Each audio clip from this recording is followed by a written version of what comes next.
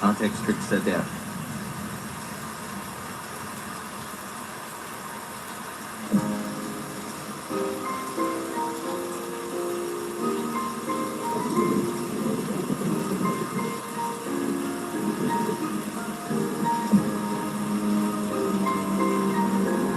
There you go. Alright.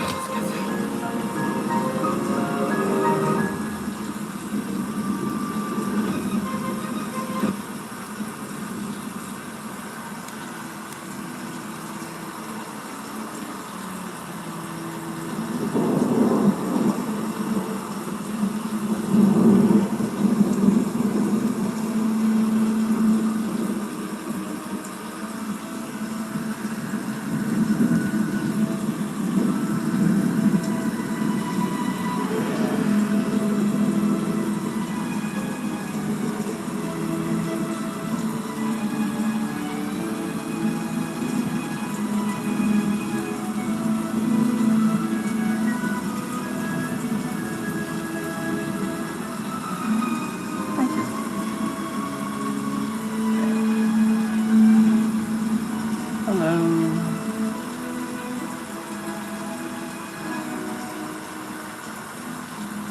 Hello there, what's going on, bro?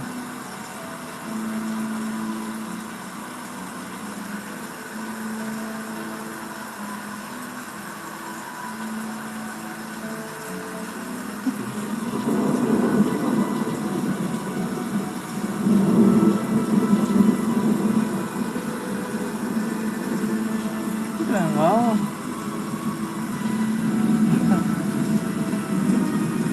Thank you.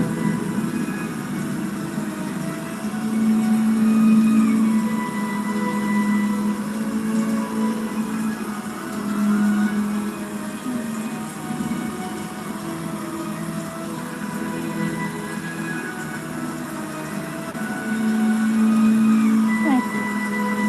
Yup.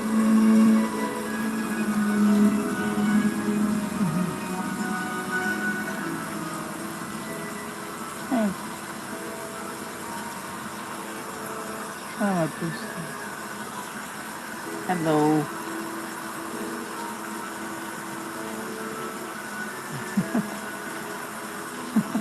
Thank you, I appreciate it.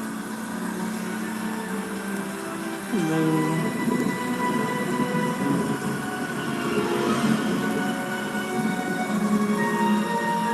I can, but I'm not just making random work. If you want me to draw a bear, you have to pay for that.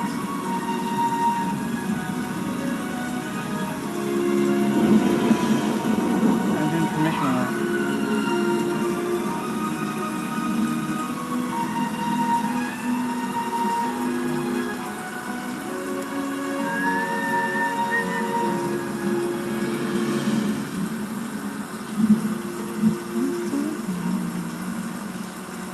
Go.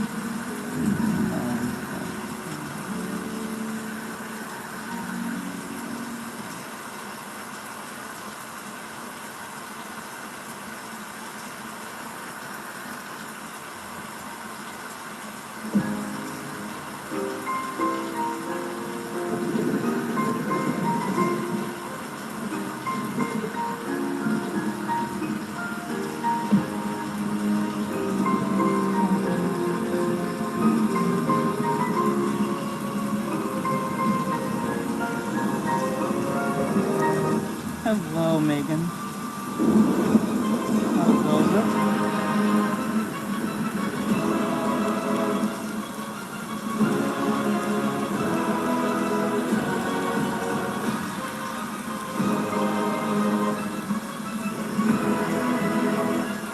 yes, you do.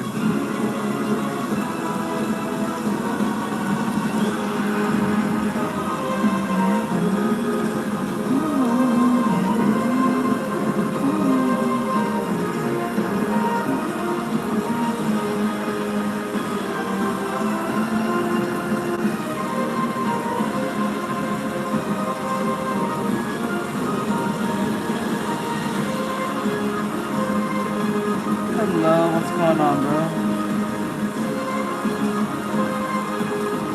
We're having an awesome day for those who are here. Thank you for coming in. I do appreciate it.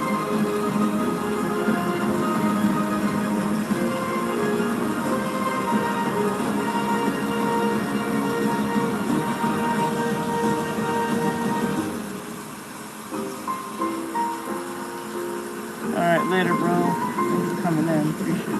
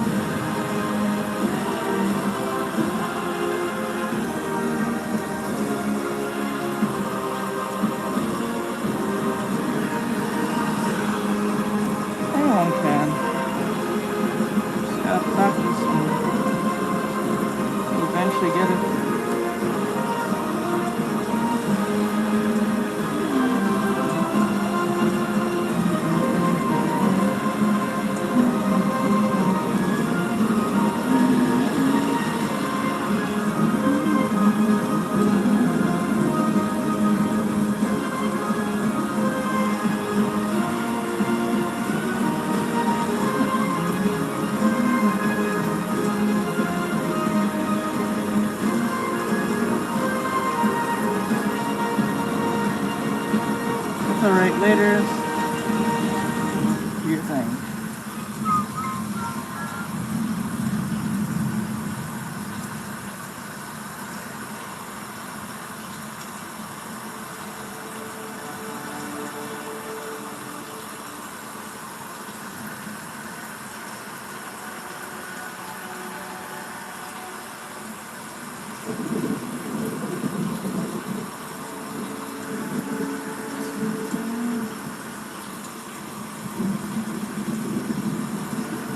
Good.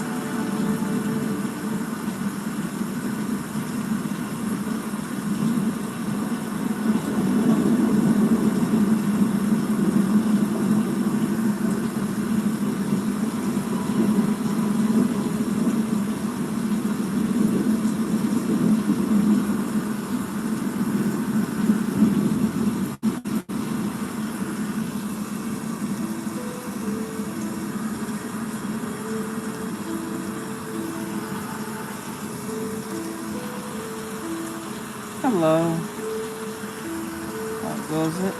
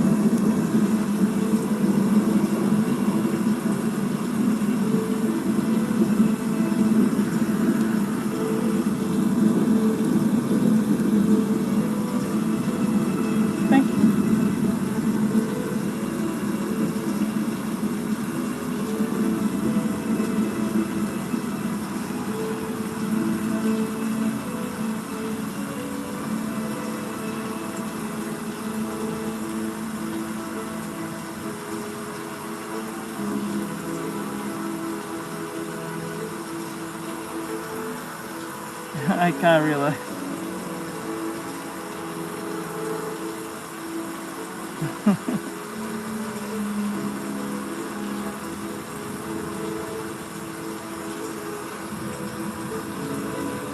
Okay, let me see. Grab this part.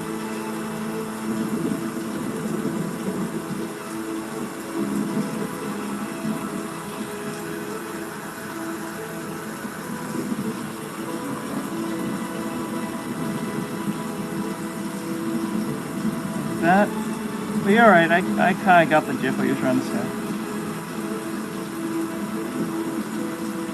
That's why I said thank you.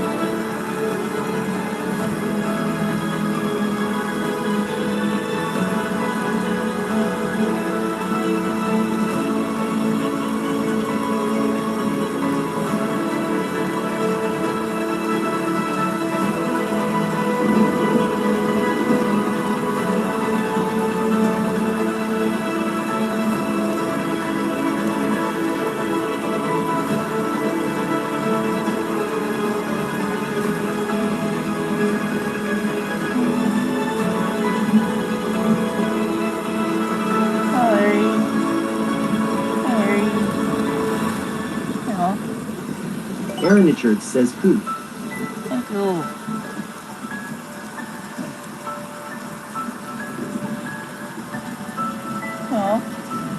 Oh, it's on a follow, I think. Thank you for the follow, guys. Oh, what are you doing? How's your day? How's your birthday yesterday?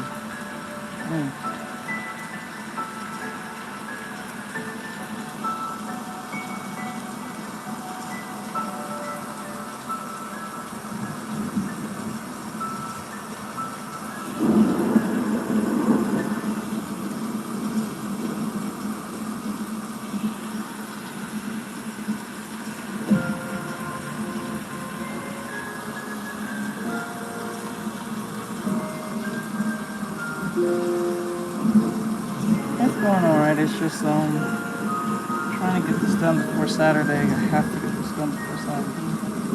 If I don't, when this opportunity getting hired. Hello, Nathaniel. What's going on, bro?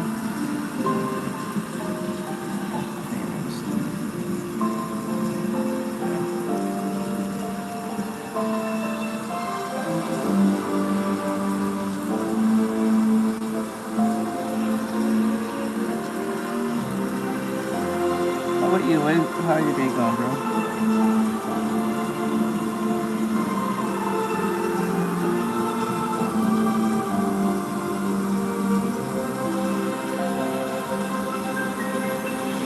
Hoping that we get this job. That'd be cool like that, but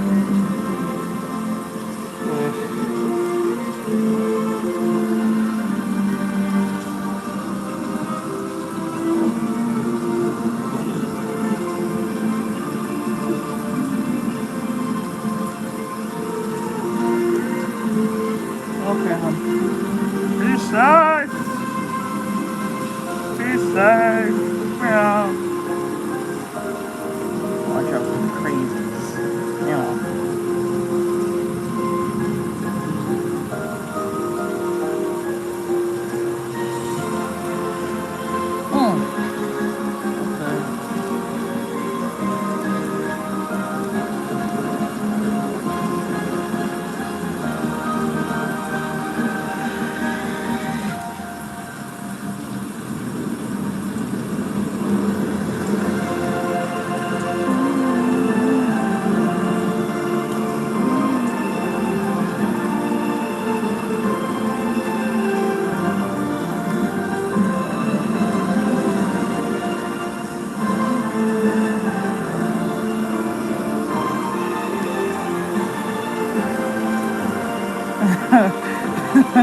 How crazy that crazy? That's a thing.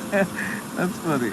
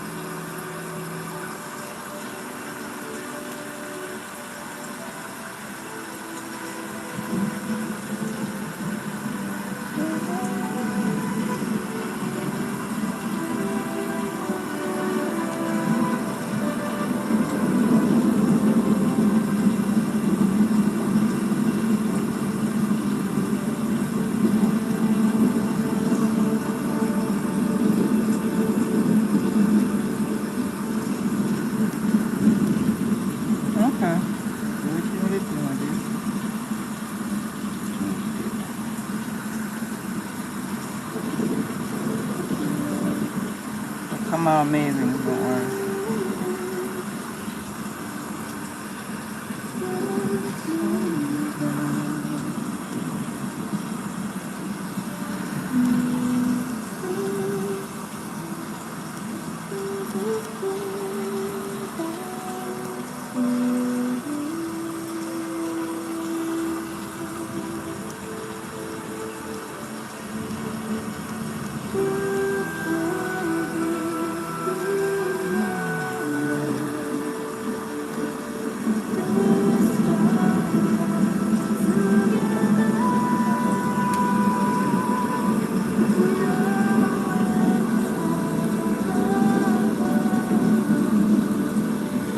like to see over there.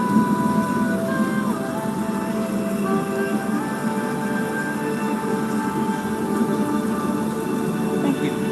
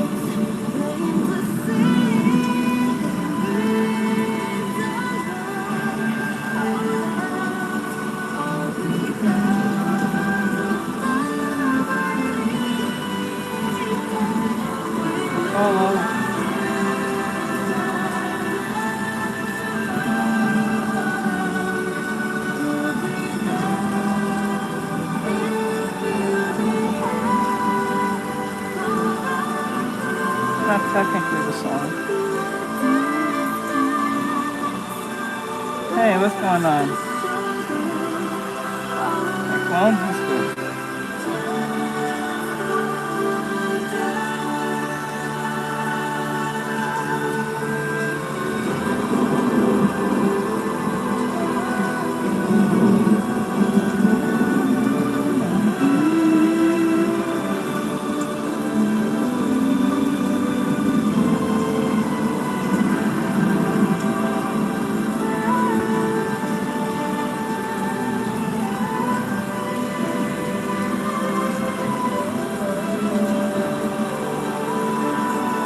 Come on, Paul, bring it to the stream today.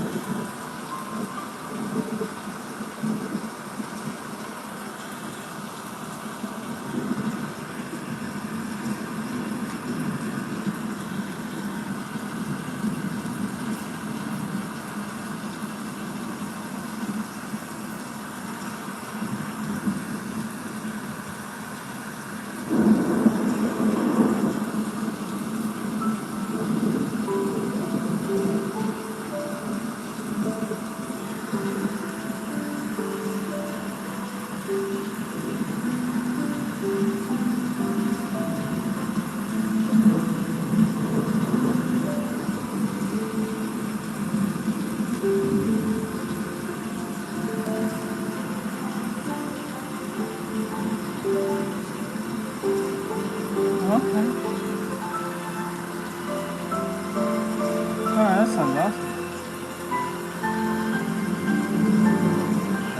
I'll show.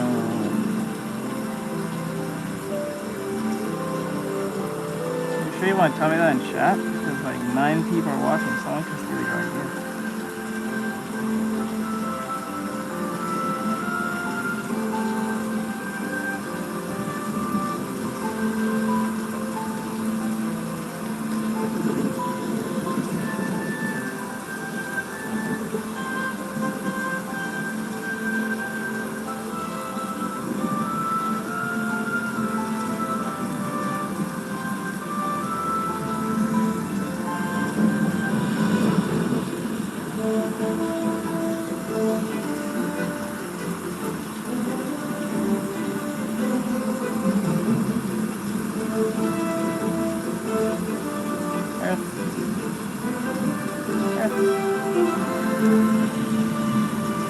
Yeah, I'll keep it to myself. Especially if we have good ideas.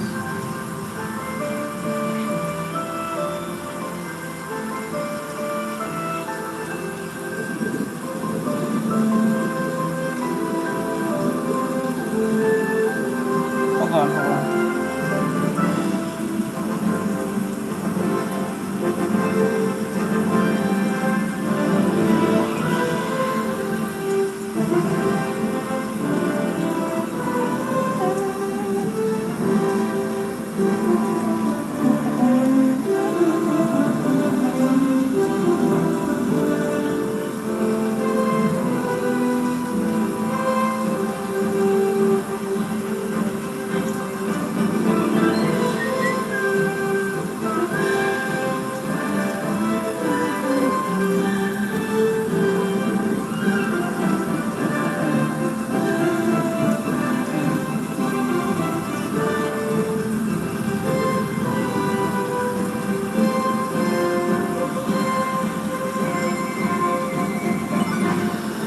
Thank you for the follow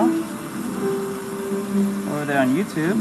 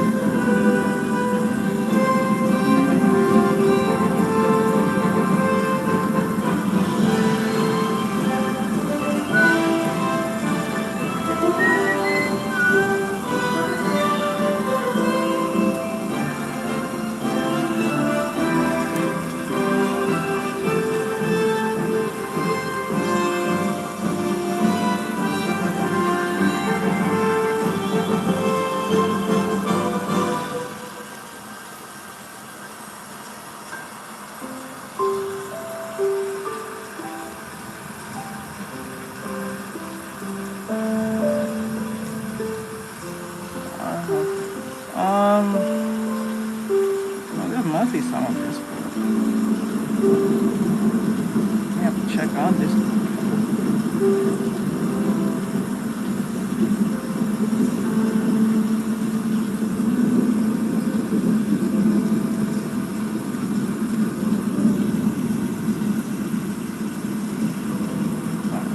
I'm pretty sure there's some Discord groups. Webtoon groups or whatever. I'm pretty sure if you go to Webtoons has their own like Discord. I'm pretty sure they'll have somebody in there.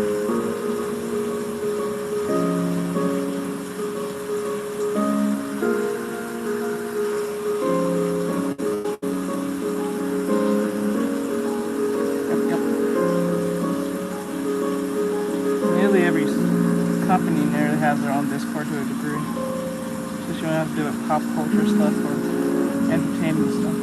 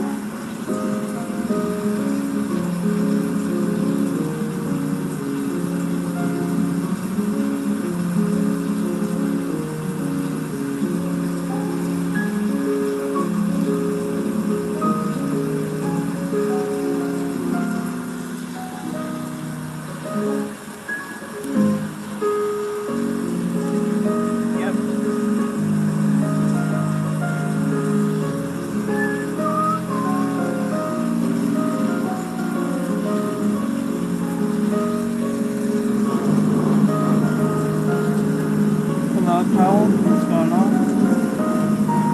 Having an awesome day.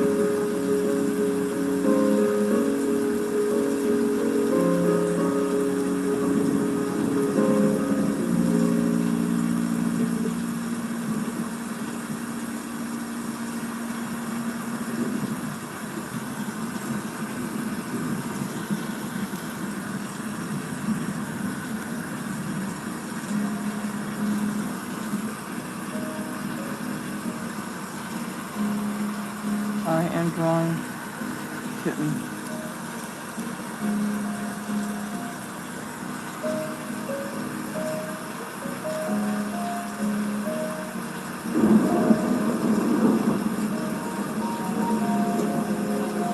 Hello.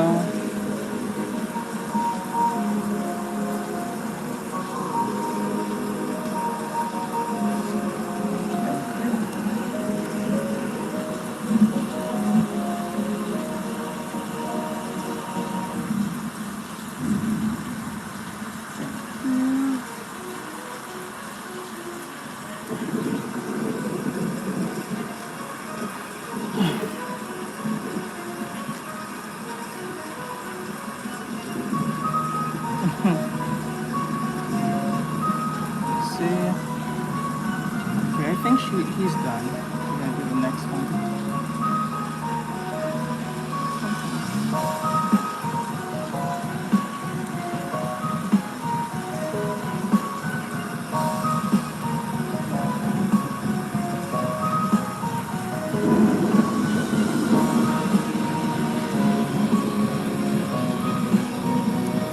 Thank you.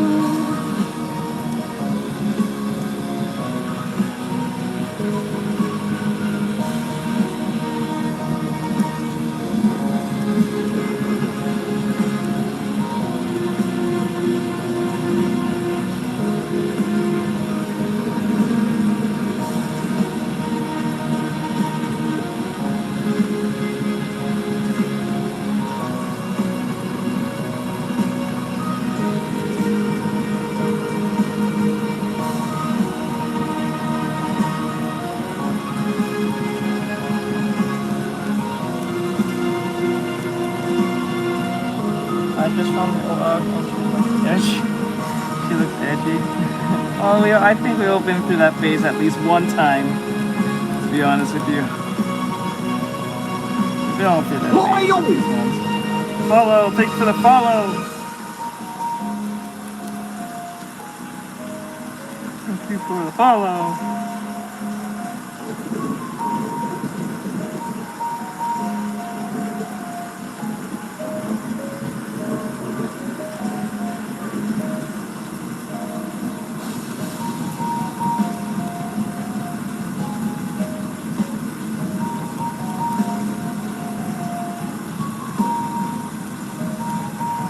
Nope. I think so. Whatever the song's called from Undertale. I guess we might be right now.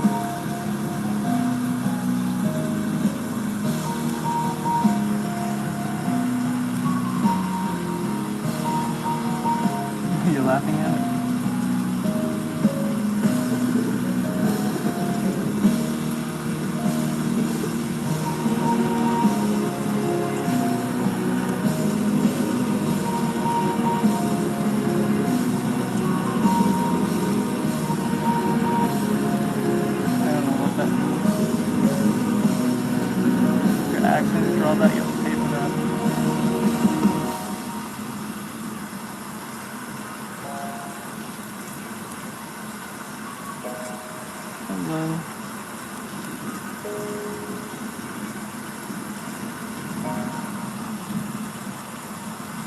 Hey, Red. Hello.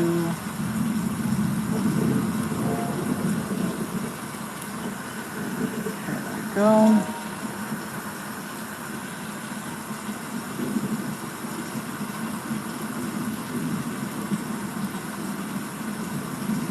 Pretty good.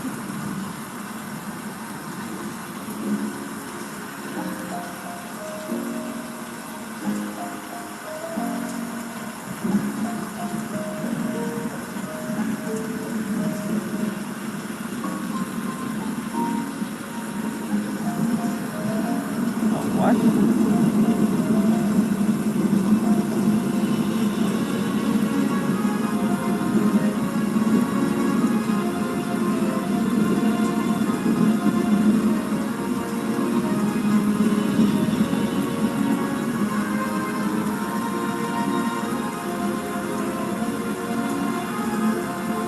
Yep.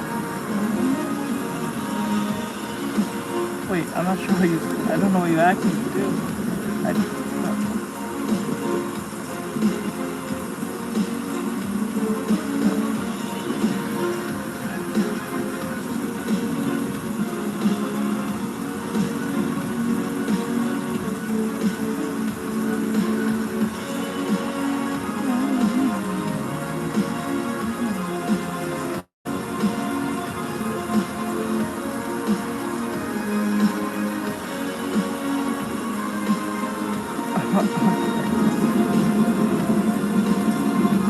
I was so confused by that.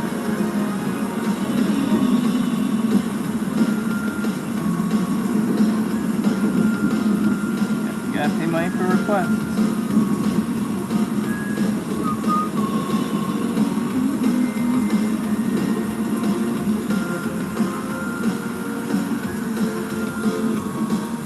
No, I got you. No, I got you. No, he's not talking to you, Nathaniel. He's talking to the other person because they accidentally draw the Amazing Circus.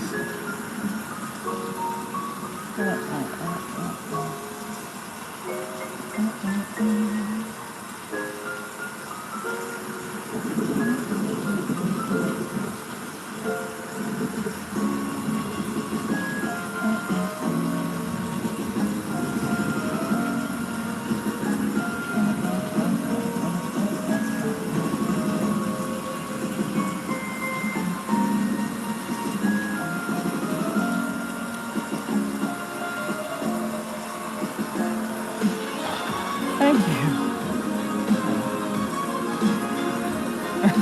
I hope so too. Thank you.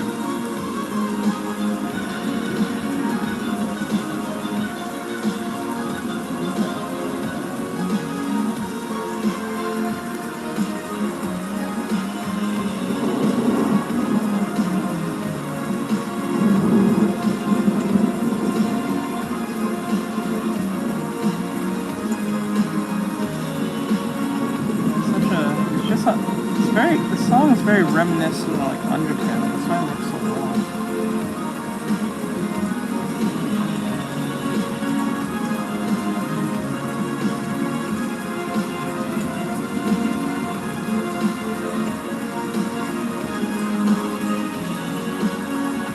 I don't know. We'll see.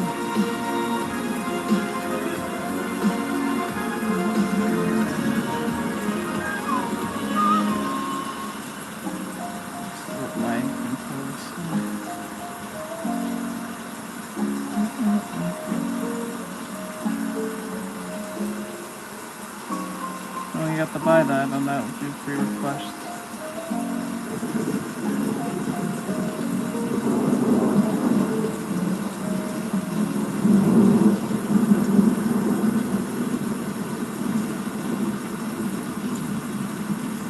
No.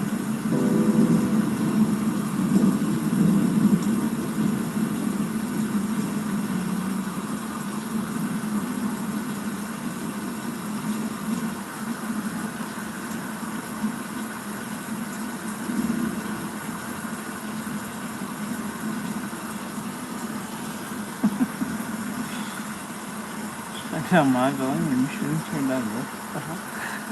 This is like it's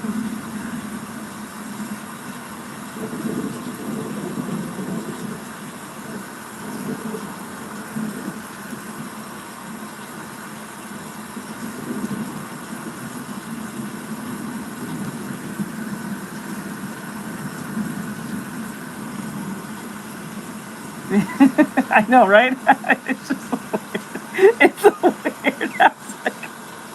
I was like, what? That was the most weird thing. I know he's trolling, but like that shit was funny. I was like, what? I was like, I straight up just said no. I'm not even gonna even accommodate to that. I should have just ignored it too. My fault. That was funny.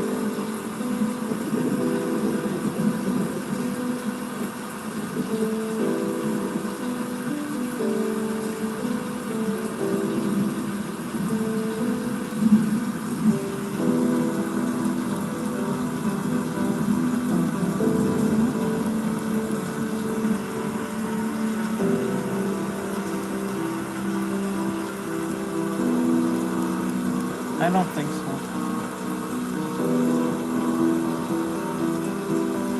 If you're talking about the song, I don't think so.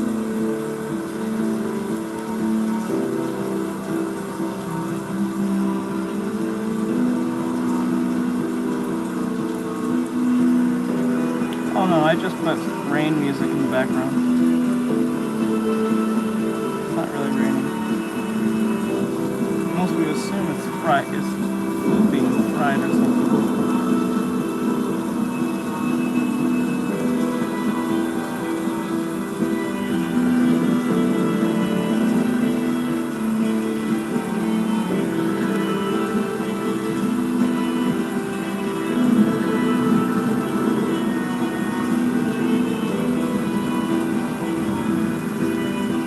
Yeah, we all do.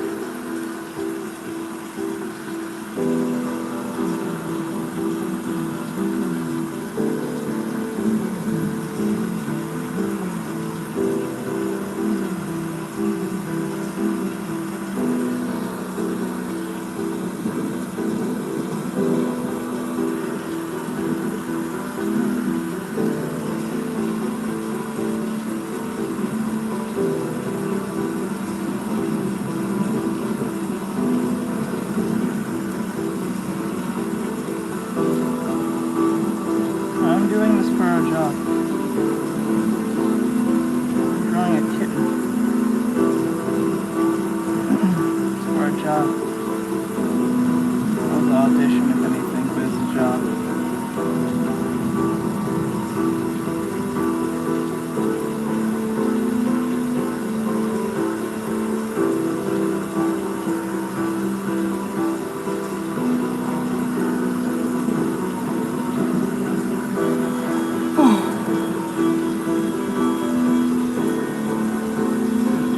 Lower. I think we should bring that more lower.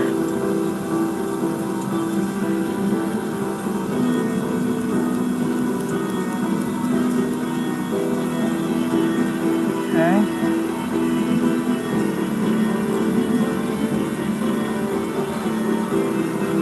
Oh, you're back. I need you to send me your information so I can send you your drawing. It's an audition for a story I guess it's for a YouTube channel. He's doing like an animation thing and they need an illustrator to just do character designs. So they wanted me to draw their character, well not their character, but give them something original in the so-called style they wanted, so okay.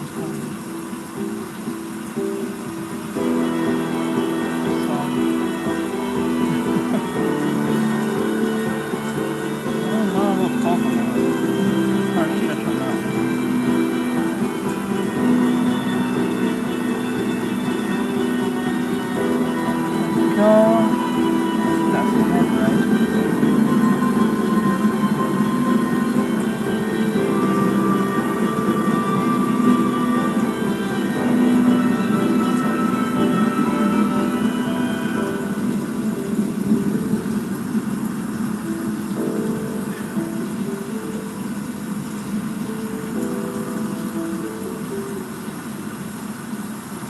Oh, just send me a message if you can. I'll just resend it to you. You don't have to put it in a channel.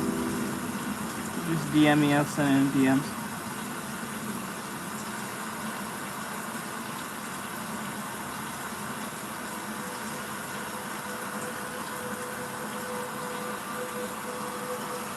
What are you talking about?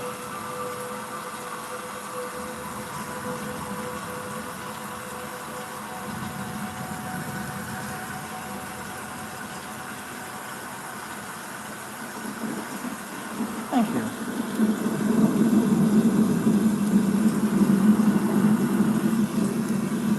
Hold on. Let's see. Oh. Okay, no. I was confused with that. I got you.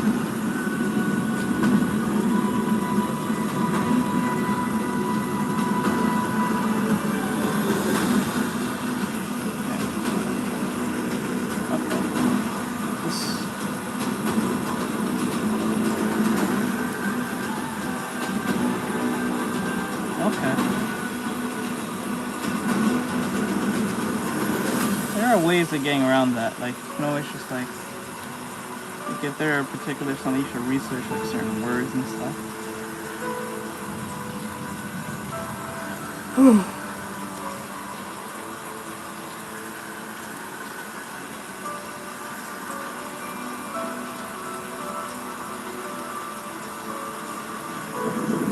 got his leg.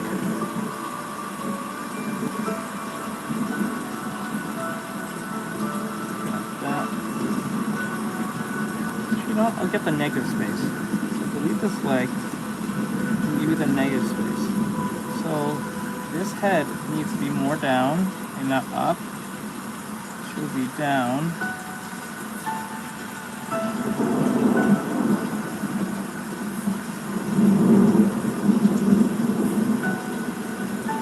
Okay, cool. Okay, I'll send you. Okay, and then this upper half.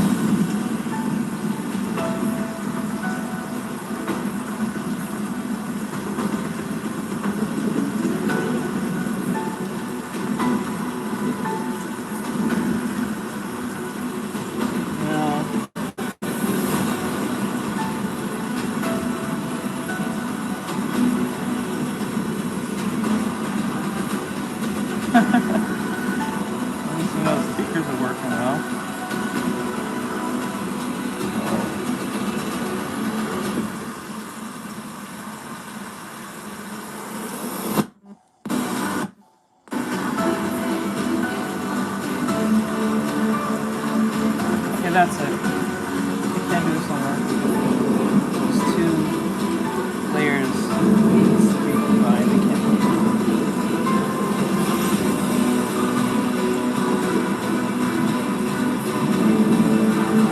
Oh, that's Carl's theme song.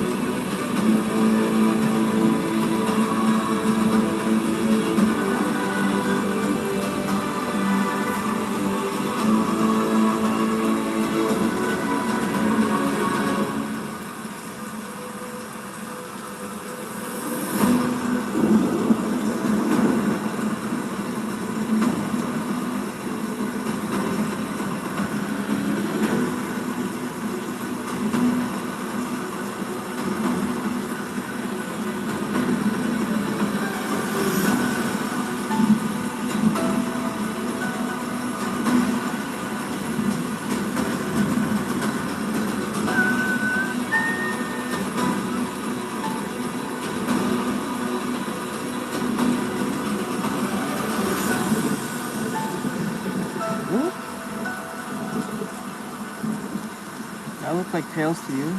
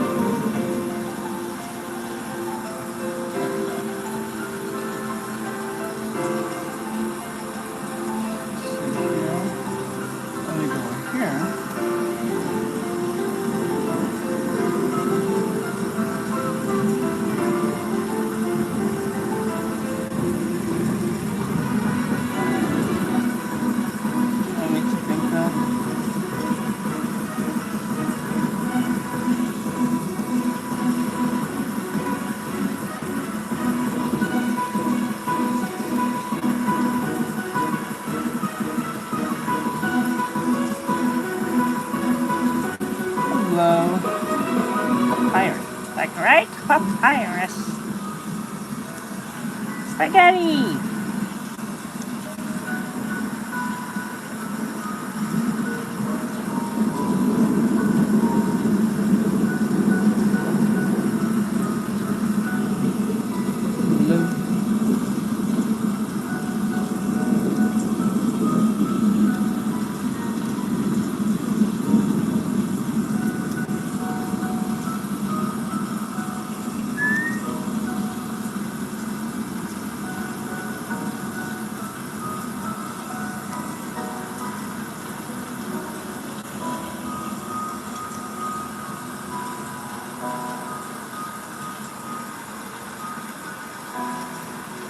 Up to 200.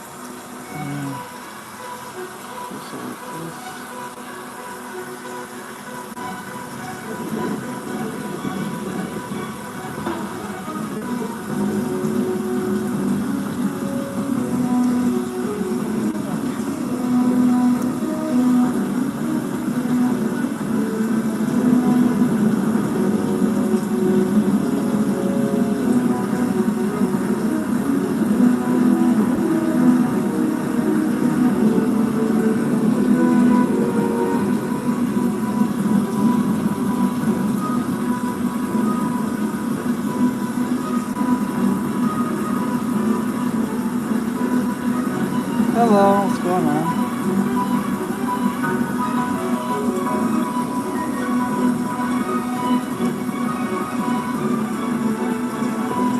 Going good, Curtis.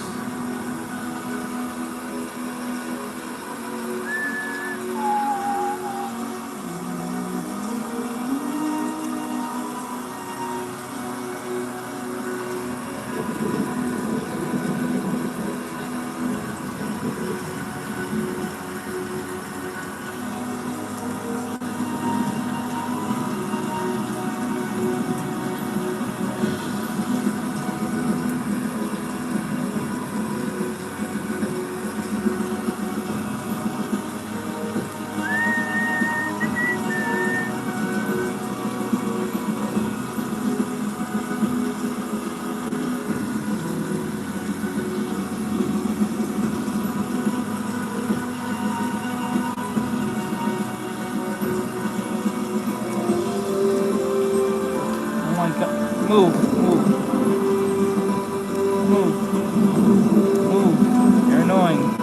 Tired of that.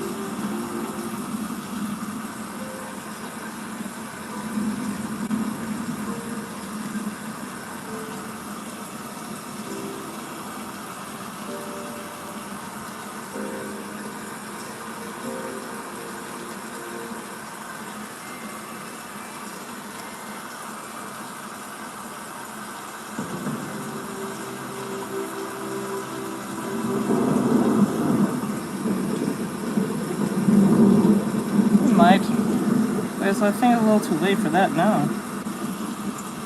They call it an animated series or show. Yeah, I don't know.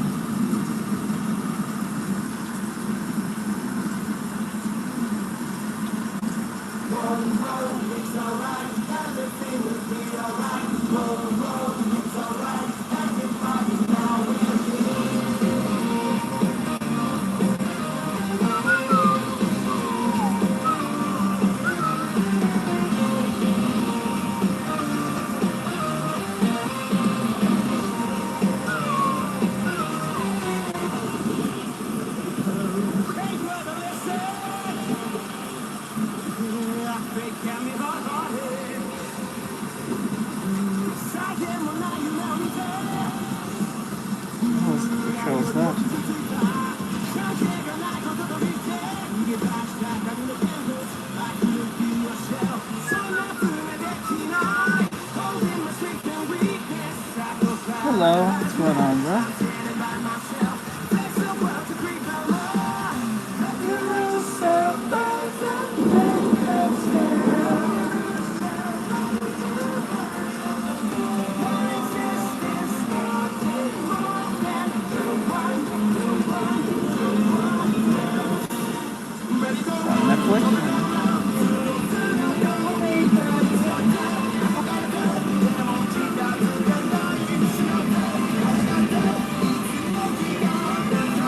Oh wait, are you talking about the lingo thing? Is it the lingo? Is it the lingo?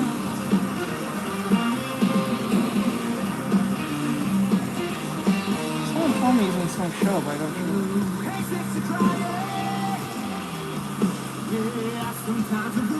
I don't think it's that. Got a game confused with me.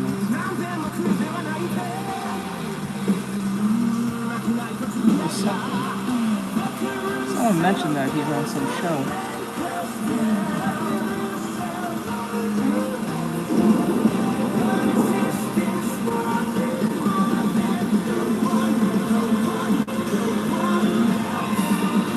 Hello. How goes it?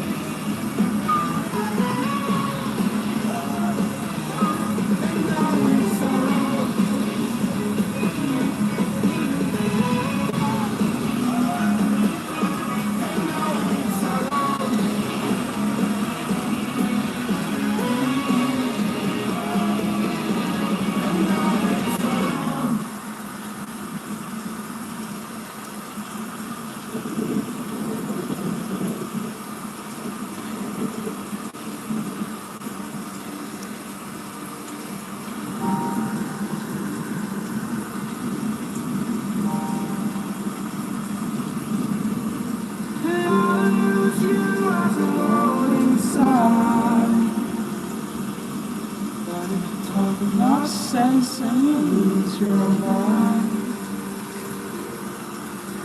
That I use you as a focal point. So I go inside of what I want.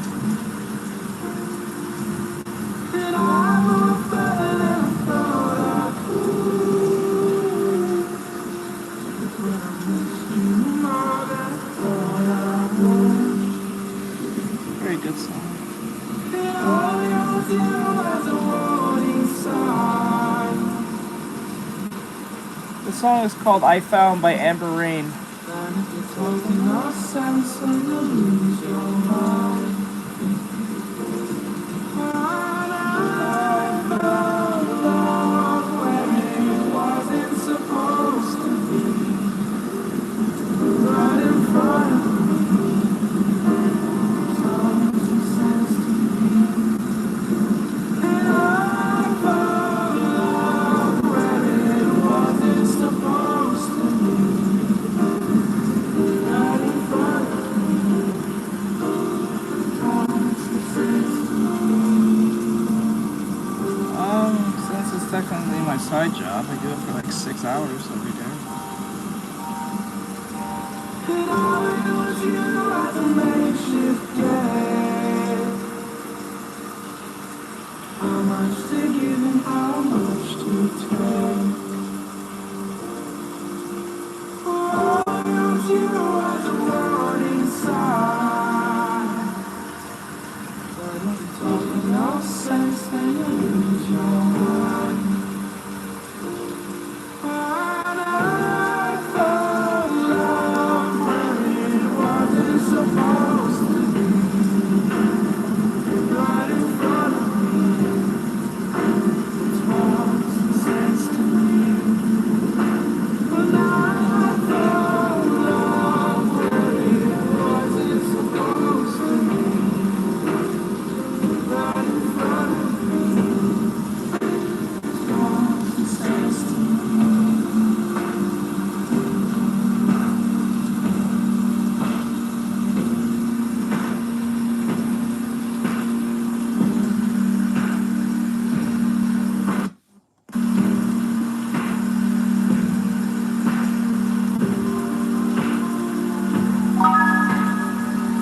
Aw, thank you. Thank you. Aw. Thank you for being a student. Thank you. Thank you. Wait, I just realized.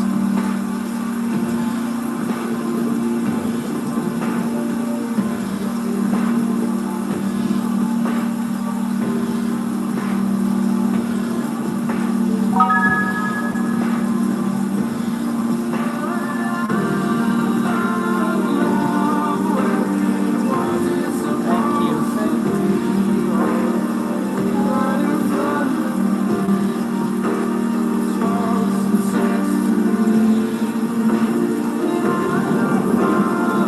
Go. Yep.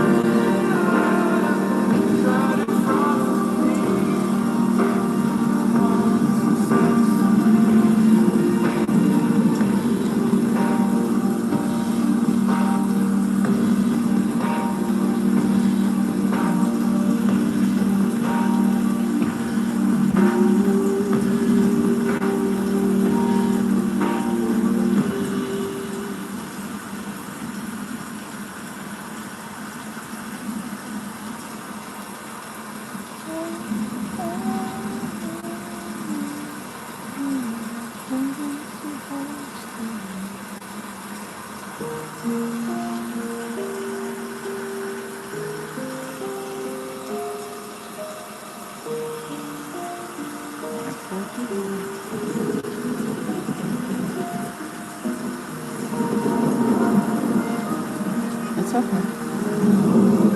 What you need to do.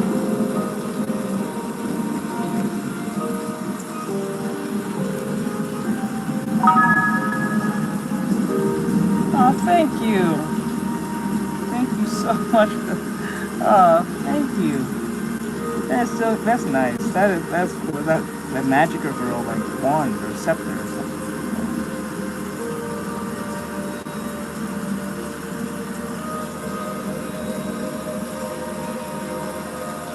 Hello. How's life going?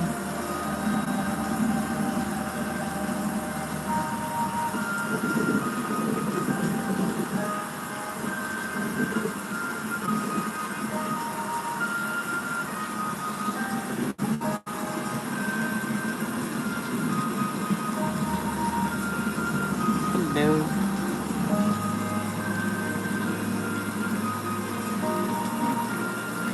It's very much show.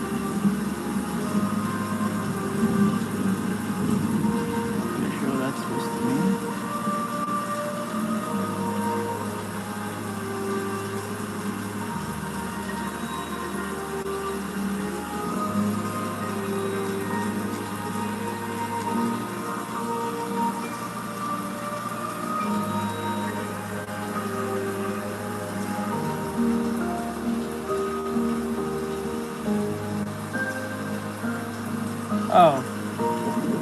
I just realized what you meant by that. Okay.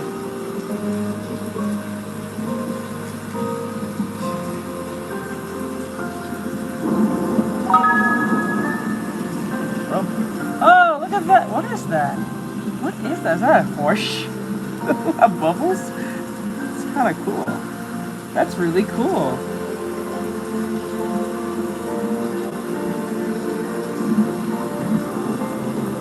I know the other items here are more expensive, but the one at the oh, crabby crab, oh, it's so cute. So like the one right here with the kitty, it makes Markiplier talk, or make Markiplier say, "Yeah, bitch."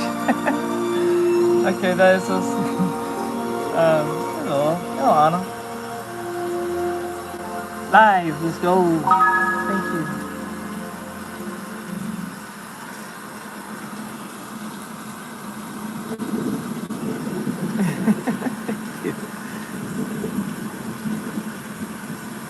Go. Thank you, thank you. I can't say thank you enough. Oh, okay. Excuse me. Sorry, guys. Did not mean to sneeze in y'all ear. Oops, so sorry.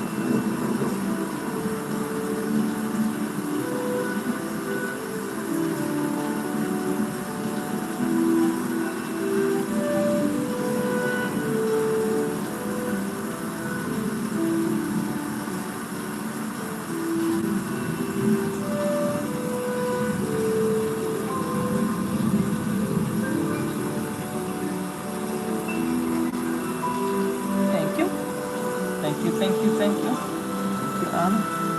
Very nice of you to say.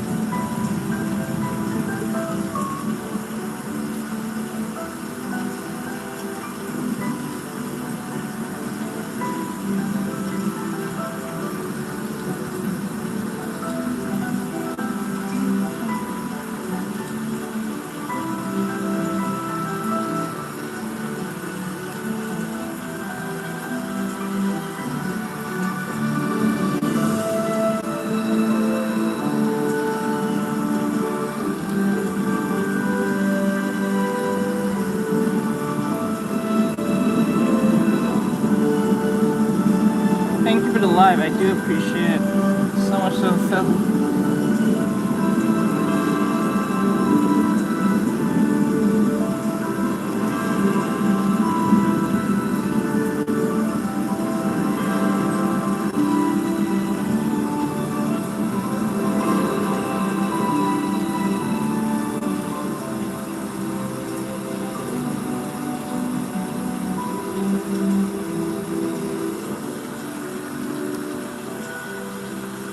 I learned from YouTube. I learned. Well, I've been drawing since I was 6, but I learned on my own. Like watching YouTube videos, tutorials. I did studies, took notes. I did it on stream for days, every day during the pandemic, everything. I was drawing since I was 6, but I didn't take this job seriously until I was 23, 24 at the time.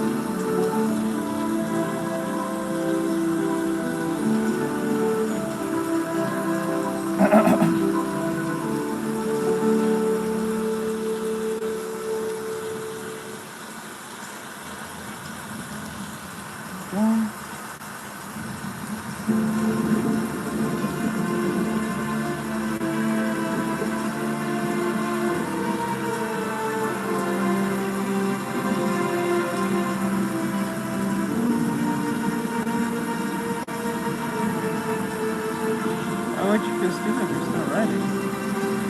I thought it was stupid.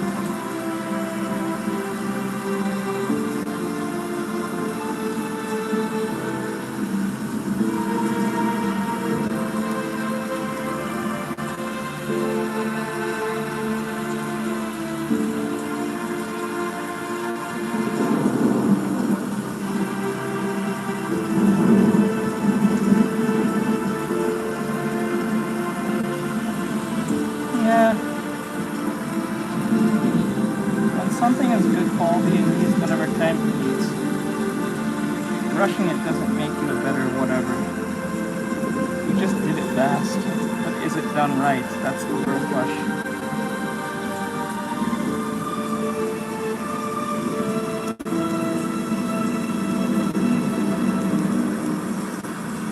Fast does not actually mean quality.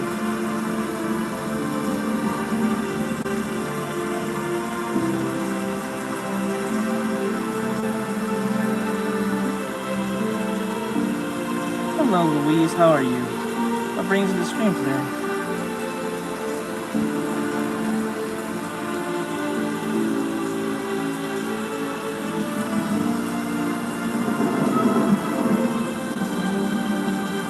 Artextric says WSP. Hey, Rick, what's going on, bud?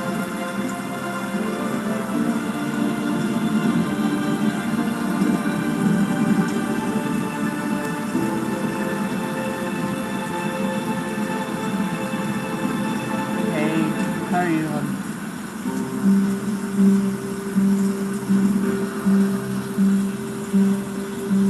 Thank you, Louise. I appreciate it.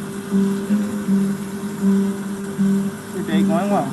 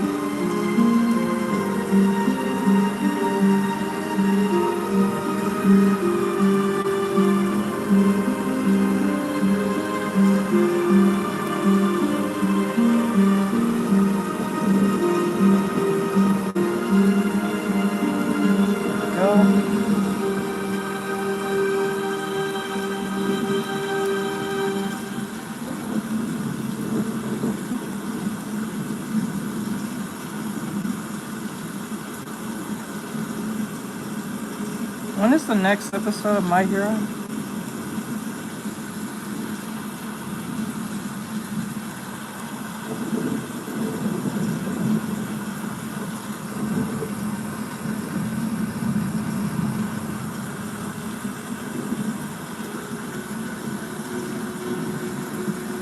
Hello, Olivia.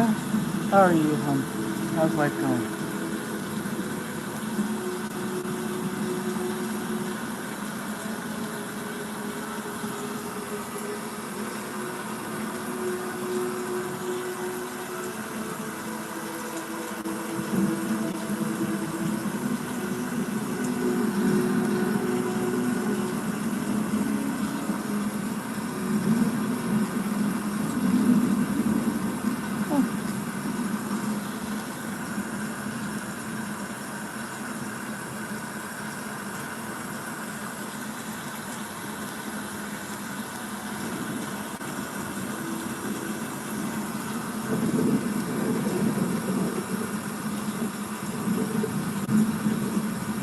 I'm usually live around 3 o'clock, 3 p.m. Eastern Standard Time.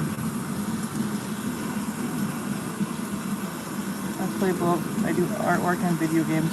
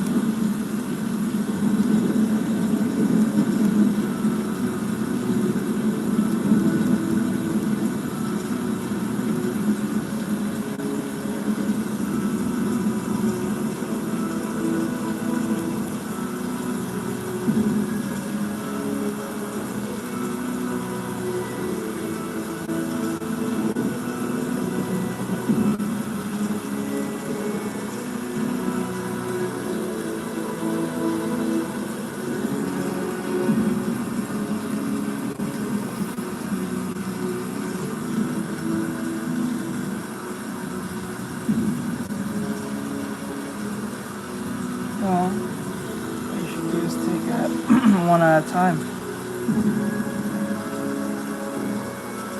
You gotta take it one step at a time.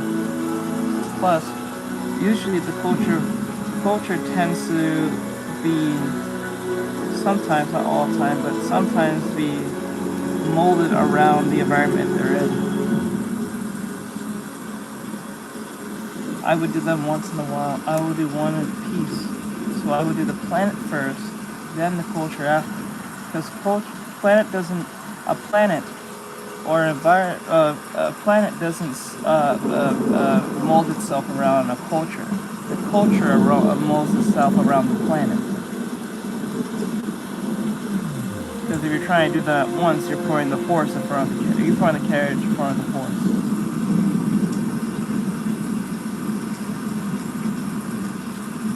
You're not gonna have a bunch of Eskimos going around wearing Eskimo gear in the desert.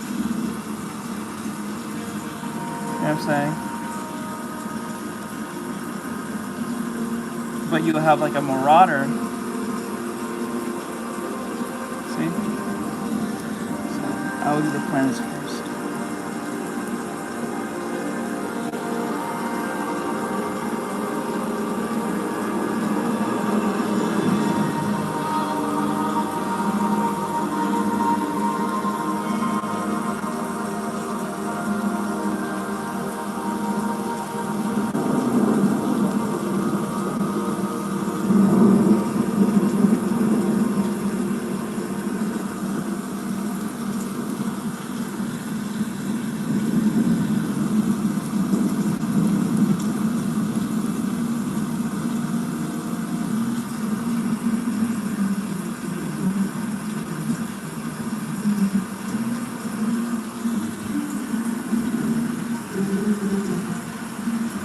I'm doing well, and it's a common courtesy thing I do.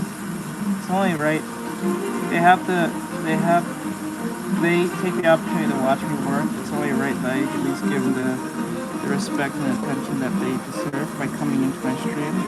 They don't have to be in here. And the fact that they watch and ask questions and stuff, it's the little I can do for my community when they come in. Just the other day, just yesterday actually, my a client was here. They're actually in the chat. They donated, I think, $12 worth of jewels. And when you pass the initial $10 on the commission, on the jewels, you have to make a commission request. And they wanted me to draw this character, Kenzo Tenma from Monster, their favorite character from their show. And I drew him, and what happened was they were supposed to just get a headshot of him. But I decided to give him a full body headshot, a full body drawing of his chibi form, so they get something out of it more than just a headshot. And it was nice enough to send more than $10, so I didn't think it was wrong for me to. I don't think it was extra more work to give a customer more than they bargained for. That brings value.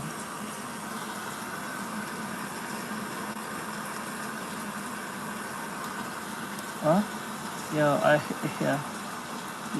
AI just told me Saturn floats in water? I don't think that's true. But then again, I'm not a scientist. But then again, I don't think it's actually true. I just have this weird feeling. And what brings you to the stream today? Anna? Or Anna? I'll say Anna. I think it's Anna. I was like Anna. I'm so used to saying Anna because of Overwatch. I think Anna's A-N-A. Anna's A-N-N-A.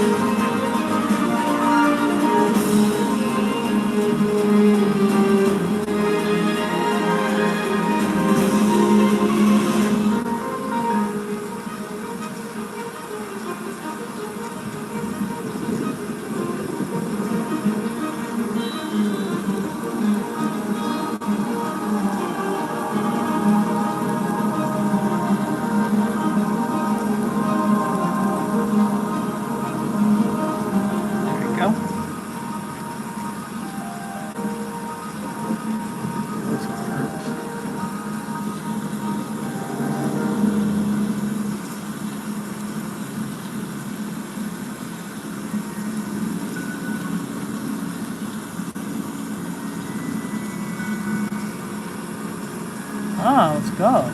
Oh, my sister likes crochet. She crochets. She loves crochet. She just made a bunch of crochet plushies. Little plushies. I think she made a bunch of anime ones.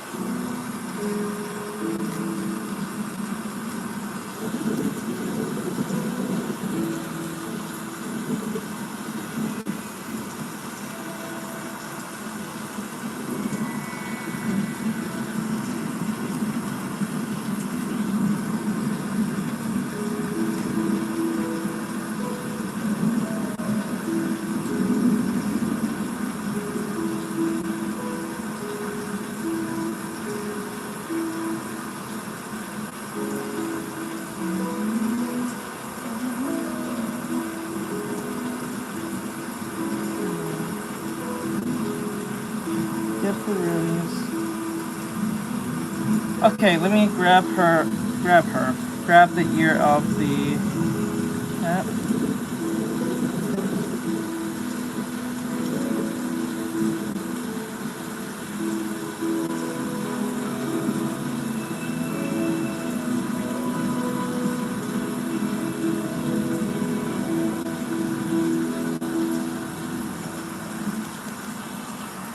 Okay. And then just curve it over here. What are you crocheting in the first place?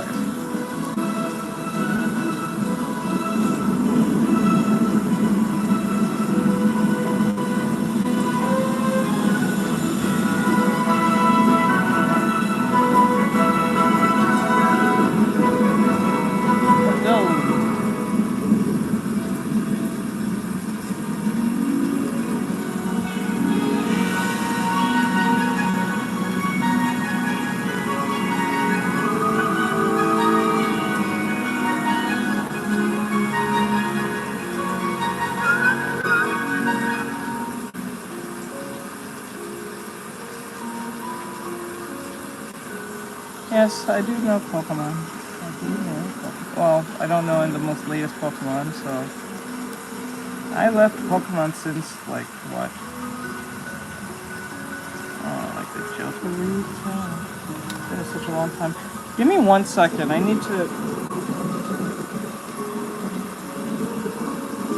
Okay. Hold on, give me a second.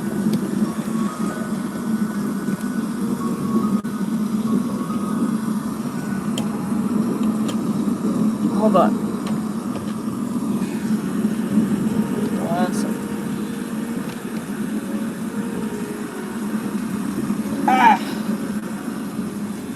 1 second. Can't do it no more. Hold on.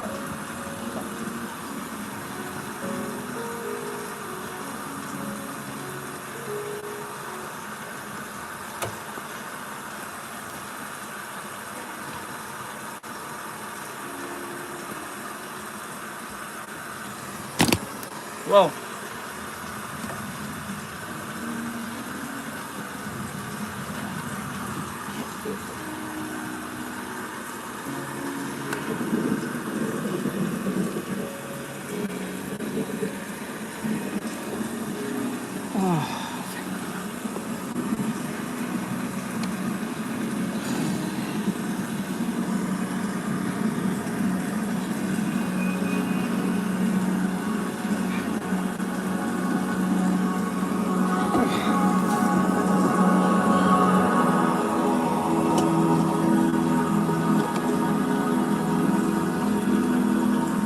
Oh, much better. Could not do it no more. Shit was killing my tailbone. Okay.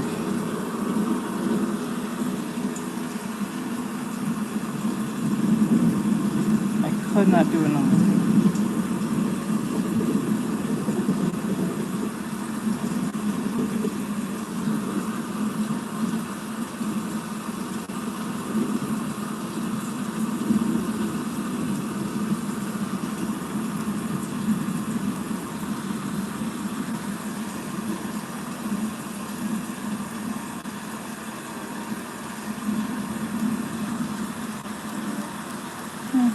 Well, we'll figure out something.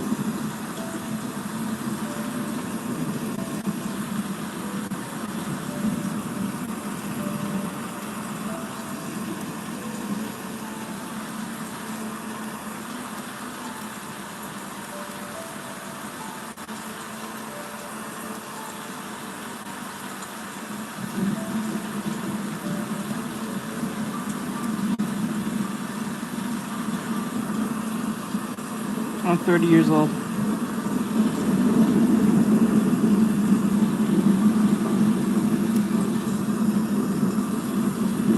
I was 29 last year.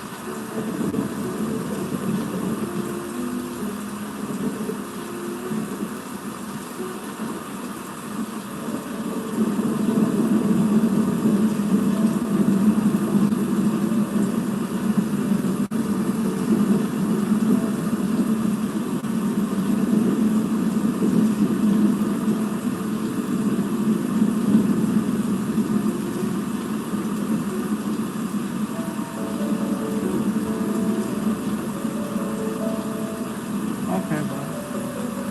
Use that, bro. Yep, those automatics.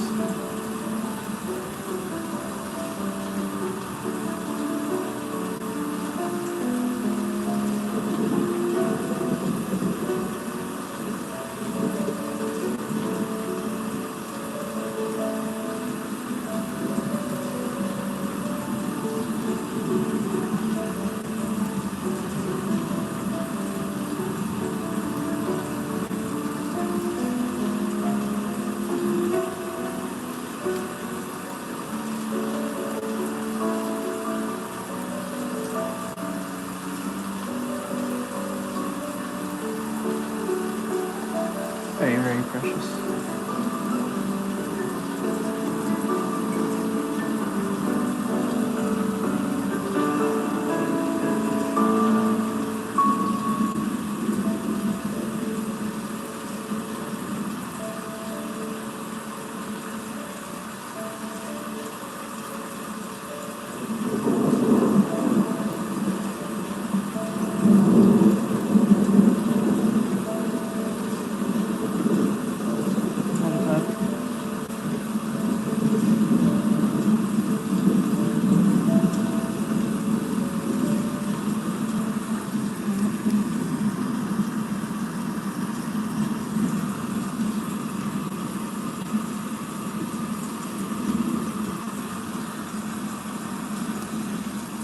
Let's do your paint.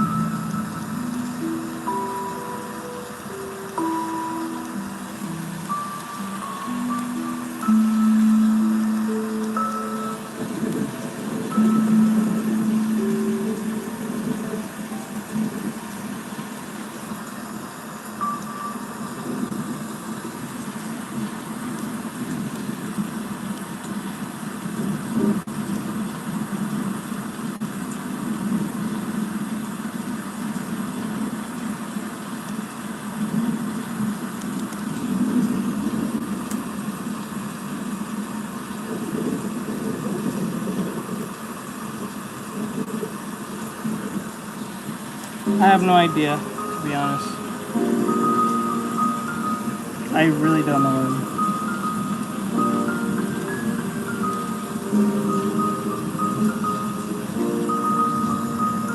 I wish I could tell you, but I don't know what it does or how you get it.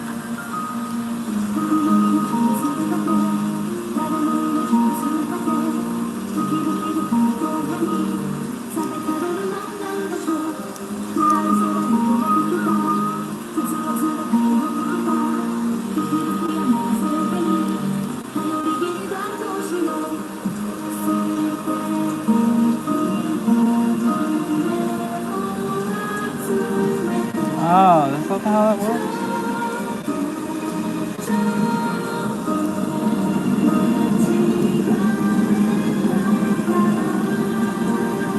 Crown Yappa.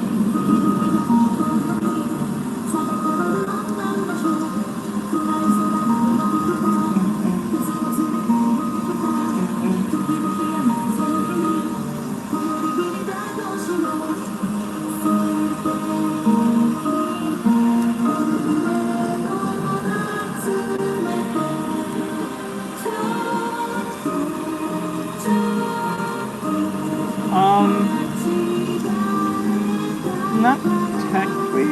So when someone wants work from me, I just do a drawing for them essentially. That's what you mean. I do freelance work for them like that. I do have a Redbubble where you can buy my prints. Redbubble's mean to me sometimes. But you can go and get my prints there. My stickers. If you want to get my stickers.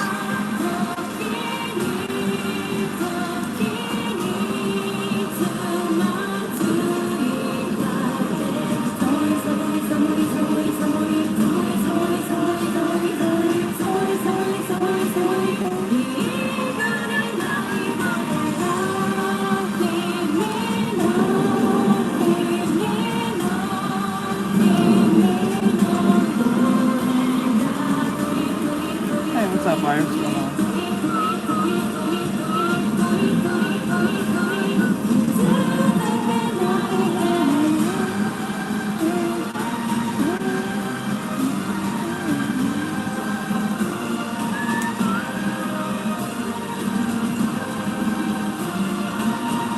Alright.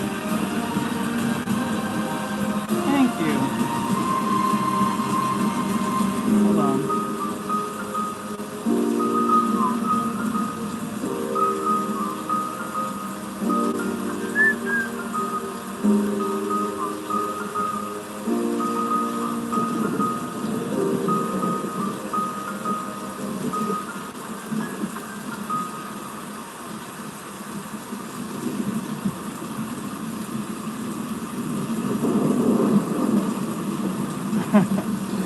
Oh no.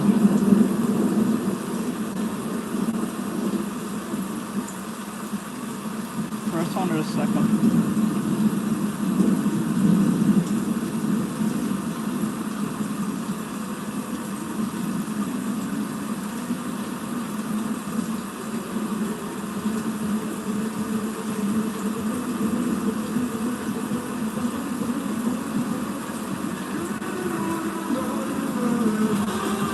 too. Thank you for coming. I appreciate it.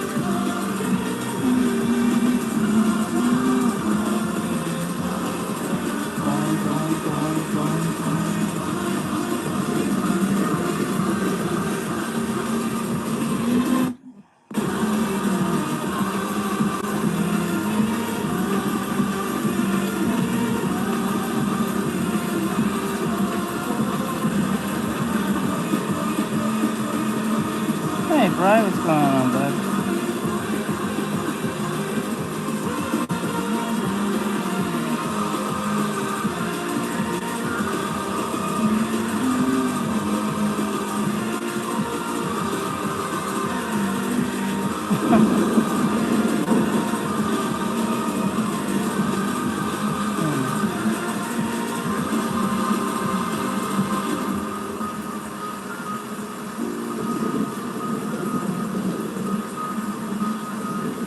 Let's go.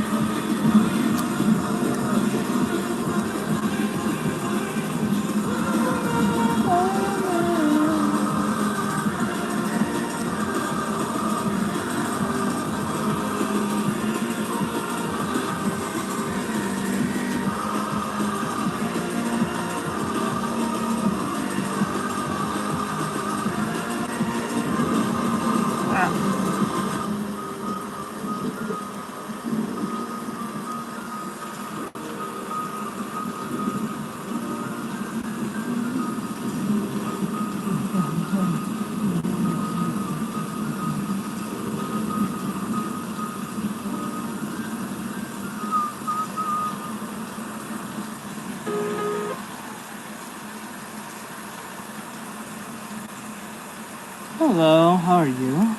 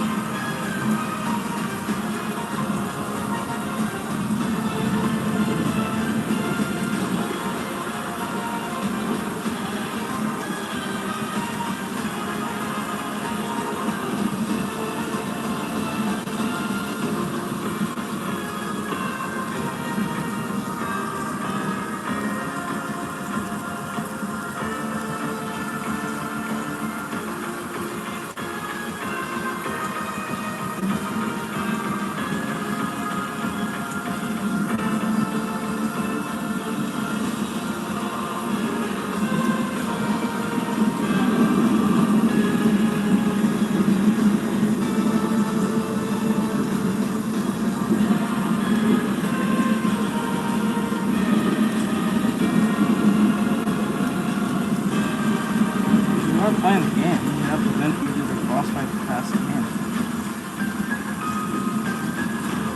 Actually, it's almost irrelevant to us. Eventually, you have to fight them all.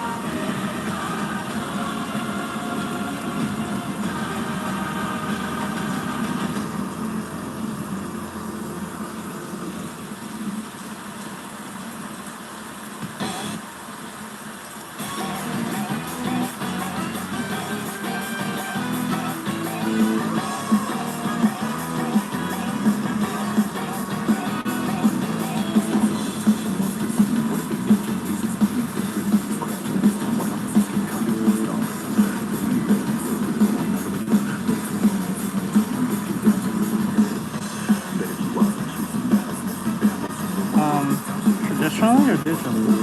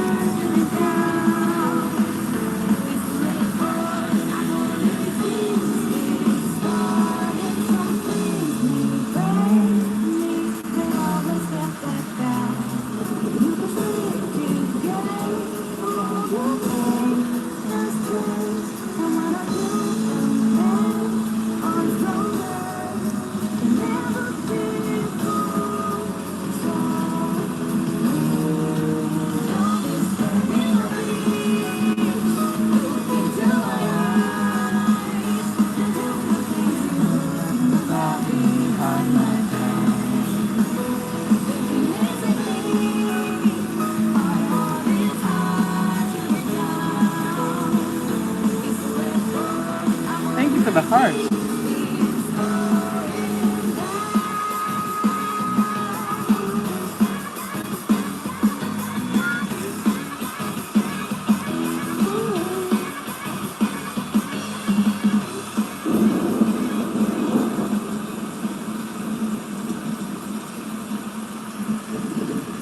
Oh, thank you. Someone sent a gift. That's so cute. Look at that. I don't know what that is. Like butterflies. That is so cool.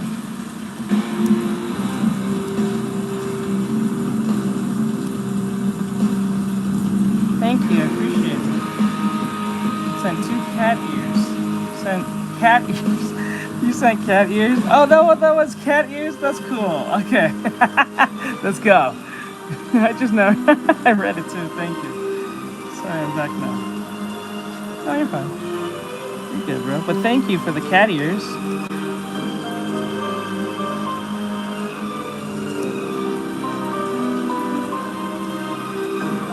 It means a lot. Thank you. Alright, let's see.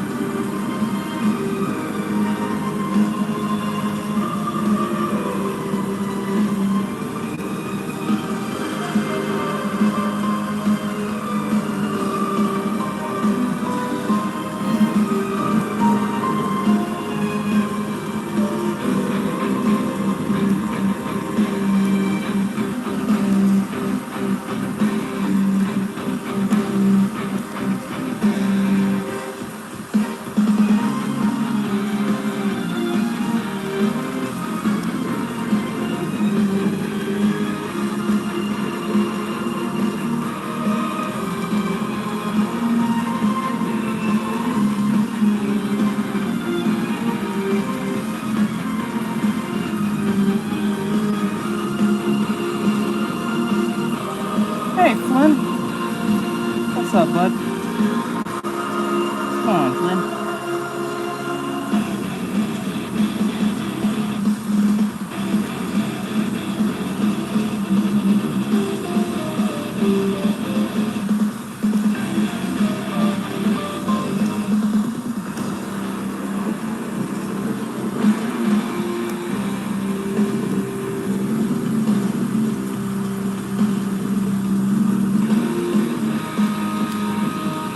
How's training?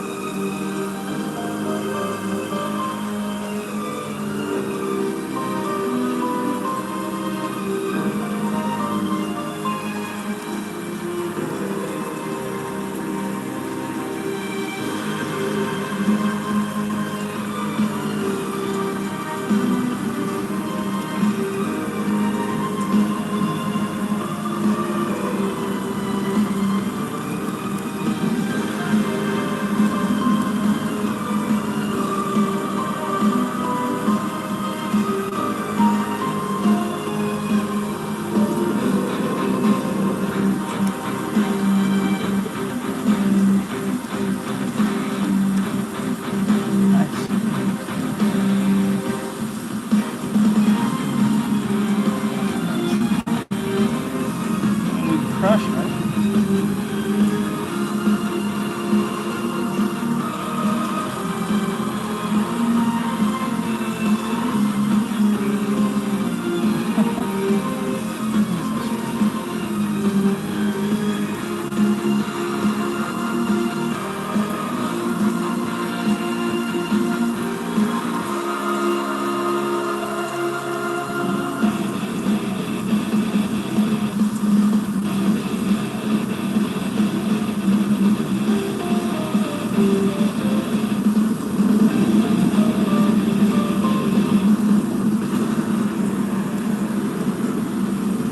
He's like, hell yeah.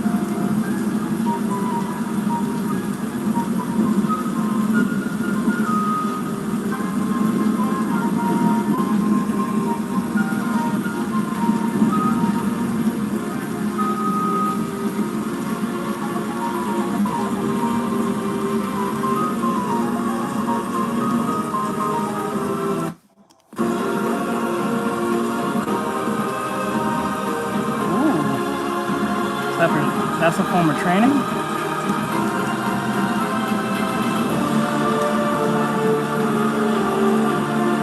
Are the people treating you nice? Like your comrades? Do they give you any form of hazing?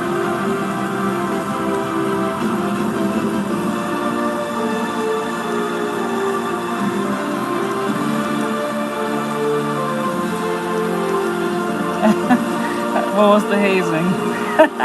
Tell me, what was it about? What was it like? Was it?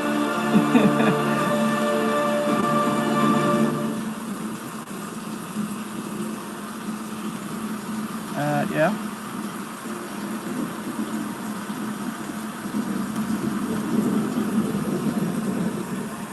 I got you. So they didn't try to bust your balls or anything, huh? Yeah, let's go! Yeah! Thank you, I appreciate it for the high five, thank you.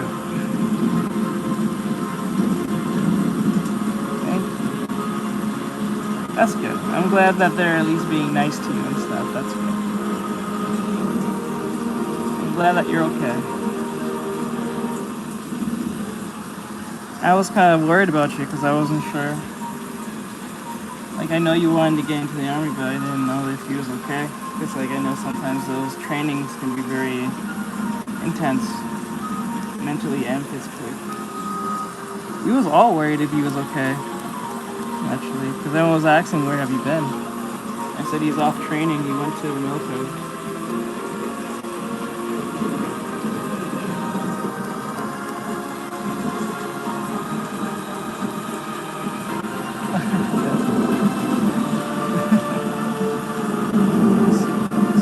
Awesome, Mark, thank you, I appreciate it, by the way, thank you. I appreciate it. I got you, man. I'm glad that you're safe and you're okay and you're enjoying your time in the military. Hopefully you don't have to station you anywhere dangerous.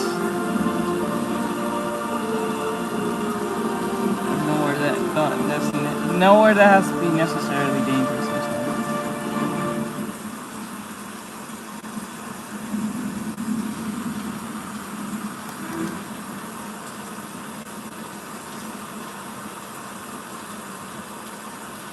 Nice. You're like super cold. Are you freezing over there, bud? I know.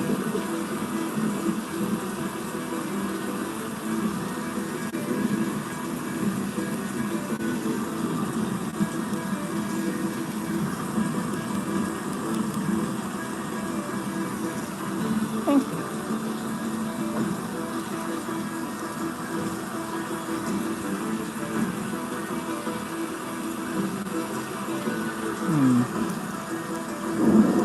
Are you worried about that, or are you ready?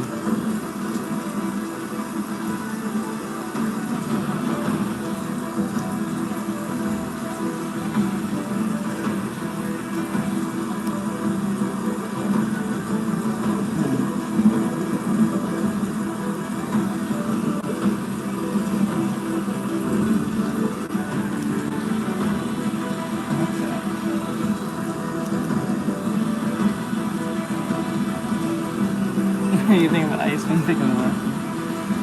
Oh, not technically wrong, I guess.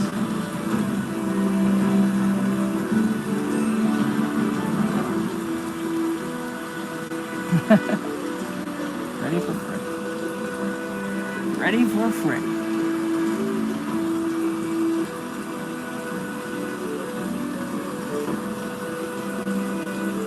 Hey, Origin, what's going on, dude? How you been?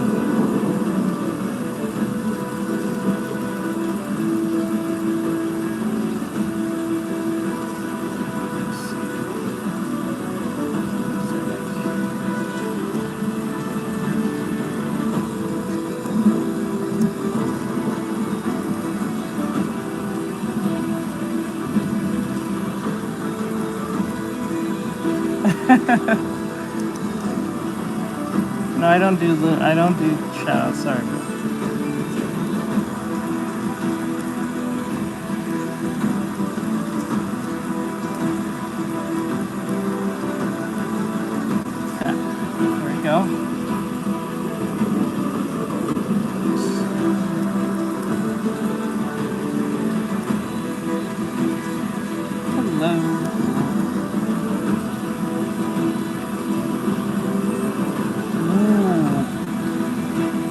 making me want to put on some food right now. I'm getting hungry, to be honest.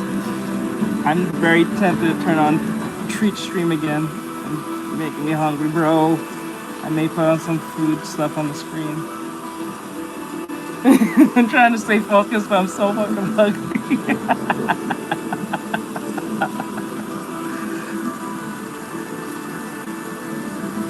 Oh, thank you. I don't know, it doesn't really work. I used to work back in 2012 or so, I think, at least in the early 2000s. But like past 2013, 14, it's like, it just died off. No one does that anymore.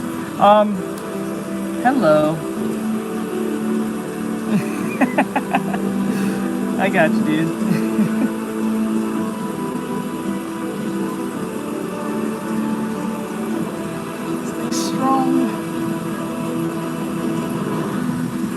No, don't do that.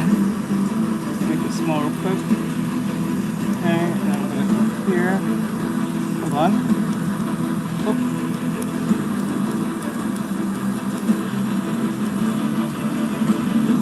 I am drawing a kitten.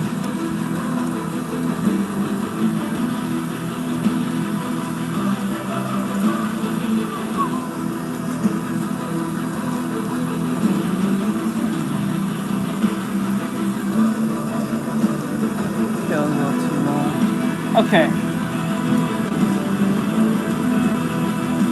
Yes.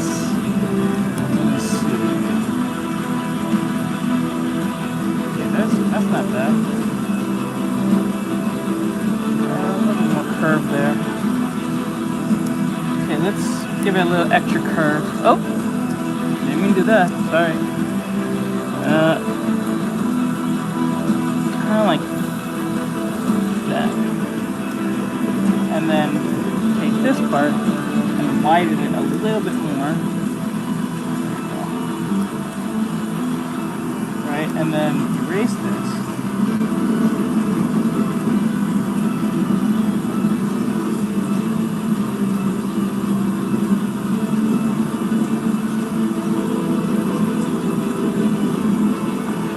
And then erase this one.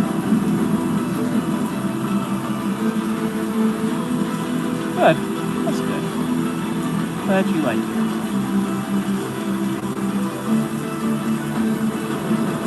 Then erase this part.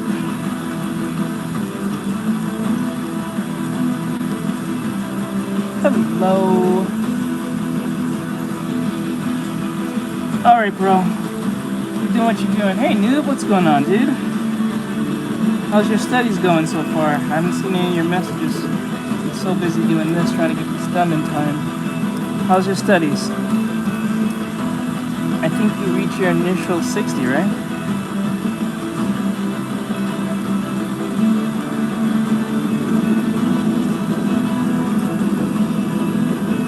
Okay. Ooh, we got a follow. We got a follow. Let's go. We got a follow.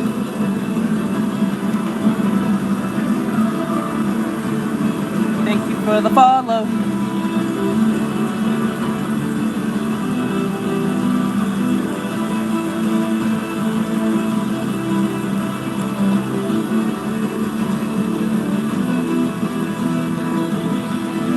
Oh! Oh! Is that a seal? Let's go! A seal. Let's go with the seal. Yes. What I do as a character designer is what I'm supposed to do. I'm supposed to make them look as appealing as possible and consistent as much as possible.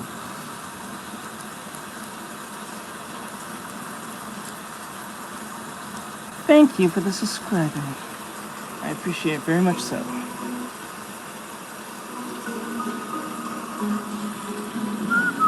They give me nothing but Undertale and Digital Circus music today. They just gave me a playlist of all it, just nothing but that. They'll sprinkle a few My Hero Academia here and there, but mostly just Digital Circus and Undertale. I don't really blame them, they have similar sounding songs. I really do appreciate it, guys. Thank you very much for the gifts. Thank you for the likes. Thank you for Thank you for just sitting here with me. I appreciate it. I really do. I really do.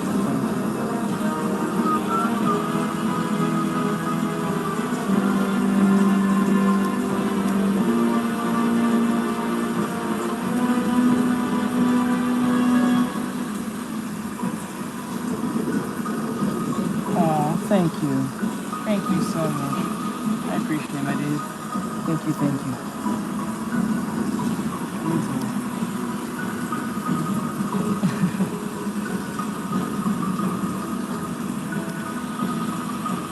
Oh, it's on a Clip Studio Paint.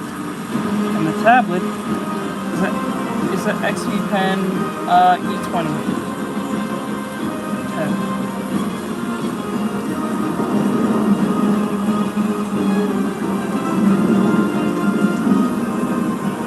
Low.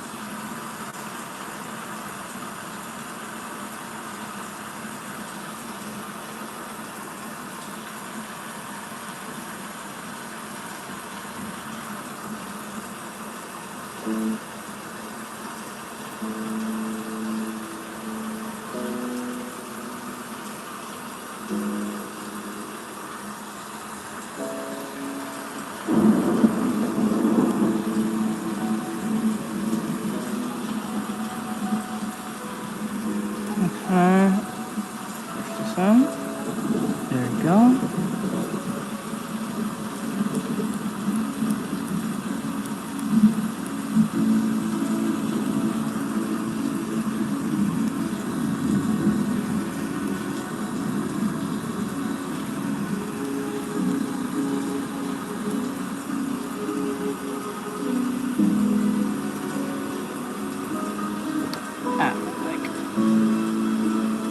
My leg, sorry. I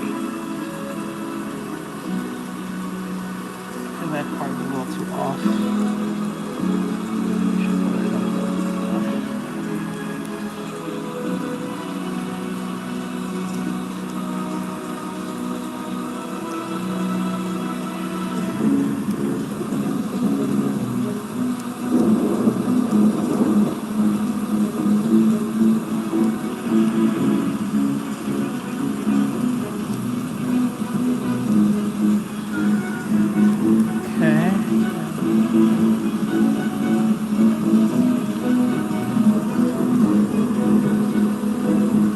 Okay, now I'm gonna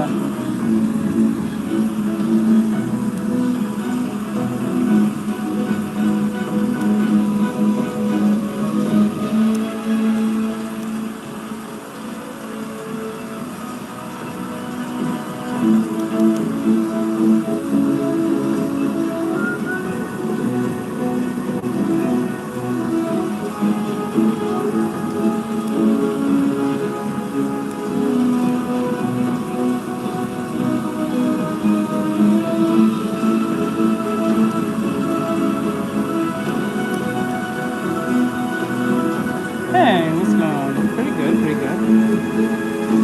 I think. Going pretty good. How about you? It's going pretty well.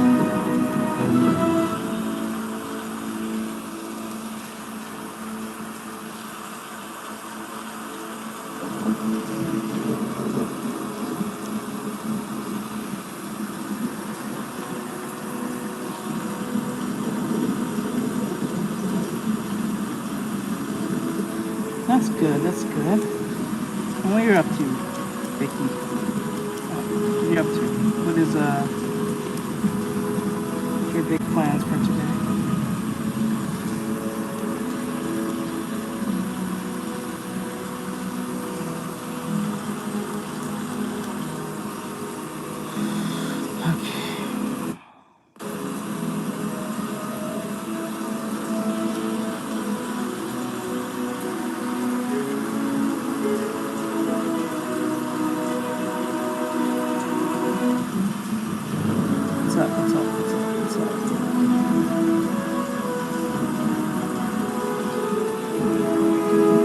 off school, you know, about to visit the graveyard.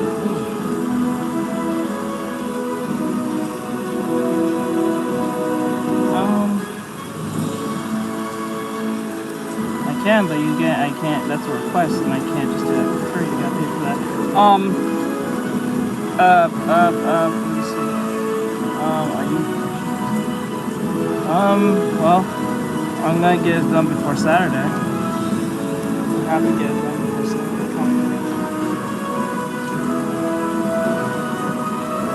What's in the, why are you going to the grave at this time?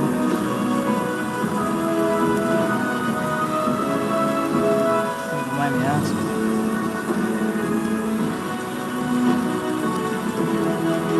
Or you already went?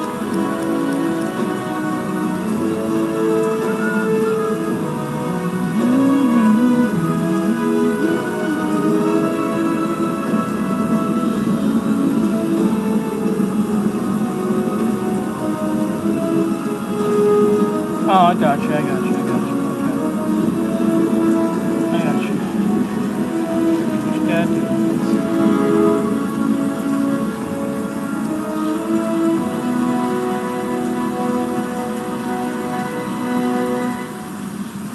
I understand.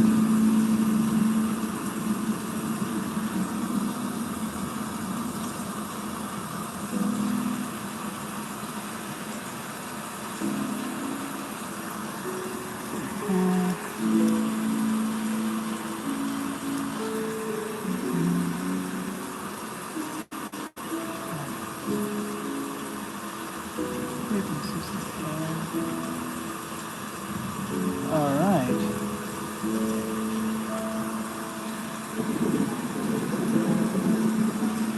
There's one part I didn't do well.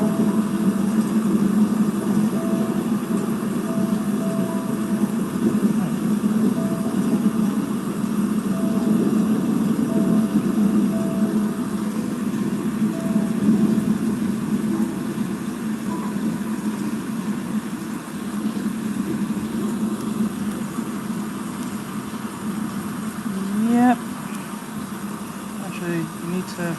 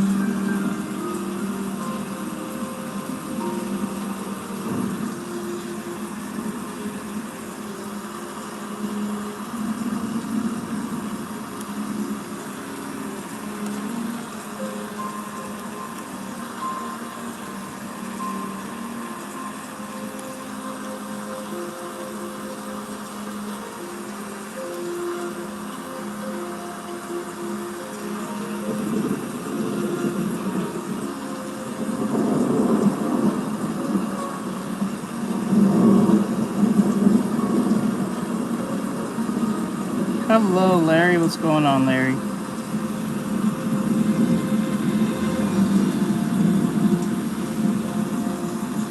Finch. That's very specific. I'll check what that is. Hello. Oh, well. I remember someone named Dasha, but I don't know what was said to Dasha. I do remember saying someone's name Dasha.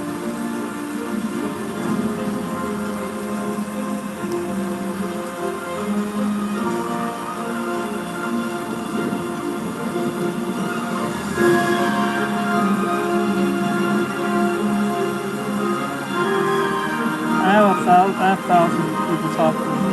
It's not like I did like 70. I stream to TikTok, YouTube, Twitch, and Trovo. So I have thousands of people in my ear asking questions and saying crazy things. So, and I said I remember your name.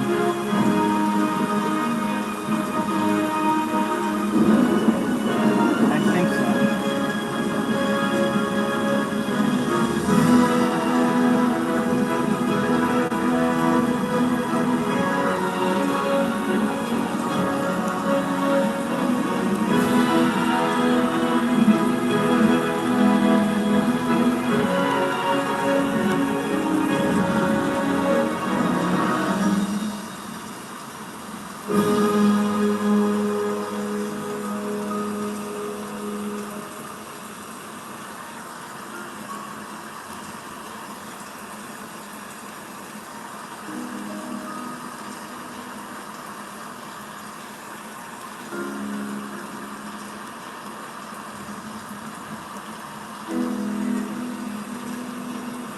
Okay.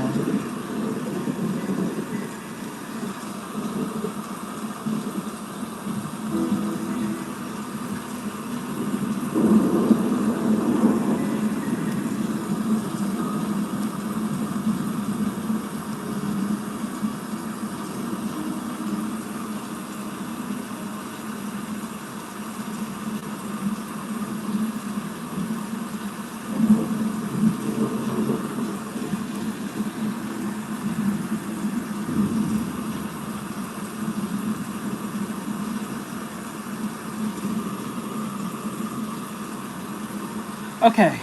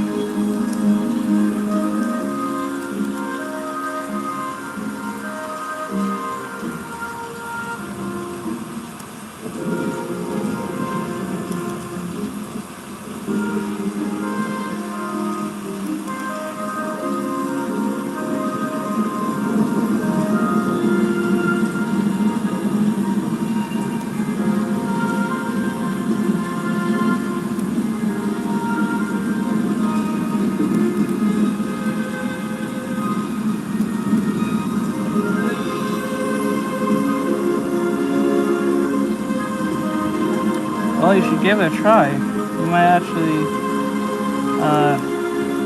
well, you first got it, well, I guess you don't have to learn. I feel like it would be, like, good to learn color theory first, but I don't know. That might help more. What's up, Elric? Oh, what's up? JR, I just realized. How's life going, my dude?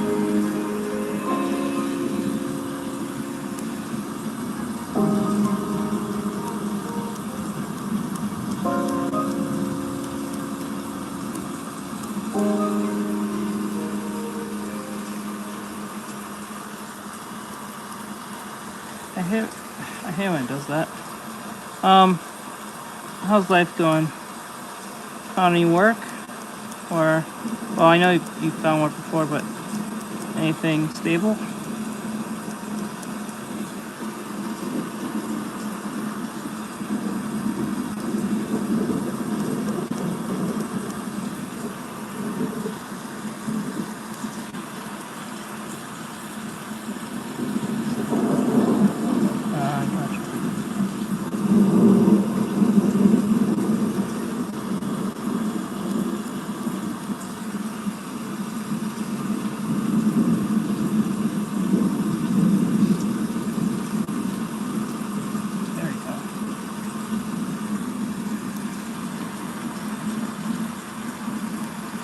Oops.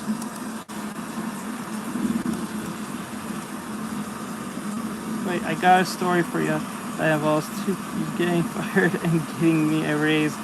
Are you serious? Okay, let me hear.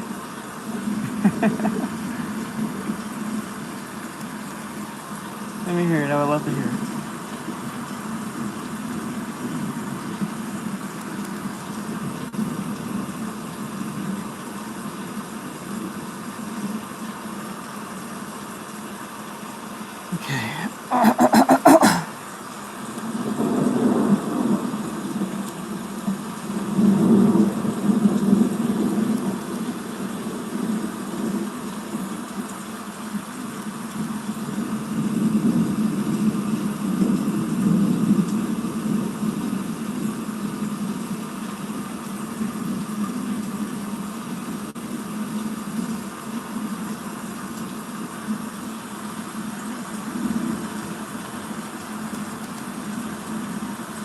Oh crap. Oh wait, she was using ChatGPT to do the bookkeeping? I thought that thing sucks at doing math. I thought everyone knew by now that ChatGPT kind of sucks doing math.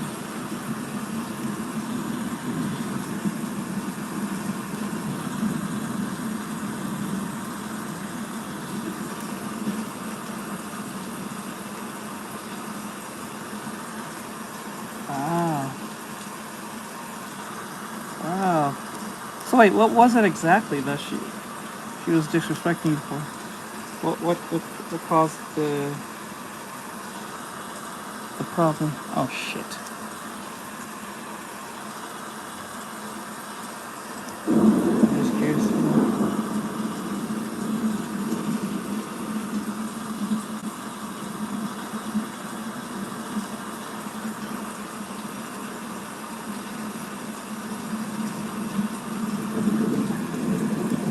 Nice.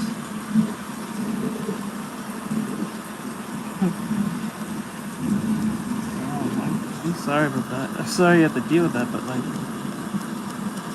how long was she working there?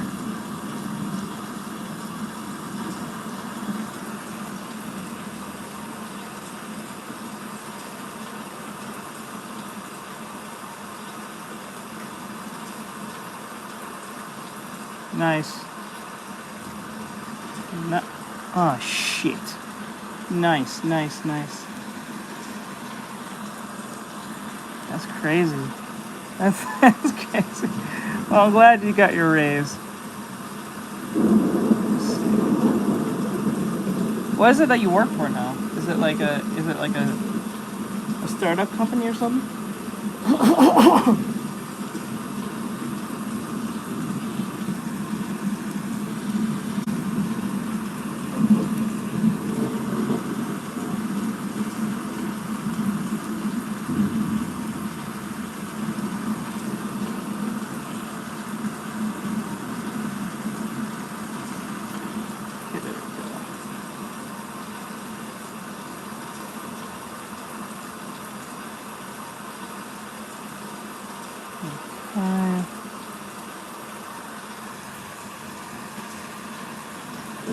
Hello. Appreciation.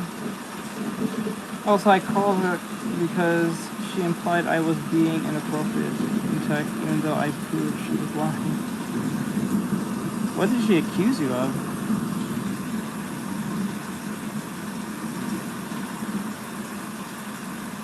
It's crazy. Pretty good, pretty good. Right now, just trying to get this done as fast as possible. I gotta get this done.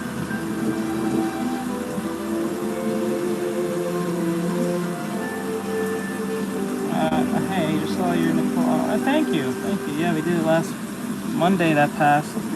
I'll be doing more artwork like that later as the week goes by. But thank you. All right, we got 1, 2, 3.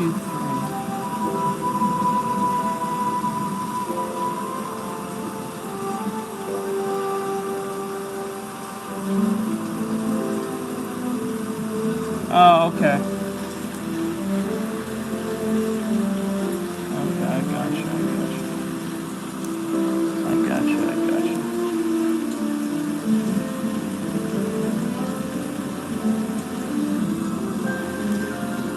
Hold on. Got that.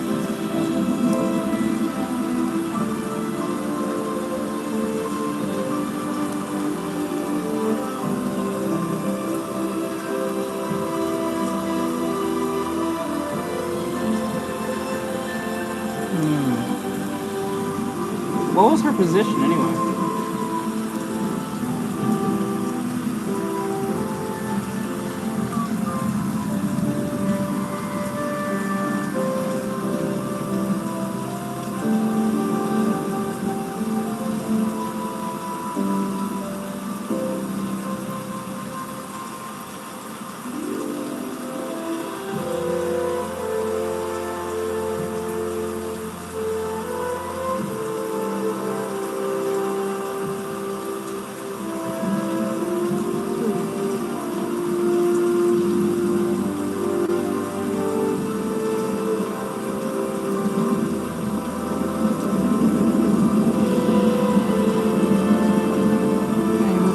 Fire?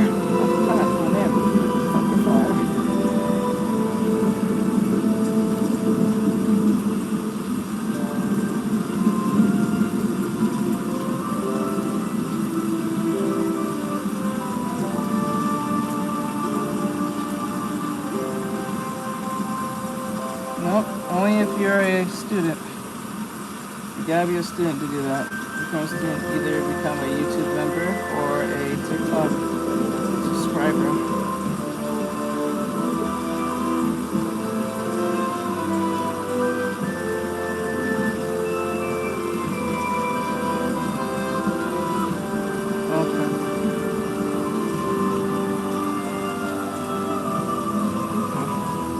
Yeah, I know you mentioned that to me. I didn't get around to that because I was off or something. So yeah.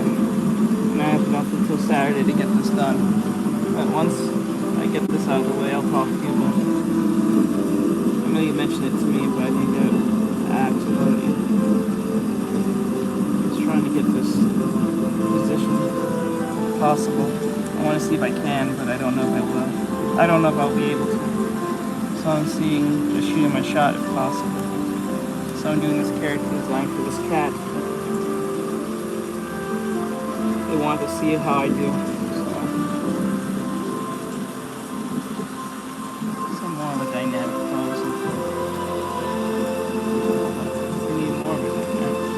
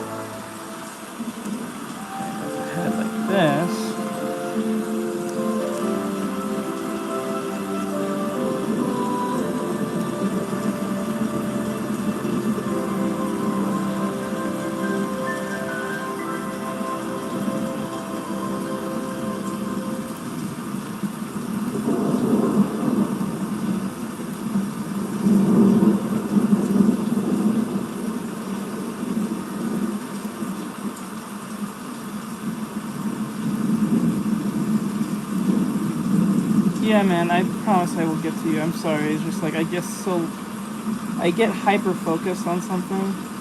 Especially I need to get this done, the auction done, and then do a celebration for my 100,000 follower for TikTok. So I'm trying to get things done as fast as possible. So it's kind of hard.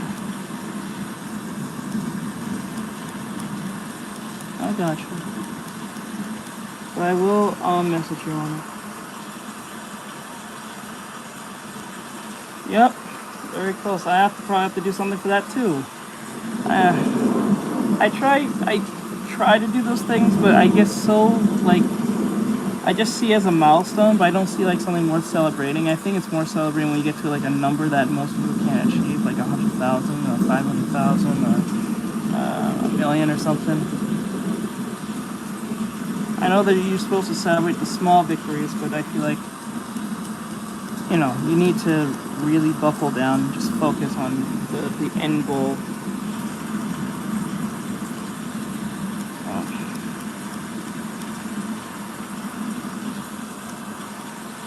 We'll see. We'll see. We'll see. Hopefully things will be positive by then.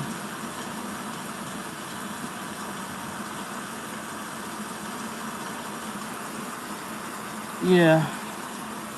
I know. I really need to do it. I said to myself, once I get past the initial 100,000 on TikTok, I was going to make more focus on the community. Like, build a community so I can monetize them, so I can literally do this fully full time with little to no, like, you know, worry. Like, I can do this like full time instead of doing how I do it now. So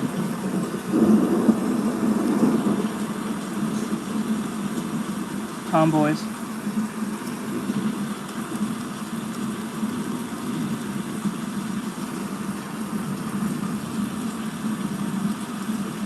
Alright, so let's see. Hello. But yeah. I'm gonna do more with the community and try to monetize that and best as I can, because relying on getting ad revenue and all that stuff on these platforms are really stupid, because either they don't want to pay you, or if they do pay you, you get very little. So, you know, it's time to like really focus on the community part of things. I thought, oh, if I just like work hard enough, I'll make a lot of money through just revenue alone. But no, you have to really build that community, that trust with people. Like just yesterday,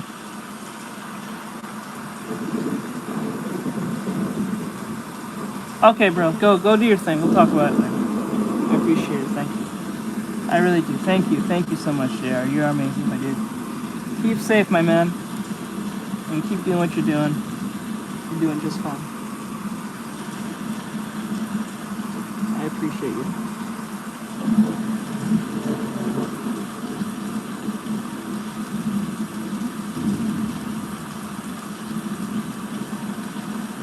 Yeah, man.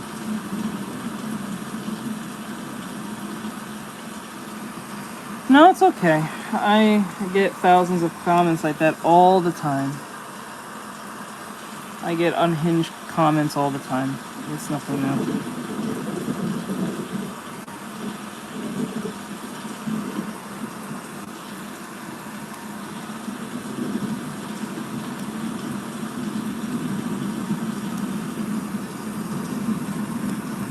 Later, Xavier. I got you, bro. I got you.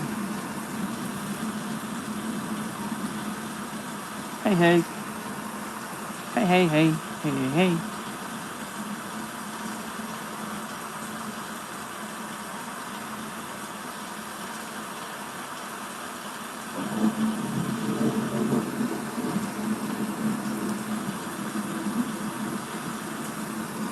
Did the music stop?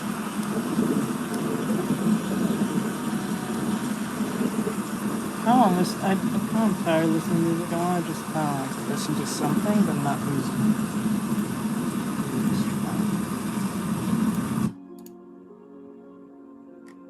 When you take away the the rain, oh my god.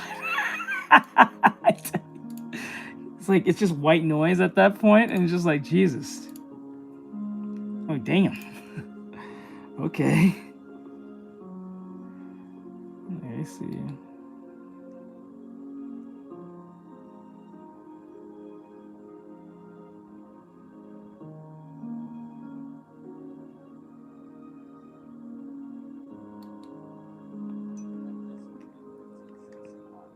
Hey, Jessica, what's going on, hon?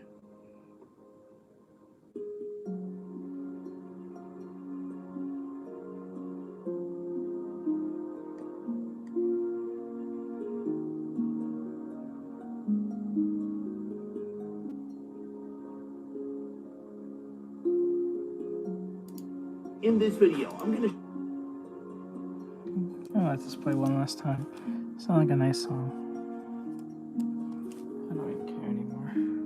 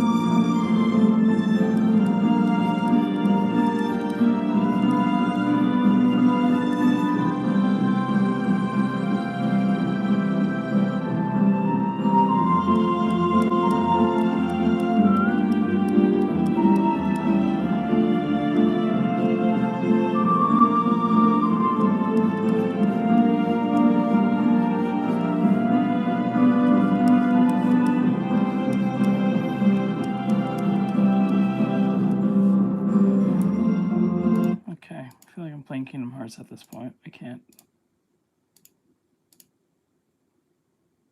I feel like I'm playing Kingdom Hearts.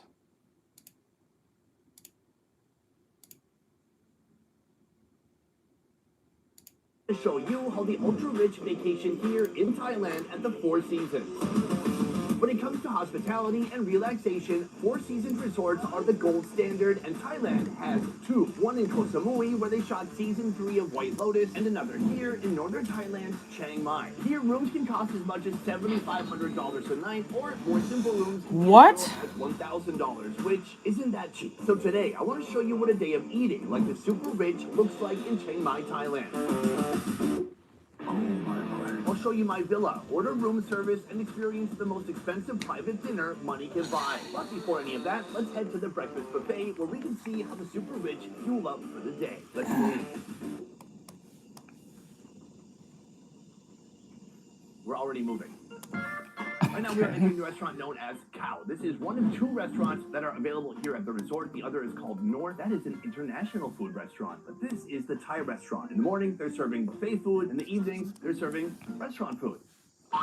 What I love is the first thing when you step into the buffet area is you see this gentleman. This guy is an organic origami specialist. He takes leaves and he makes crabs, birds, a freaking shrimp. Amazing. Let's go eat.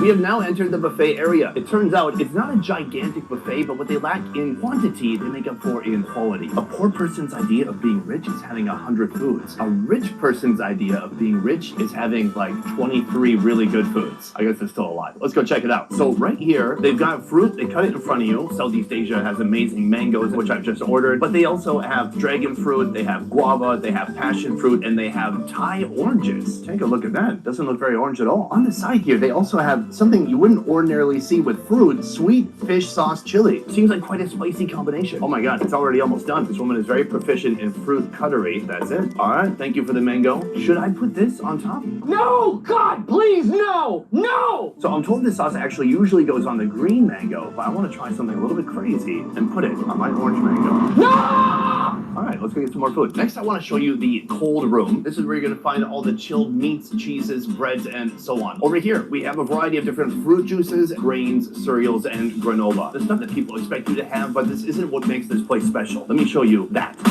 So right here, they have a Thai breakfast station, and every day the type of Thai food they are serving changes, and today it's something known as Khao Kriap Pak Mo Mu, a classic Thai street snack that consists of steamed crepes topped with a savory sweet pork filling. It is a local breakfast, and she is going to show us how it's made. It starts here with a rice flour batter. She takes a batter, she puts it on this muslin cloth. Next, we're going to hit it with this filling, which has pork and nuts and even coconut inside, and back to steam some more. 1 minute later. So here she rolls it up and she puts it with its little friends. She slathers it with a little bit of oil, and that is the final product. It reminds me of a Vietnamese banh cuon, but it has very different filling, although that does also have pork sometimes. This is a different shape, and the topping is way different. So right here, we have kind of a coconut cream, and that's what we're gonna drizzle on top. Ooh. Hit it with some fried shallots, and that is ready to eat. Breakfast, course 1 out of 7. Let's get into it. First of all, the mango. It's not something Thai people would do. Usually this would go with a green mango, which is tart, and it lacks sweetness. This is already sweet, so let's see what happens.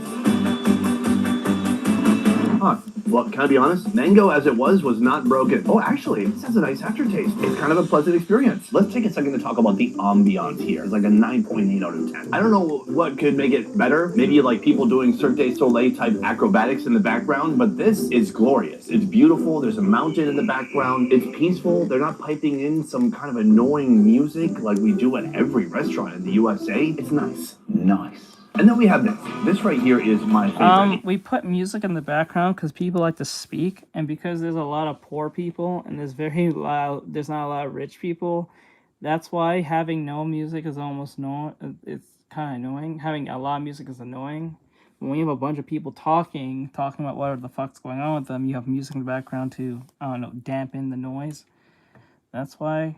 A good old Thai milk tea. It's so creamy, slightly sweet, and very satisfying. Moving on, this is our last breakfast item for course number 1. Covered in cream, stuffed with nuts and pork. Let's give it a shot. Common sense. The filling is insanely sweet. It is so satisfying and so odd at the same time because it's porky, it's got some nuts inside, but it's also very sweet. I guess it's not so different from us eating like maple bacon in the USA. That's also pork, it's also sweet, and it's also the perfect thing to have for breakfast. Now, before we go up for round 2, I want to tell you a little bit more about this resort. Opened in 1995, this resort features 98 teakwood buildings spread across 32 I don't acres think of so. I farmland, don't think I would rice believe you, to paddies, be and honest. serene ponds. a lot Designed of to work reflect the just to watch beauty of them. northern Thailand's Lama Kingdom architecture. It combines luxury with authentic local culture and warm Thai hospitality. All right, folks, we are headed for round number 2, and this is a good one because since we are in Asia, they have to legally have a noodle bar. Gotcha. Today they are doing a wonton noodle. Let's see how it's made. He starts with some bok choy, then bean sprouts. Then he tosses in the wontons, gives it a little bit of a blanch. In the meantime, he grabs some egg noodles and he tosses that in too. From the basket, Okay, it goes go into ahead, the I wanna see bowl. you do it. That's looking steamy and delicious. From here, it's all about the broth. Ooh. Send me on Discord. And that is the final product. To go with the noodles, they have so many different types of accoutrement. He said I should add sugar, which is wild. I used to put sugar on my cornflakes, but now I'm putting it on my noodles. He said the broth is very salty, so it'll create some balance. This is the Thai way. It's my way or the Thai way. Wait, what? He suggested putting in a little bit of vinegar. Fissa? I think it's salty enough. Yeah. Maybe if you like spicy, you can add some chili flakes. Why not? A little bit of kick in the morning? Who needs a coffee when you have chili flakes? All right, I don't want to put any more stuff in there. Let's just go eat it. All right, folks, right here we have course 2 and Thai milk tea number 2. Now, I have a secret dish here that we're going to build up to, something called mu ping. But first, the wonton noodles. They look glorious. Now, you told me these wontons are full of shrimp and pork. Let's give it a shot. That's good. Nice little wrapper on there. You're biting into some nice bouncy shrimp, and then there's some pork flavor too. The broth. It's such a deep, delicious, savory flavor. A little bit of kick from the chili flakes. And honestly, I could have gone harder with the sugar. Not that sweet. So those are the noodles. But this is my main meat course for breakfast. The mu ping. In Thai, mu means pork. Ping means grilled. So, mu ping, that's right. Grilled pork. I know, it's confusing. So we think that oink means pork or that mu means cow, but it doesn't work that way. But beyond that, we have the mu ping sauce, and we have the sticky rice to go with it. You tear off a piece, you put it in your sauce, and toss it back. The sauce is super citrusy, it's hot, it's spicy, it's salty, it's so much flavor. And then this, I'm gonna just peel off the pork, take it off the stick, and dive Are in. you saying hi? Is that what that is? The consistency, it's almost like a sausage with no casing. It's minced meat, full of that's spices, funny. and it's sweet too. Somehow, You said Thailand is a on country that's been TikTok? putting sugar into all its food for hundreds of years, and no one here is overweight. Make it make sense. Because in the USA, we also put sugar in everything except for, you know. A lot of people don't know how it feels to have 600 pounds on your body. So that is the breakfast buffet, but what really makes this place stand out is the logic. So next I'm going to show you the inside of a residence that costs $2,000 per night. Let's move. While I continue to completely disregard my diet, here's how you can stay in control of yours. Hey guys, you know what's fun? Literally anything except tracking your food intake. Day 1, you're motivated. I Day don't see 2, no message. not so much. Day 3, you're lying on an app and pretending chips are a vegetable. It's exhausting, it's tedious, and let's be honest, you'll probably quit by day 4. That's why I use Macro Factor. It makes food tracking easy. You take a photo of your plate and the app estimates the calories and macros for you. No guessing, no strolling, Okay, no tell. stress. If your meal has complex ingredients, you can just add a note, adjust the portion, log it in, and move on with your life. You're also able to scan barcodes or select from their wide food database. But honestly, their intelligent AI Allow photo some videos feature on does TikTok? most of the heavy There's lifting. no Because way. it's so fast, it's easy to stick with it. I know what I'm eating, I feel in control, and I'm finally making progress. Click the link in this video's description to try Macro Factor free for 14 days and use code BESTEVERFOOD. Now, back to the show. With breakfast complete, it is now time to show you where I am staying here at the Four Seasons. Here, you can stay in a pavilion, a villa, or a residence. And that's what you see behind me right now. That building is mine, kind of. Let me explain. Behind me, you'll actually see two residences send in one send a building. hi, There's and the then top floor, and then there's it where should I'm work. staying on the bottom floor. say Let's go hello. inside now and take a look around. This place is not exactly wheelchair accessible or baby stroller accessible, which is something that applies to me now. Right here is the top residence, and we are down here. We are now about to enter my humble abode. Come and take a look at this. At this. What I like about this location is everything inside, it's like antique crafts and it's handmade. Everything looks amazing and old and vintage. Look at this desk. An amazing place to work, a place to gather your thoughts and journal about your feelings. Not something I would ever do. Also, there are these guys. You'll find these all around the residence, but also all around the resort. And some of them are cute, some are cool, and some are absolutely terrifying because they watch you while you sleep. More on that later. All right, moving on. Right here in the center of the room, we have this huge old antique table. This is a great place to have conferences. Over here, the fueling station. Water, hot water. Back over this way. Inside here is where we have the mini bar. Now, I am trying not to drink for 100 days, so I told them to remove all the alcohol. But do you know what we do have? Motherfucking Diet Coke, baby. Oh, what's that? Coke Zero? Yeah, so your boy still knows how to get pretty wild. How about this party, huh? You getting a drink on over here? No, I don't drink. This is just Coke Zero. What's cool about this mini bar is that they refill it every day and all of it is free. When you're paying this much money, it is nice when you get some little things for free, even if they're little snacky things like this. This one right here is a snack called a watermelon rice cracker. Look, they look like potato olays. Let's give it a shot. What? It tastes nothing like watermelon. Maybe it's a typo. Or maybe I destroyed my palate after years of eating strange foods. Right here, we have something known as taro sticks. Let's get into it. Ugh. Oh, a lot of packaging here. Now, inside of here, I'm expecting to find yet a smaller bag, but let's see. Oh, we've done it, guys. Let's give it a shot. Good. A little salty, very crunchy. But honestly, our snacks aren't limited to that. They have a lot of stuff here. Banana chips, purple potato crisps, dried mango. And they also have cashew nuts with different flavors, including Tom Yum. I gotta try some Tom Yum cashews. Everyone knows Tom Yum in Thailand. It's one of the iconic foods here. Let's give it a shot. A little salty, a little sour, and very herbaceous. I like it. It's a real winner. Now, as good as everything looks in here, you may have noticed that there's actually no coffee machine. But wait, you're wrong. Let me show you. Pat? Excuse me, Pat. Hi, Pat. Hi, everybody. This is Pat. Pat makes coffee, and Pat is a machine. Could I please have a very sugary, sweet iced coffee? Okay. Thank you. So the most interesting thing about Pat is she's kind of a live-in helper. So anytime you need something, she can grab it for you. Moving on with the tour. So right now we're heading from the dining area into the main living space. Here you will see they have a couch, and for most women, this is still not enough pillows somehow. It's the most pillows possible, it seems like. 28 pillows. Ladies, when is it ever enough? Never. Next, we're moving into the living room area. This is a place where everybody can join together, have a little fun conversations, and snack on the fruit of the day. The other fun part about having Pat here is every day at midday, she cuts up some mangoes and lays them out for us. It feels like being in daycare. By the way, Pat, she's Thai. Pad Thai. Moving on. Over here, we have something a little bit more confusing. A fireplace. Here's why it's strange. Every day we've been in Thailand so far, it's been 100 degrees. It's so hot here. Oh, my coffee's ready. Thank you, Pat. Take a look at this. A nice, sweet, milky coffee. A little pick-me-up. Don't mind if I do. Nice. Now that's what I call a coffee machine. Moving on, the last big feature of the living room is, of course, a respectable sized TV that rotates for some reason. Very nice. In a moment, I'm going to show you the best part of this villa, which is the outdoor pool. But first, the bedroom. This place has some very special features, starting with a desk. A great work desk, a place where you can get so much done. Not actually. Is this from an old mail room? Hold on, let me put my laptop on here. Well, technically, it won't fall off. No, this is good. I can bust out some emails. Done. Moving on. This way. Back here, you'll find a little hidden space. This is where you get your Thai foot massage. You sit here, put your feet up, and let your feet become someone else's problem or someone else's opportunity to get fungus. Back into the main bedroom. Right here, we have a king-size bed. 3 pillows per person. 3 pillows is acceptable. 27, slightly too many. Right here, while you're sleeping, this little lady, she keeps an eye on you. It's absolutely terrifying. They should have it face the other way. It's almost lifelike. I feel like it's gonna move at any moment and become animated, and like it's gonna tell people what it sees happening in my bedroom, mainly about me eating pizza in bed. What an animal. And then we head into the bathroom. Inside here, tons of closet space. Wait, who the shit is that?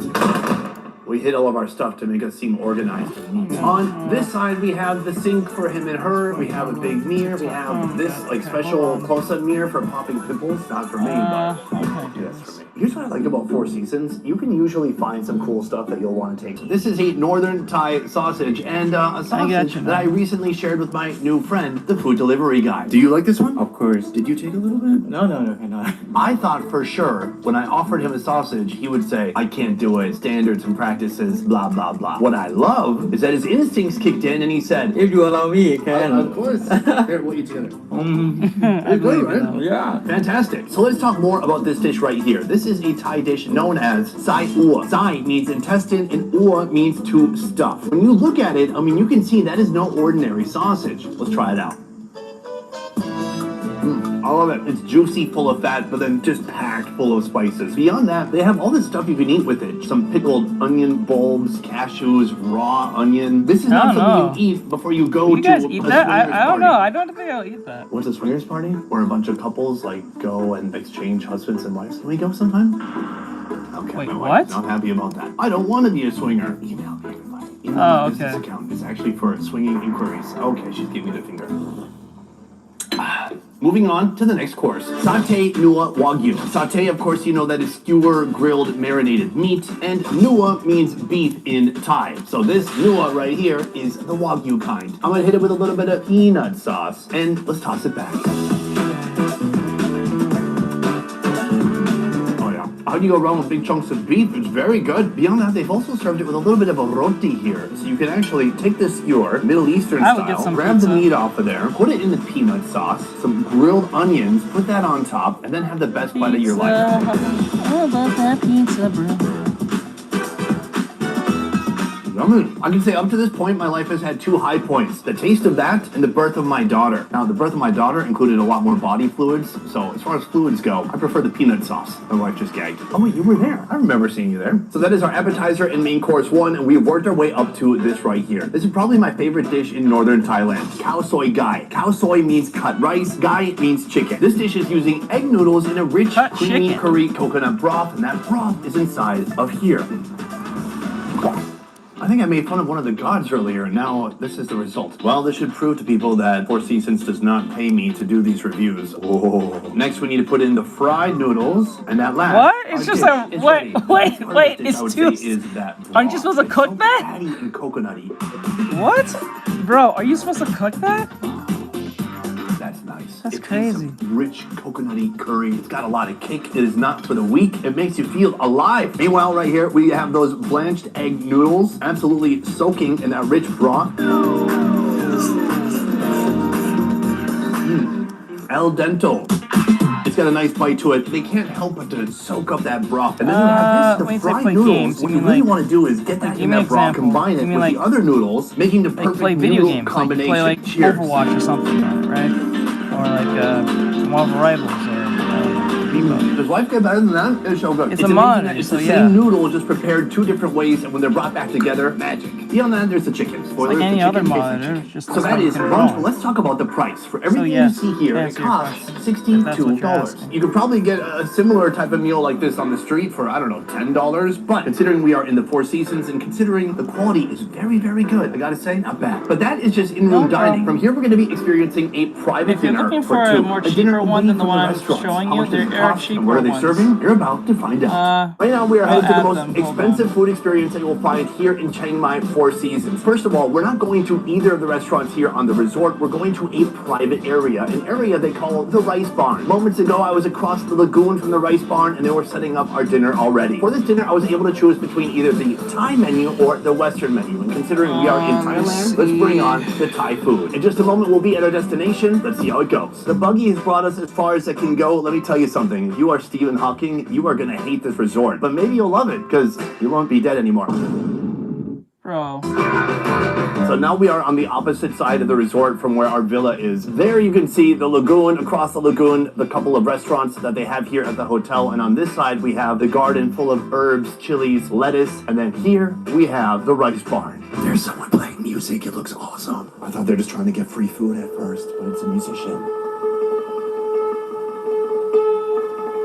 As you can see, this is a beautiful place to have a meal right here. They've set the table for two. We are right on the water. You can see some of the villas that wrap around this area. So as far as the setting goes, I believe they've absolutely nailed it. But how about the food? Time to find out. All right, folks, we have our first course right here, and it looks completely gorgeous. We have 3 appetizers. We have beef, we have rolls, and we have other things. Let's get into it. First course, rice noodle rolls with prawns. Now, you might notice something unfortunate, and that is that the roll is wrapped with cucumber. Ugh. I'm going to try to be open-minded here. So let's give it a little bit of a dip, and let's toss it back. Oh, wow. How do I like that so much? It's really spicy, very fresh. There is cucumber, but the cucumber is not overwhelming, even though it's wrapping everything together. Pretty impressive. Moving on to our next food, we have the grilled beef salad with cucumber and chili lime sauce. Why so much cucumber? Aside from the cucumber, which lies underneath, you will find some herbs and some edible flowers, and then you'll find the beef right here. Right here, I have a chili lime sauce. I'm going to just spoon that over all of the beef. Now that it's fully saturated with flavor, let's give it a shot. How do I describe that? Meat, beef, cow.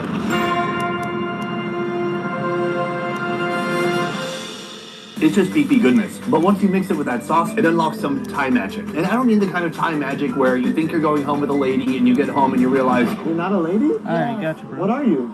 I'm Lady Boy. we've all been there, right? Guys? No? Only me? Wife? Uh-oh. Moving on. And then there was one more appetizer remaining. The deep-fried marinated crab meat wrapped in tofu skin. Last time I was eating something covered in tofu skin, I was at Tokyo Disney, and they wrapped a hot dog. I think this is going to be better than that. This one is supposed to be dipped in the palm sauce, which is essentially just a sweet, thick syrup. Love it. Let's toss it back.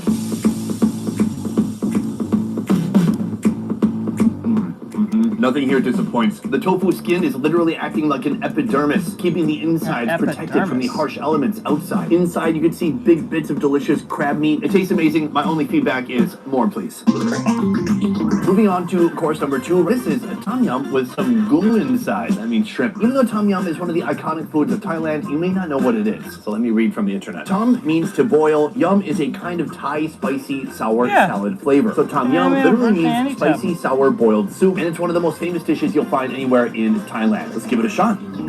That's the program. That's only on the program. Now it's happening. It's filling each crevice in my soul. It's like my heart is full of potholes, and this is municipality that has its shit together to fill those potholes. It's like that. The broth, amazing. It's creamy, coconutty, sour, spicy, and that's kind of how Thai food works. There's always these different elements pulling in different directions. Now let's take a look below to see what lies beneath. We have mushrooms, big old shrimpies. Let's give it a shot.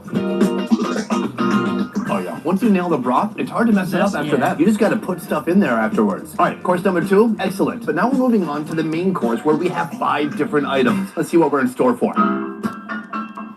At last, our main course has arrived. Before me now, 5 different dishes, although one of them is rice. Does that count? It counts. First of all, we have steamed sea bass with spicy lime sauce. That sea bass looks like an Irishman who's never seen the sun. Next, we have green curry with chicken, coconut milk, and sweet basil right here. That looks nice. Then we also have wok fried mixed seafood with sweet chili jam and basil. Finally, for some fiber, wok fried broccoli and Royal Project mushrooms. Royal Project mushrooms? Is that a typo? I mean, I've heard of people growing up in the projects, but those were not royal projects. Quite the opposite. What's a royal project mushroom taste like? Royal. Started from the bottom and now it's here. Very nice. Now, my overall honest impression with the food is I'm not dazzled or wowed, but I think what they're going for is more of a homey country vibe, and there's nothing wrong with that. Let's start with this pale fish. Right here we have the spicy lime sauce. Oh, see, that is the color that fish was begging for. Cheers. I'm honest, it tastes a little bit oversteamed, a little bit mushy. It doesn't have a ton of flavor. All the flavor comes from the sauce, but it is a good sauce. It's a very bright, citrusy, peppery, delicious sauce. So that's our fish. But here we also have something from the ocean. This is our wok fried seafood right here. Some beautifully cut squid. Wok fried with what they're calling chili jam. Let's give it a shot. Chili jam is my jam. That's a good piece of squid. Delightfully chewy. Oh, that's what I'm talking about. Tentacles. And let me just tell you, food porn is the only type of porn that should have tentacles. Chewy, delicious. It is a sweet, savory sauce, and overall, I find it to be delightful. Now, in a moment, I'm going to reveal to you how much it costs for all of this food, but first, we're building up to our final course, the rice topped with the green curry. Green curry is a simple dish. It's hard to upgrade. When I was doing a video in Bangkok, I was able to find a really delicious chicken curry for about $3. Here, we're paying hundreds of dollars for this meal, so is it going to feel like it's worth the extra price? Let's find out. That's a tough one. The curry sauce, brilliantly complex, it's spicy, it's creamy, it's rich, and like layers of flavor. That's about as good as a green curry gets, according to this guy. So that is the main course, but let's talk about the price. For everything you see today, plus dessert, comes to $320. I know, even my wife just gasped a little bit. The $320, I don't think that's just going toward the food. The food is good, but nothing necessarily justifying that price. But here, I feel like you're kind of paying for everything. You've got the ambiance. You have a lady playing music in the background. You have a server who's standing right over there. Thank He's you, just Griffy. waiting. I appreciate it, my dude. So whether or not that price is worth it, You I send guess a that would kitty be cat, up to you the make person Markiplier paying say for it. meow, It would depend bitch. on how filthy rich you are. Because I've been around, I've seen the people here. Some of them, absolutely filthy. I'm talking guys wearing sweaters over their shoulders when it's 100 degrees out. That is a level Ah, of rich there it that I is. aspire to. So from here, There it is. It works. Meow, bitch. Good job, bro. I appreciate it. I'm going to add up everything we spent throughout the entire day, and you... Yeah, bitch!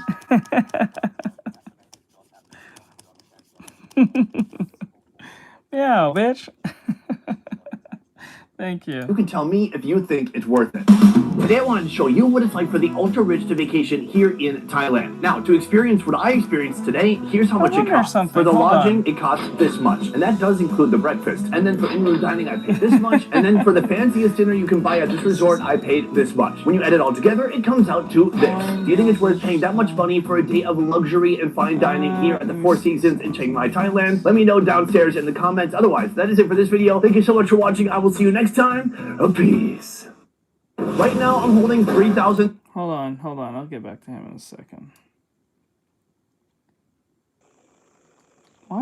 Wait, likes 100 likes is here. 8 meows 1. Why is it in screen 1? Should it be in screen like 5? Yeah, it should be screen 5. 5. Oh, maybe that's why I was having trouble last time. 5 is not ready. Okay, happy. Huh. Let's see.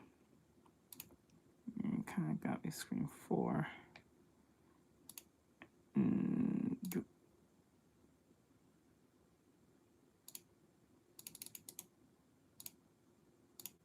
There we go. All right. Meow. It's 5. 5 is meow. Maybe that's why I wasn't doing it before. It was supposed to be like, hold on. Yeah, bitch! Screen queue is full.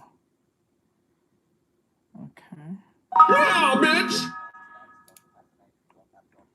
Oh.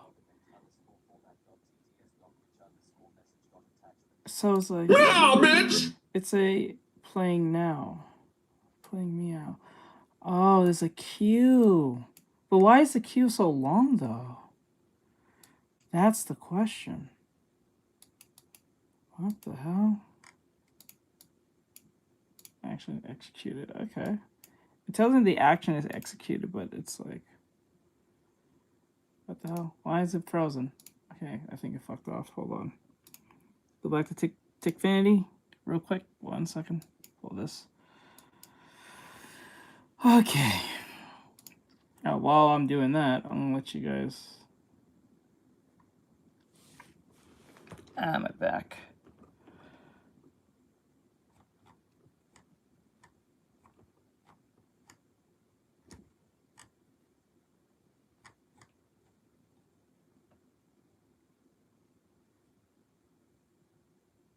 Ooh. Today we're cooking the world's spiciest foods with the most exotic hot peppers. It is so painful. We'll be starting off mild, but as the video progresses, the peppers will get exponentially hotter until we reach genetically modified spice bombs whose only purpose is to inflict maximum pain. Each pepper will be used to cook an iconic dish from around the world. Will I survive?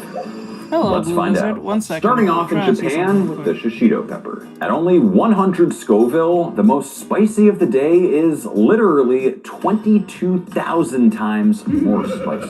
Now, before we cook, I unfortunately agreed to a challenge. Today, I'm going to be tasting each of these peppers raw. Yes, including the extremely spicy ones. Then I'll try a spice antidote method, like in this case milk, and I'll rank it to see if it actually works.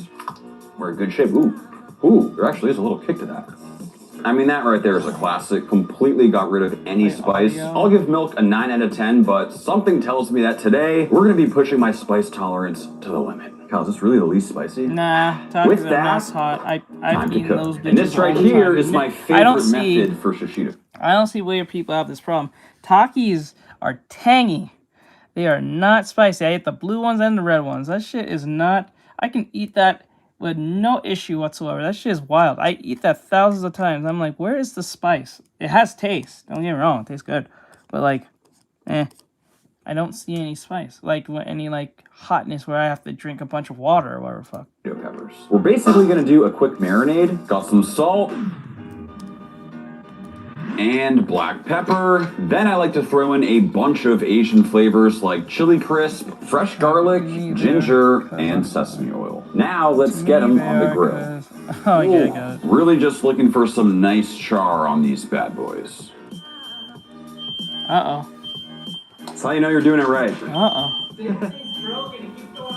I don't know why it would be going off right now. Finishing them off with some sesame seeds, charred lemon, and the rest of that marinade. Time to eat. Okay, everybody present with Pepto-Bismol. Pepto-Bismol on 3. 1, 2, 3. Pepto-Bismol. Thank you. Wow. Now that we got that out of the way, pepper number 1. As you guys know, this is a shishito, very mild in terms of spice, but if you saw the peppers we have coming up later, your mind will be blown and you'll be very terrified. I'm a little nervous. Where'd you even get all these peppers? I got it. Alright, so you just let me do the talking. This guy's pretty I sketchy. noticed it. I know it only goes through one time at a time. Where's the time? It used to do this thing where it used to overlap. Now it just kind of just does it once when someone touches. So like if you send 10 of them, it will only go once. If you send 1, it goes once. So I wonder what's causing that. Maybe it's a sound enabled. Some sounds are currently disabled because Tickfinity Pro subscription has expired. To use more sounds, please consider. Okay, that's not the problem. The problem is. Wow, bitch! Wow, bitch! Wow, bitch! Wow, bitch! Wow, bitch! That's worse. Wow, bitch! But why is it? That's weird. Hold on. If you're awesome on coins. So why doesn't it trigger normally as it should? Please upgrade to Tickfinity Pro.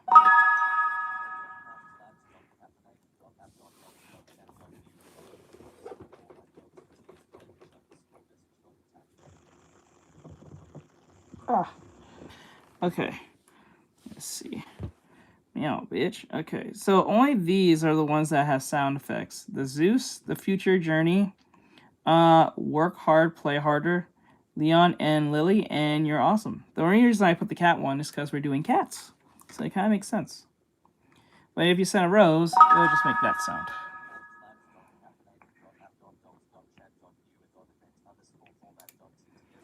Let's see. Ah, look at me get. Yay, new student. Let's go. Let me see. ST. Build onto that student. Okay, let me see. I need to find something that's somewhere here. It will be Steam Labs, I think. ST stream.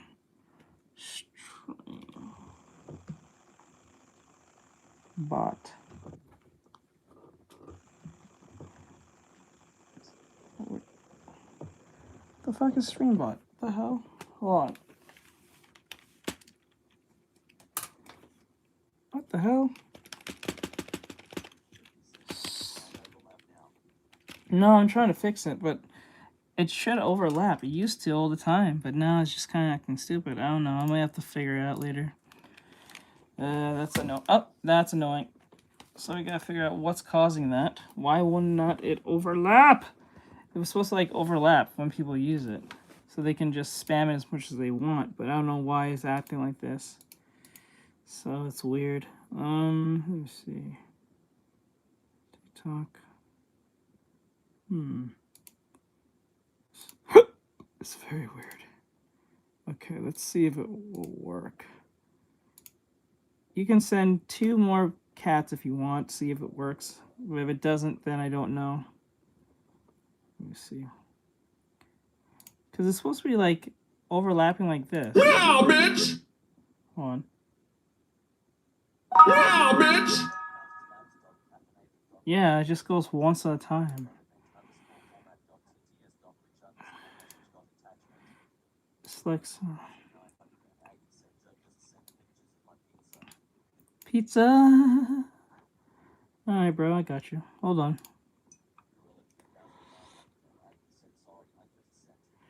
No, you're perfectly fine. Okay, let me see.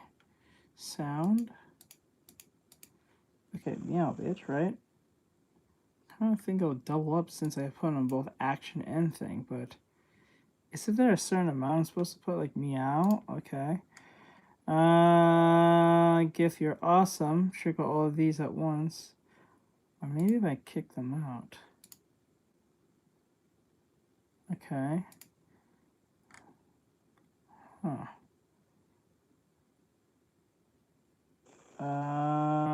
Join? Repeat, required team member. No. Saying specific GIF. Okay.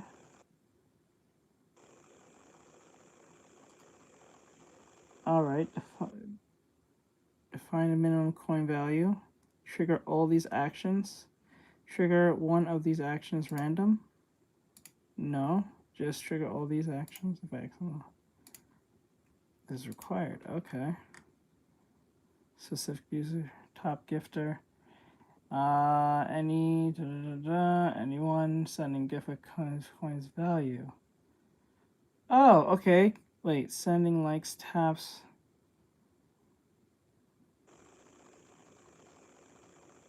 Sending a fan. Purchasing a product from TikTok shop. Okay.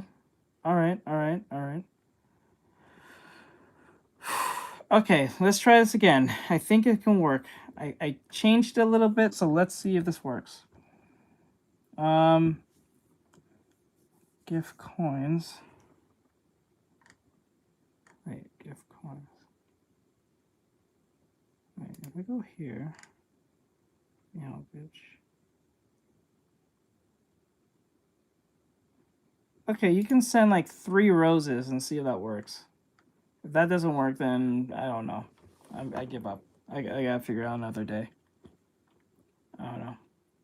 Please upgrade to Trinity Pro. Yeah, bitch! That's 1. Send 3, but it's not in the queue. I don't know. I think it only works for people who are, either it's for pro members or they just kind of need to fix the program. Well, bro, I'll send them a that hot message stuff we later. talked I'll send them a message later on Discord. But thank you, I about? appreciate you it. got everything you need. I got that habanero, that new stuff Thank from you, China, though. only if you can handle it. Hey, you can look, but you can't touch. You got anything like really hot? Come back here. Yeah, bitch! Over 1 million Scoville a pop. These aren't even legal in 49 states. You got the money? Alright, get out of here. Serious. Yeah. Well, let's go quickly. Thank you. I Oh, appreciate that guy it. seems pretty hardcore. They say 1 out of 10 of these are spicy, so let's see who gets lucky. That marinade just ooh.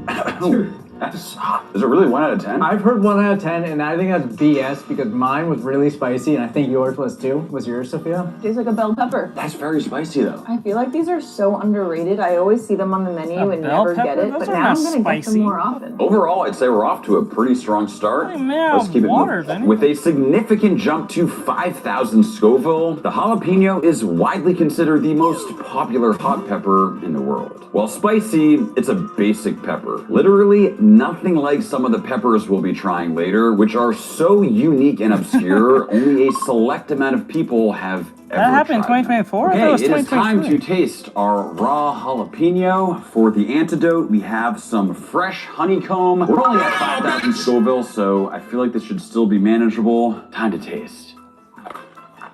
Big bite. Oh my god. Is this really the second pepper? All right, honey. The honey helps substantially. I'd give that honey like realistically an 8 out of 10. That works pretty well. Given how hot this was at only 5,000 Scoville, I am in huge trouble. I'm honestly still in pain right now, but for our jalapeno dish, we're of course making a Tex-Mex classic, the one and only jalapeno popper. We'll remove the seeds like so, and time to add our filling. It's got cream cheese, cheddar, green onion, and some seasonings for a super creamy interior. Next up, of course, we need to wrap in bacon. Just going around like so, leaving us with this beautiful army of bacon-wrapped poppers, finishing with a little honey Cajun rub, just for a little extra kick of flavor, and we'll get them on the smoker.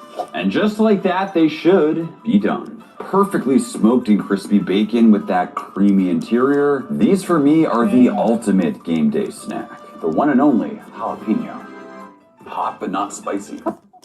It's almost sweet now that it's been cooked. I'm not really getting a lot of spice on this one. I think the big difference here, the cream cheese, like the dairy on the inside, cuts down on the spice. The fresh version was shockingly spicy. Still in generally safe territory here. Let's move on. We've shot up by 700% to 35,000 Scoville heat units, a truly symbolic staple ingredient in southern Italy. All right, pretty significant jump here to 35,000 Scoville. We have yogurt as our antidote. Let's give it a shot. Wow, bitch! Not that bad. Wow, bitch! Oh my gosh, spoke too soon. Wow, bitch! Ah! Wow, bitch! So you have to send in different. Oh, Wow, bitch! that works. Good job, Droopy. You figured it out. So you have to send different sounds every time. Different gifts. Good job. You figured it out.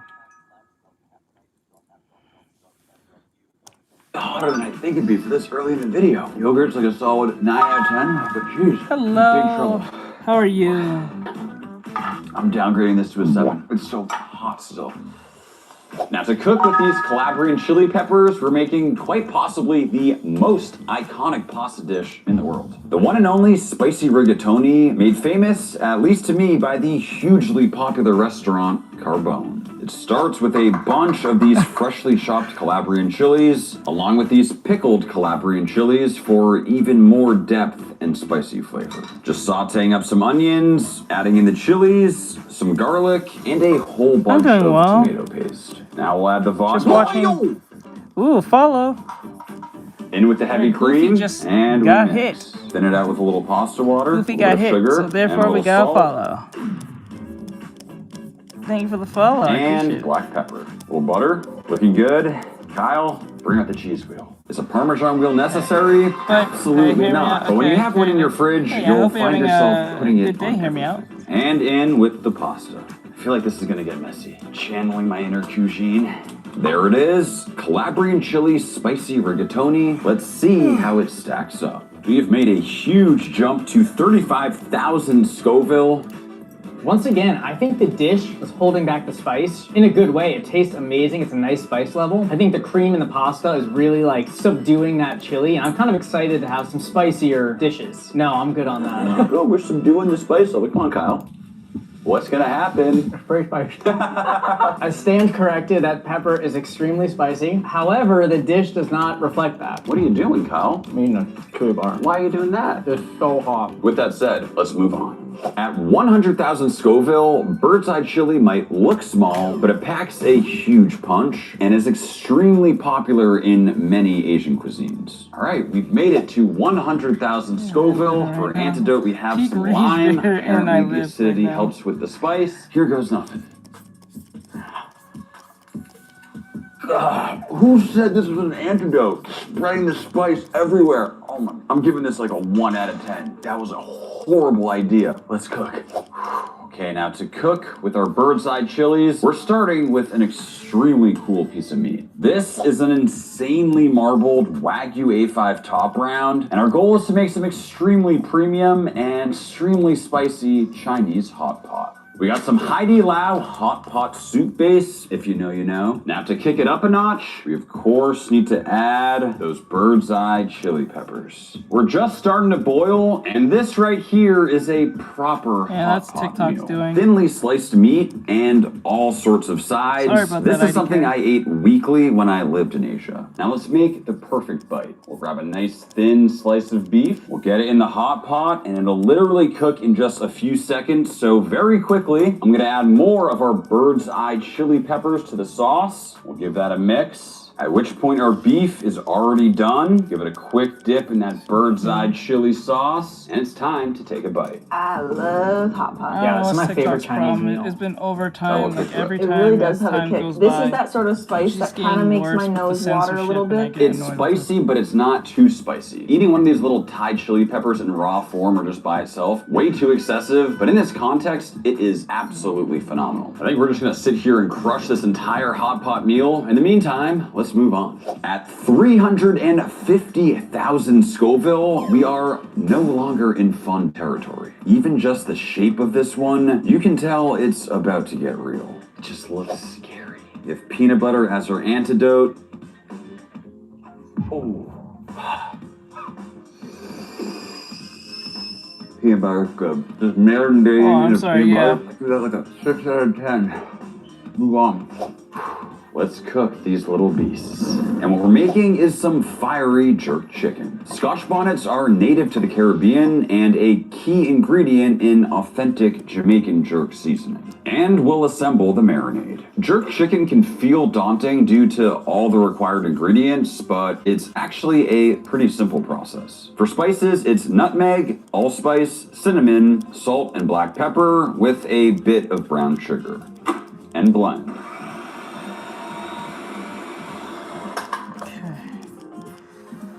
So much flavor going on, but that is going to be spicy. We've got our beautifully broken down chicken here that we'll throw into a bowl, and we'll completely cover in that crazy flavorful marinade. And we'll let this marinate. It's been 48 hours, and this is what it looks like. Smells so good, and you can just tell it is completely packed with flavor. And let's get it on the grill. The key here is high enough heat so we can get that great color while making sure that it doesn't burn. Almost done cooking, so finishing with a barbecue sauce I made with some of that reserved marinade, and that right there is the color we're looking for. Deep flavor from the long marination time, so much texture on the outside. The only question is, how spicy will this actually be? All right, guys, we have made a significant jump over 300,000 Scoville in this little pepper right here. I'm scared. Have a bite. No, here is.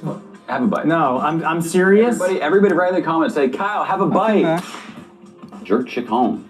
That has a kick. Such a deep, complex flavor in there. That comes quick. That heat. I'm honestly starting to sweat. We're officially in hot pepper territory. The flavor is so good, it makes it worth it. This is the spice that I love. Because it's hot, but it's really enjoyable. There's so many other flavors going on in there. Yeah, it definitely doesn't need to get hotter. Unfortunately, it's about I hope he does too. Next up, we have not your average habanero. At 550,000 Scoville, this is an extremely unique habanero. Over 1.5 times hotter than a typical habanero, it has a deeper and more complex flavor, selectively bred for its unique flavor and appearance.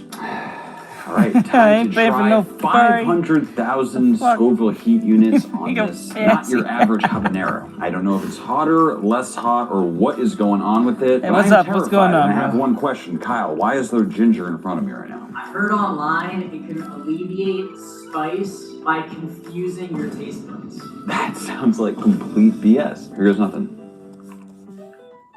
Definitely the hottest one of the day so far. It started tasting like a cucumber initially. The cucumber flavor's gone. Let's try the ginger. Oh, it's spicy! Ah! Oh my god! Ah! Ginger, 0 out of 10. Bring out the milk! Kyle, get the milk! Get the milk! It's way better than ginger. I'll tell you that much. Ooh, it's hot as hell. They gonna get hotter from here? Milk, Move on. bro. Now to cook with our red Savina habanero, we start with some beautiful and super high quality Iberico pork belly. We start with some nice thin slices, and we're making one of my all-time favorite Korean dishes. Spicy pork belly bulgogi. These little slices should be perfect. And let's assemble the marinade. We got the soy sauce, some fish sauce, some mirin, some jam, some sugar, a bunch of garlic, some black pepper, adding some Korean dried and fresh peppers, but our true source of heat is what comes next. Just by slicing into it, I'm getting that distinctive fruity aroma you see with habaneros. And finally, we'll add the pork belly as well as the onions. Now we just mix in all of those incredible spicy flavors. That's the color we're looking for. It already smells insane. We've let it marinate a couple hours. Time to cook. Just a splash of oil and in with that spicy meat. Keeping the heat high for some nice caramelization. As you can see, we're starting to get some beautiful color. We'll finish with some fresh green onion and season with a touch of sesame oil as well as sesame seeds. And we should be good to go. An extra spicy red Savina habanero version of one of my all-time favorite dishes. Let's taste. All right, guys, we've crossed over 500,000 Scoville. I actually don't think I've eaten anything this spicy. What do you think we change that? I am not eating that. Okay, let's do it. It started off so sweet, so yummy. That's a little bit too hot. It's still enjoyable to me. Any spicier and I would not be able to finish this. It's really good though. The dish is like a 10 out of 10. What's that? It's the only thing that I can do at this point. OD on Alka-Seltzer. It's gonna be a fun birthday tomorrow. Hey guys, everybody wish Kyle a happy birthday. I'm gonna count how many comments there are, and the amount of comments will let us know how many people like you. We'll let the pain continue. Let's move on. We've crossed the threshold of 1 million Scoville heat units. The ghost pepper is truly one of the most famous and feared in the world. It just looks deadly. You know that moment right before you do something really, really stupid? That's where I'm at right now. Our antidote is sesame oil. 1 million Scoville. My heart is beating so fast. Oh, mamacita! It took a while to creep up on me. Oh, my Lanta. This is a different kind of heat. Uh-oh. Oh, it just hurts. Ow! I feel high. That does. It's just pain. I think the sesame oil is actually pretty good, though. I give it like an 8.5. Who's actually watching this video, please, and I mean this genuinely, let me know. Drop a comment, do something to show me that you actually appreciate this type of content, because this is by far the worst pain I've ever been in a video, and it's not even close. It's time we make the world's spiciest curry. And this will require not 1, not 2, but 3 whole ghost peppers. We're making the most notorious curry in the world. Now I'm going to very carefully slice these up. Gloves are absolutely mandatory on this one. Okay. Just the smell coming off of this is deadly. It almost doesn't even smell natural. It's like chemically just concentrated spice. But either way, we should be good to move on. We'll go in with the onions as well as the ghost peppers. Oh my God. This is almost worse than eating it. And we'll go in with the chicken.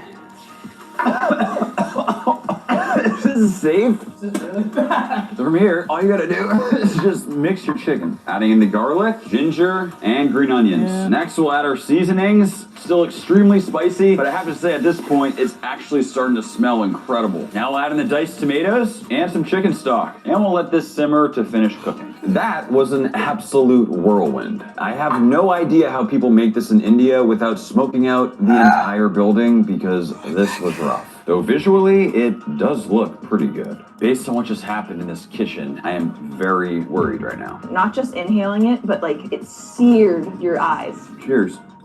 Oh man, it's starting. Definitely a little too hot, but it's weirdly addictive. My hands started sweating. My body has heat flashes going on right now. My stomach right now feels like it's burning a little bit. I kind of like it. But I will say we're still in Almost somewhat died positive smelling the territory. pepper. Yes, it's excessively hot, but it's still delicious. Okay, guys, we have finally reached truly exotic territory. At 1,050,000 Scoville heat units, it's Peach Mamp BBG. To give you a sense of the headspace of the person who named this pepper, that stands for Peach Mojo Addicted Mutation Pepper Bubblegum. We find ourselves here once again. Okay, Kyle, please bring out the antidote. What the hell?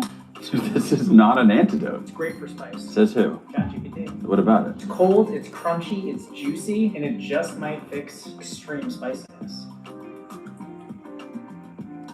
Oh, this was like a searing pain. I will say there's some fruity notes to it, almost like a habanero. Why? It's a whole different feeling, just like a I will say, the cucumber cools you down. I feel high. Yeah, that's what happens. You get high. Oh my god, the cucumber's like a 7. All right, let's move on. And for this one, we're making some truly spicy carne asada. This is flap steak with those long muscle fibers, perfect for absorbing our spicy carne asada marinade. And I'm adding 3 of our peach mamp BBG peppers. And from here, we'll assemble the rest of our carne asada. Soy sauce, olive oil, a few oranges, a few limes, onion and garlic, cilantro, salt, black pepper, and I'll give it a good mix. And we'll let this marinate. Okay, it's been several hours and I have to say it smells amazing. You can just see it is packed with flavor. Let's get it on the grill. Keeping the heat high to develop some good crust. I'm very interested to see if intense heat from all those peach mamp BBG peppers will remain after the cooking process. I have to say this is looking mouth-watering as long as it's still edible in terms of its spice level. Taking some nice thin slices against the grain. Assembling a simple taco with the beef,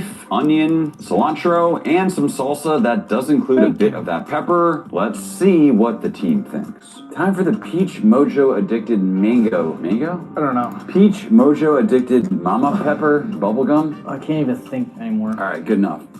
My mouth is so hot right now, I can't even tell if this is spicy. To be fair, the salsa's pretty spicy, but like that last one was just 10 times hotter than this thing. I actually like it. It does have a kick though. It's a manageable kick. Carne asada is nice because it has some acidity. You are cooking it over open flame, which I believe kind of dumbs down the spice level. Despite the extreme amount of pain I'm already in, I will say that taco was very solid. This next one looks almost as wild as its name. We've made it to the Big Mustard Mama. At 1.1 million Scoville, we are now solidly in super hot territory. Developed by the renowned pepper farmer Troy Primo, I am very concerned. Kyle, why is there oranges in a cup and a knife next to me? Fresh orange juice relieves spice. So basically you're saying I have to take a bite of a hot pepper and I'm about to eat it with 4 oranges that I apparently need to juice myself. That sounds awesome. Y'all ready for this? Why does that sound horrible? What is this? What did I just eat? Ah, it's like freaking rocket fuel. It's so sour. Ah, that big mama. Big old mama. Ah, hot mama. Hot mamacita. The thing with these hot peppers, I realize, you take a bite, you get hit with this like extreme feeling. You feel it in your ears, feel it down to your little tippy toes. No lips anymore. Tongue gone. Bubbling in your stomach, sweating. Now let's cook with this, I guess. And for this one, I got an extreme rib recipe planned. I can almost guarantee that these will be the hottest ribs ever made on Earth due to this little bottle right here. Very carefully crack this thing open. Oh, that is deadly. This powder is made out of smoked and dried Big Mama peppers. In powdered form, the heat is even more concentrated. And we'll get it on the grill. Now this is where things are about to get real. Let's assemble our glaze. And it all starts with our Big Mustard Mama. With it all finely chopped, smells just so intense in the room. Having flashbacks to taking a bite out of this thing. From here we'll add in some barbecue sauce, some mustard, a bit of honey, and we'll gently heat to let that spicy concoction come together. Just like that, our ribs are done. Time to glaze. 2 layers of heat here with the fresh peppers in the sauce and the powdered peppers seasoned on there. This rack of ribs might look pretty, but it's hiding an excessively spicy secret. Tastes like gasoline. Okay, the problem with this pepper is that it's not just insanely spicy, it's that gasoline flavor that I really don't like. Oh, wow. Oh. I'm just overwhelmed right now with spice. I think the takeaway is that pepper is way too spicy, but more importantly, the flavor is just not there. Let's just move on. What? Dying over here. After that Calabrian chili, everything went downhill for me. We've made it to our next pepper. This is the Deceiver. At over 1.2 million Scoville, the Deceiver is exceedingly rare and, I mean, just look at it. Terrifying. The Deceiver. It's a nice, optimistic, fun-sounding name. The little antidote here, apparently we have coconut milk. Does that work, Kyle? Apparently it's one of the best. I need a can opener now. Shut up, I'm on. Kyle, I need... Oh my Lanta. Bring out the milk. Here's that can opener. Dude, bring out the milk. No! Bring the milk! And the best Give me the...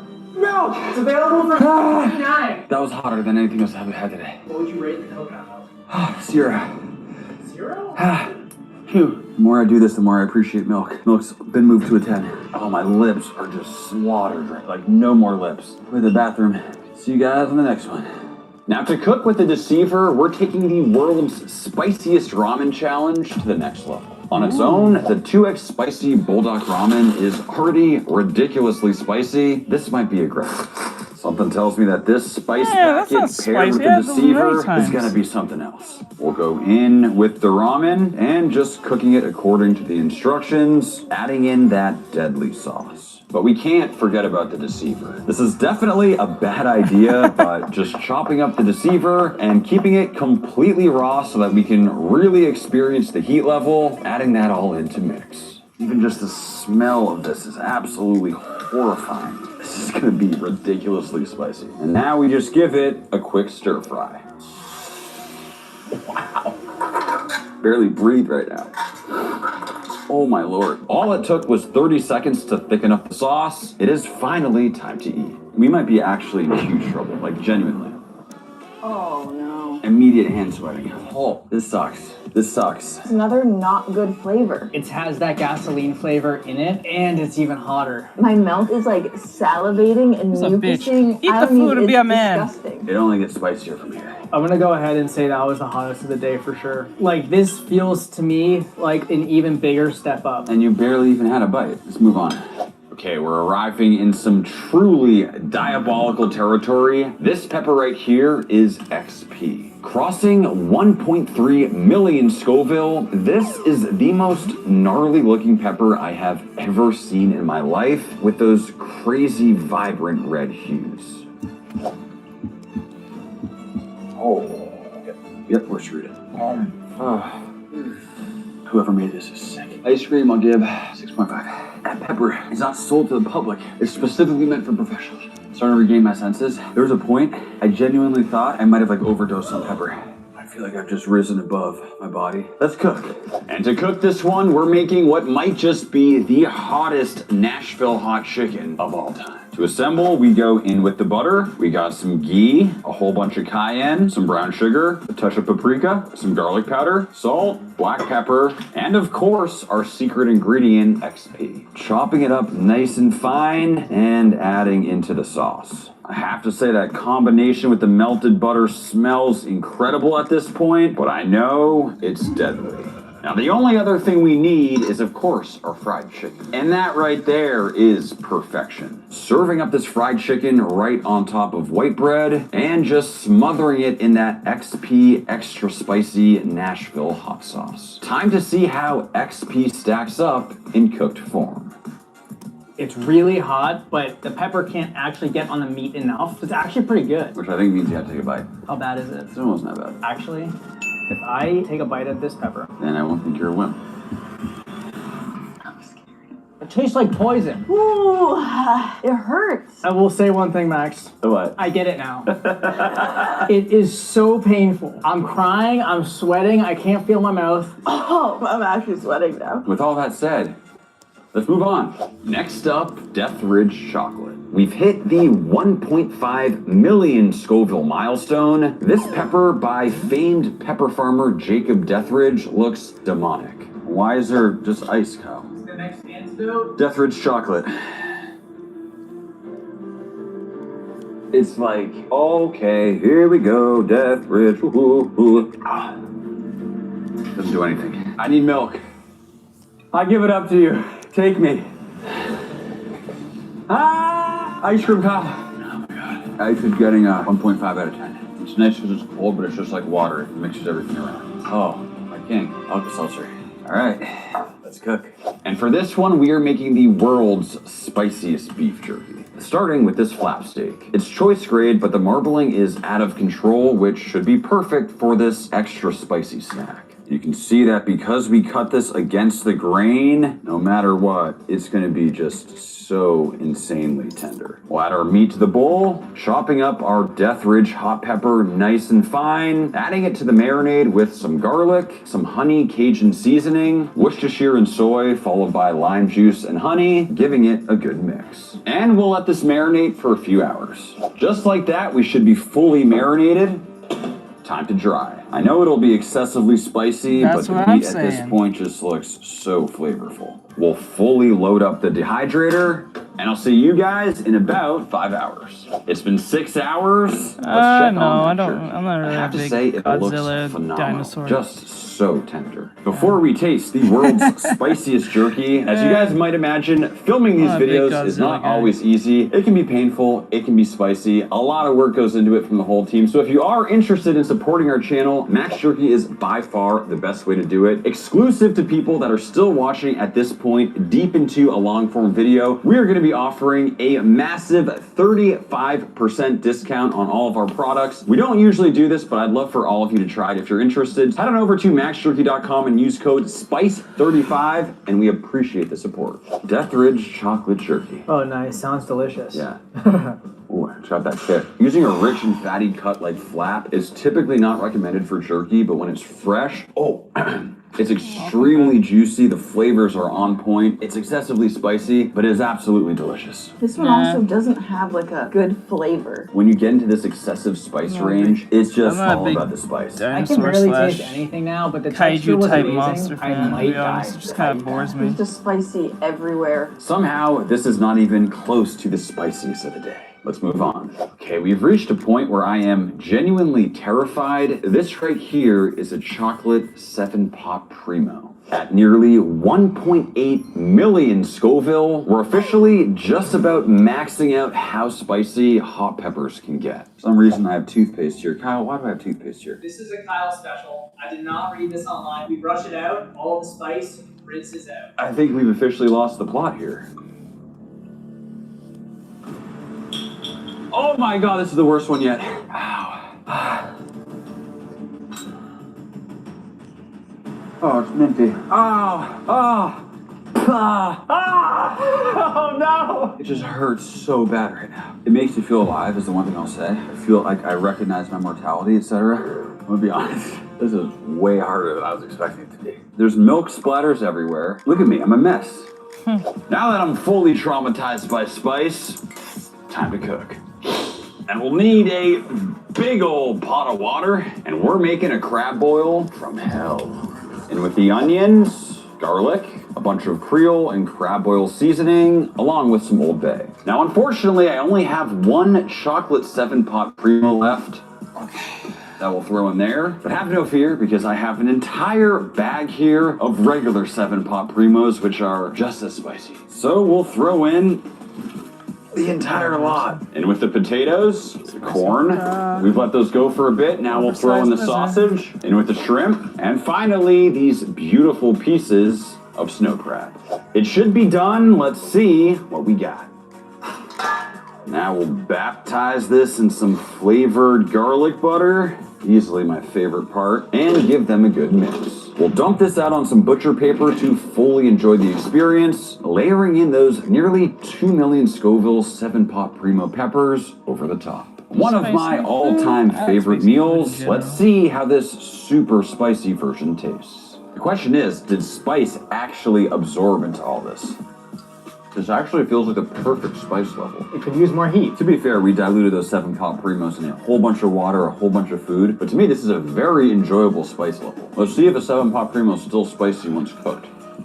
Definitely still spicy, but it is a little bit muted in a good way. It's really spicy, but it's not as hot as that last one. All I gotta say though, guys, is we've come this far, it is time to survive the final pepper. I'm hurting right now. I update my ranking. It's equally as hot as the last one. We finally arrived, the Carolina Reaper. Debatably the hottest pepper in the world, depending on who's the one ranking, but needless to say, it's deadly. Kyle, pickles? Acidic, sweet, crunchy, full. Since when does that help with spice? I was running out of ideas. Sick. North of 2.2 million Scoville heat units, Carolina Reaper. The last spicy food I'll be eating for a very long time, I'll tell you that much. very hot, extremely spicy. But we're doing okay. I mean, it's like extremely hot. I can barely talk here. My mouth is numb. I'm watching another food video while I work. I might have gotten a dud. Let's try the pickles. Dude's trying to eat spicy. I don't really know how much the pickles are helping with the spice. I give them a solid 5. We learned something here. Either you can become immune to spice, or possible for there to be potentially a dud. But what I think that means for our last round of cooking, we gotta do something a little interesting. Our final dish is chicken wings, and with what we have in front of me here, have no fear, it's gonna be hot. Yes, we're using each and every hot pepper of the day for this final deadly dish, combined into one absolutely diabolical feast. That doesn't sound like a good idea. Oh my lord, that is pungent, but it kind of looks like a party. Now we'll finish the sauce starting with some butter and of course a whole bunch of Franks. We've mixed it up into this beautifully silky texture. It's not hot. And now we'll bring the heat. Something tells me this might not be a good idea. Literally adding all of that in.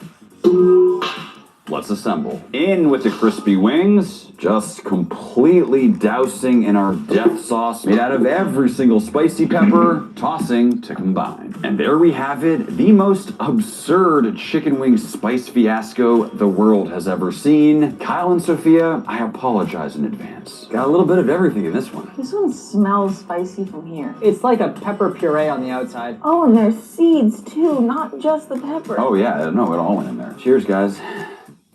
Initial taste is good. Are you sure about that? Oh yeah. Oh no, I have shivers on my body.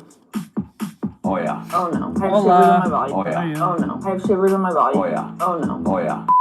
This is the last time I'm eating spicy food. I think we need to shut this video down. Thank you all so much for watching. Head on over to maxjerky.com. Be sure to use code SPICE35. Buy a bunch of jerky. Tell us all that this was worth it. And we'll see you next time. We're taking tomorrow off, guys. I feel so bad for tomorrow, Kyle. Yeah. Miskif has been accused of abuse by his girlfriend of 2 years and longtime friend, Emaru. All right.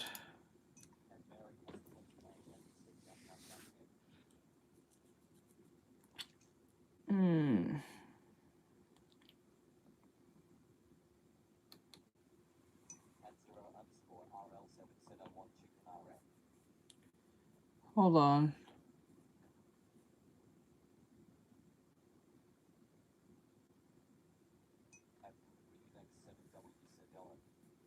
Hello, 1 second. Let me see this. Coffee has been getting sweeter and sweeter and sweeter to the point that baristas around the country are calling our morning drinks diabetes in a cup. Now, nothing wrong with a little sweet treat, but what happens when we're talking about a daily habit? What happens when we're talking about something that you chug before 9 a.m.? Well, it turns out that sweet drinks might be one of the worst things you can consume for your health, with one researcher calling them the plague of the world. Yeah, I found a lot of really interesting stuff to show you guys today. So today we're discussing the diabetes in a cup trend, not my words, the fact that sugar-sweetened beverages are one of the worst things you can consume for your health, the death of black coffee, and the surprisingly insane benefits of pure black coffee. Also, I want to say up front that I am not trying to shame you for your sweet coffees, just trying to give you entertaining health information, and you can do with it as you please. And also, there is a huge difference between a daily habit and a once-in-a-while treat, as you'll see. But first, while we're on the topic of daily beverages, it's time to talk about water, thanks to today's sponsor, Cove Pure, a countertop reverse osmosis purifier that gives you pure, great-tasting water on demand. The truth is, your tap water might not be all that healthy. I used to live near a landfill, and my tap water was questionable. There were concerns about leachate contamination. You could literally smell it in the air, and it made me wonder what was getting into my water. When I looked it up, it was bad. PFAS and other forever chemicals, lead, arsenic, microplastics, all linked to hormone disruption, neurological issues, cancer, and even weight gain. It's a growing problem. More than 70 million Americans have PFAS in their water. Basically, all tap water is not equal, and mine definitely was not. So I bought bottled water, which has its own problems. I even had an office water cooler, but the jugs were a complete nightmare. Eventually, I was distilling my water and then adding minerals back in, but it was a lot of work. Turns out that getting clean water is hard, but that is where Cove Pure changes the game. Cove Pure is a countertop reverse osmosis system that makes pure water simple. Just fill it with tap water and then almost instantly you have clean, pure, smooth, great tasting water. It's completely plug and play, no plumbing, no drilling, and you can get cold, warm, or hot water instantly. It uses 4 stages of filtration, including a reverse osmosis membrane. Most pitcher filters have a 1 micron pore size. Cove Pure's is 0.0001 microns, lab certified to remove over 99% of forever chemicals and thousands of other contaminants. Then in stage 4, it runs your water through an alkaline filter to restore minerals and raise the pH, a key step for balanced, great tasting water. I mostly use the removable pitcher. Fill my bottle, it refills itself, done. It's efficient, convenient, it looks great, and makes pure water effortless and easily accessible. I'm not into stressing about what's in my water or in my food, but I am into doing what I can. And with Cove Pure, it's never been easier to get clean, pure water on demand. If you're interested in upgrading your water quality, check out Cove Pure. Go to covepure.com/Kiana for $200 off the Cove Pure CP16. Thanks to Cove Pure for sponsoring today's video. On April 24th, 2016, a man pulled up to a Starbucks drive-thru as he with plans of picking up his morning drink. Only this time, he was met with a surprise.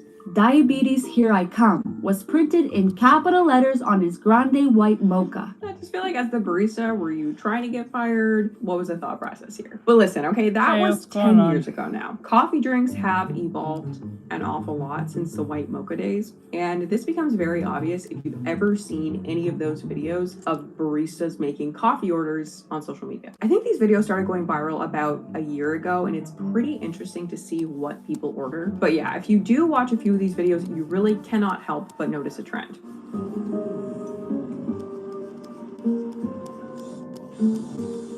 I'm doing well. I hope you're doing well. What are you up to? Thank you for asking. Now maybe you're thinking, that one has to be a joke, okay? That one is rage bait for views. And I agree, I like sweetness, but that one is literally crunchy at the bottom. The only way a drink like that is seriously gonna be palatable to you is if you've absolutely cooked your taste buds. Like that is a tolerance that you've built over time. But yeah, even if that particular video is fake, it is true that over the last few years, sugary drinks have gotten so out of control that baristas have been calling out a phenomenon they are seriously calling diabetes in a cup. That's what they're calling it. Y'all don't know gluttony till you work at Starbucks. There are people who come in every single day, get 15 pumps of vanilla, extra vanilla sweet cream, extra heavy cream, in one drink. And then you have the nerve to get a Trenta. Something about coffee. Somehow even Google's AI knows that this is a thing. It seems interesting, but I might lose interest pretty fast. Sugary, creamy coffee drink so packed with sugar, syrups, and high-calorie creamers that it's considered a major contributor to high blood sugar and is particularly harmful for people with diabetes. When you look around, you see that there are tons of posts by different baristas around the internet discussing the insane amounts of sugar people are putting in their coffee these days. McDonald's, diabetes in a cup, USA. Yep. Ladies and gents, I present diabetes in a cup. Little Dunkin' Donuts, diabetes in a cup. Starbucks,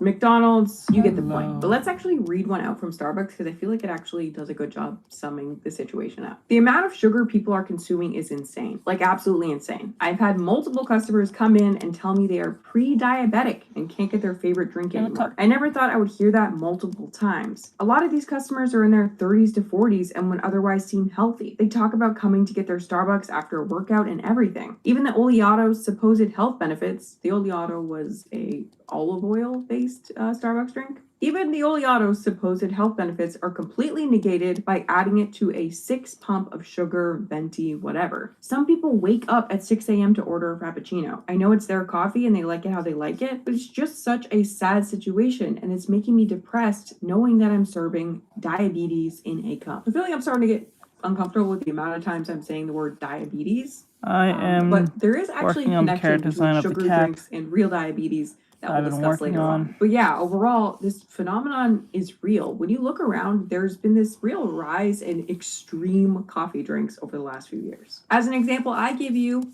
Exhibit A. The Ice Spice Munchkins drink. This drink is a collaboration between Ice Spice and Dunkin' Donuts that came out in fall 2023. It is not only a blended frozen coffee drink with whipped cream and like syrups, but it also quite literally has blended up donut holes in it, as in you're drinking donuts. Also, little Canadian side note, here in Canada, Tim Hortons has a complete monopoly over those little things, like in terms of what they're called. We call them here Timbits. And I actually think that's the only place I've ever seen them. But yeah, this drink, it has not only just one blended up donut Anyone hole, could. but man, you're crazy today. What are you up to? Maybe I should zap them. But yeah, this drink has not just one, but the large actually has 4 blended up donut holes in it. I feel like that is just so unnecessary to the point of not even being enjoyable. What happens when you like get a donut wet? Nothing good. It's gonna be like soggy, it's gonna be like clumpy, it's just like so unnecessarily obesogenic to the point of not even being enjoyable. And again, I'm telling you guys, I like sweetness. Sweetness is like my Achilles heel. I gave up fast food, no problem. I never crave a chip anymore, nothing like that, but sweetness will be the death of me. But yeah, this is how the Ice Spice Munchkins drink is made. This is an image I'm assuming is a guide for Dunkin' Donuts workers. I think that's correct. So we have a heaping cup of ice, water, that's good. Liquid cane sugar, looks to be a decent amount of it, 4 pumps. Cream, depending on how much you want, I guess. Coffee, syrup, and if we look around here, we see that's the only coffee in here. So this drink actually doesn't have real coffee. It has coffee syrup. Then we have the pumpkin munchkins, 2 for a small, 3 for a medium, or 4 for a large. Caramel drizzle in the cup, whipped cream, and caramel drizzle again. And this drink comes out to a whopping 830 calories. Now the drink is discontinued, so I couldn't find the rest of the nutrition information, so I don't know exactly how much sugar's in there, but I'm gonna go ahead and guess that it is a lot. Because if we take a look at the rest of Dunkin's drinks, not only do they have a lot of sugar, but there is a lot going on overall. Let's take a look. This is their most recent nutrition PDF. So first on here, we have the pumpkin cold brew with sweet cold foam. Medium, 240 calories. Okay, so far, not bad. It's a treat, it's a fall vibe. You get it while you do your apple picking or your haunted house, or it's just like a crisp fall day. At 240 calories, it's really not a big deal. Anybody can make that work in their lives as a treat. But as we can see here, it does have 41 grams of added sugar, which is definitely a lot of added sugar and in liquid I'm form, on all which we'll talk platforms. about later. But then we go down to the very next thing on the list, the cereal and milk culotta. This thing is 890 calories for a large or 670 calories for a medium. Now this is a very high calorie drink, almost 3 times the calories of the first drink. And it has 126 Food with grams says of ham. added sugar. In the Yeah. medium, that is more than 3 times the entire daily added sugar limit recommended by the World Health Organization and the American Heart Association and the dietary guidelines for Americans. It also, to put this into context, okay, that is more sugar than any one Hold on, single okay, on a cheesecake second. at the Cheesecake Factory.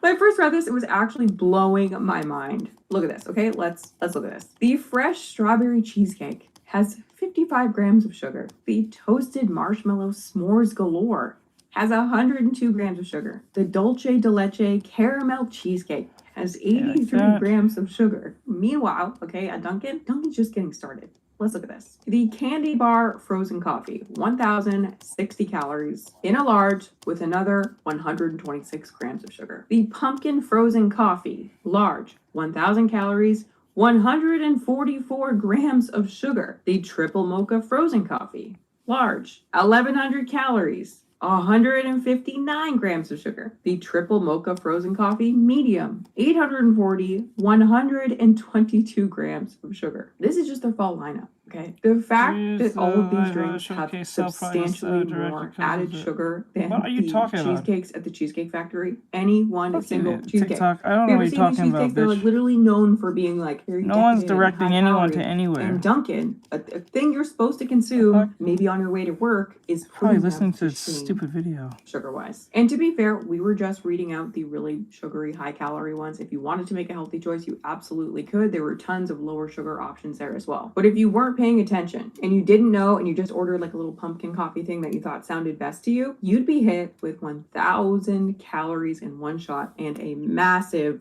sugar load. And it really isn't that obvious either which drinks are like the really high calorie, really high sugar ones.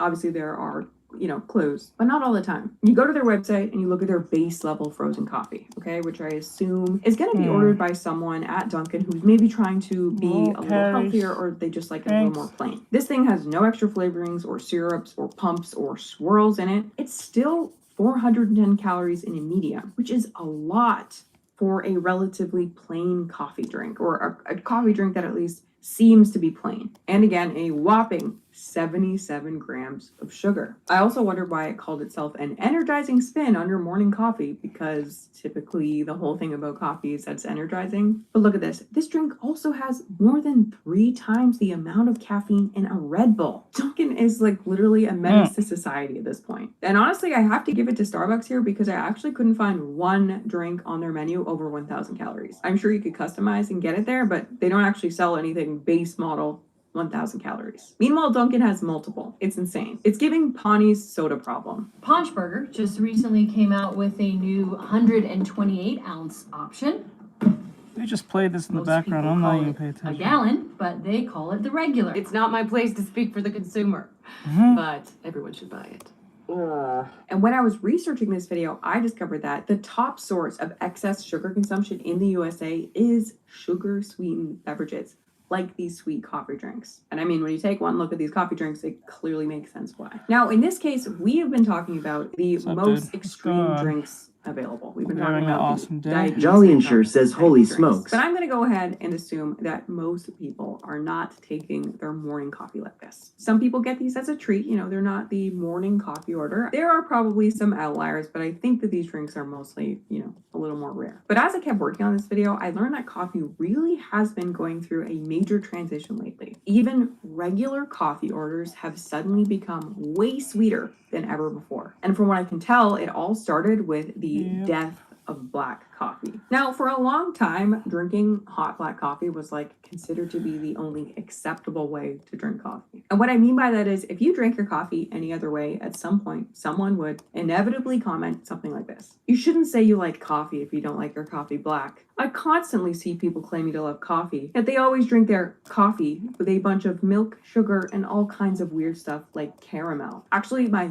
favorite place to get coffee in Toronto is run by a man who is, I say this very nicely, the biggest coffee snob I have ever met. I seriously mean that in the nicest way possible. The man knows everything you could possibly ever know about coffee, and his coffee is the best coffee I've ever tasted in my entire life. He has beans from like the tops of very specific mountains, and he sells Kopi Luwak, aka that coffee that comes from a small animal eating the coffee berry and then like pooping it out. This guy takes max pride in all his beans and his brews. But if you specifically order a coffee at his shop and you try to add sweetener, he won't actually say anything rude to you, but he is 100% judging you hard. You'll be like, can I have a sweetener? And he'll be like, just taste it. Just taste it.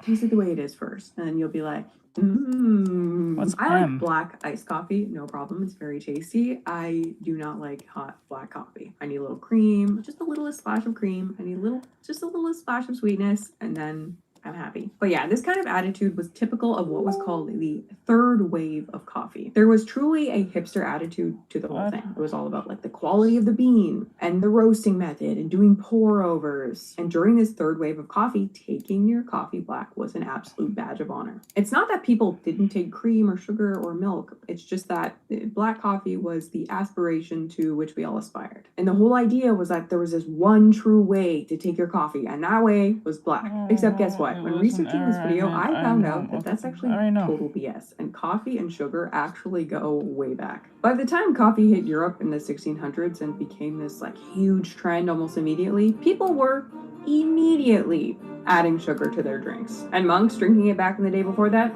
they were adding sugar too. So yeah, as coffee grew as a habit, sugar was always right along there with it. Apparently Voltaire, the writer/philosopher, would drink up to 40 cups of coffee a day, laced with both chocolate and sometimes extra sugar. But anyway, my point with all this has just been to say that coffee and sugar, they do go together. This isn't a new thing. It's not a weird thing. And now you know that if someone tells you that the only way to drink coffee is black, history says otherwise. But here's the thing. Up until now, we have been drinking coffee with sugar, not sugar with coffee.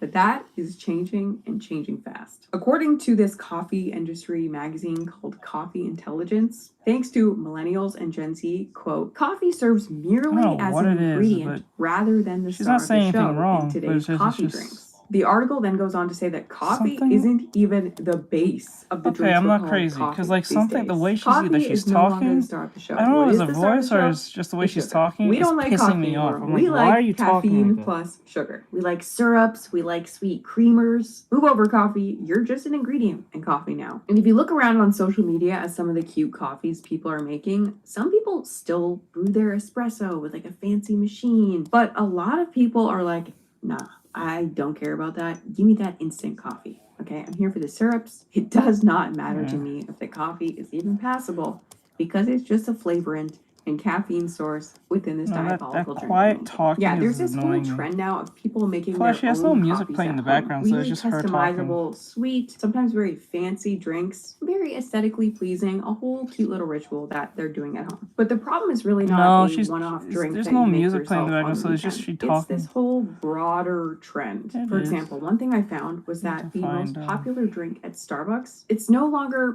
a cup of coffee. You'd probably think it would be like a cup of coffee, right? Or even maybe a plain latte or a cappuccino. No, the most popular drink at Starbucks is the caramel macchiato. That is the #1 drink according to Starbucks' own stats. Actually, I would have thought that the iced coffee would have been the #1 drink. So if you think about it, you're supposed to customize the iced coffee, you know, you add whatever you want. So you would think that the base iced coffee would be #1. But nope, across all Starbucks stores, it's a sweet treat. It's the caramel macchiato. Now, a caramel macchiato is basically a latte with espresso and milk, but also 3 pumps of a vanilla syrup and a caramel drizzle. And a medium-sized one has 250 calories and 33 grams of sugar. It doesn't say specifically how much added sugar, which is the more important number, but because milk also has sugar, let's assume that there is 21 grams of added sugar in the drink. Now, 21 grams of added sugar is a fair amount, but it's not insane either, especially after... Okay, I can't do it no more. I can't do it no more. The crumble cookie craze is not just another viral food trend. We have seen food trends before, but we've never seen one this big or this I can't let her talk. calculated. I can't do it no Crumble more. Cookies have a huge hold on people's emotions, unlike any food products ever have. I just we do really pinups, don't but I don't know do where it's going to go says thank you. from here. So in this video, we are going to be finding out just how the cookie crumbles.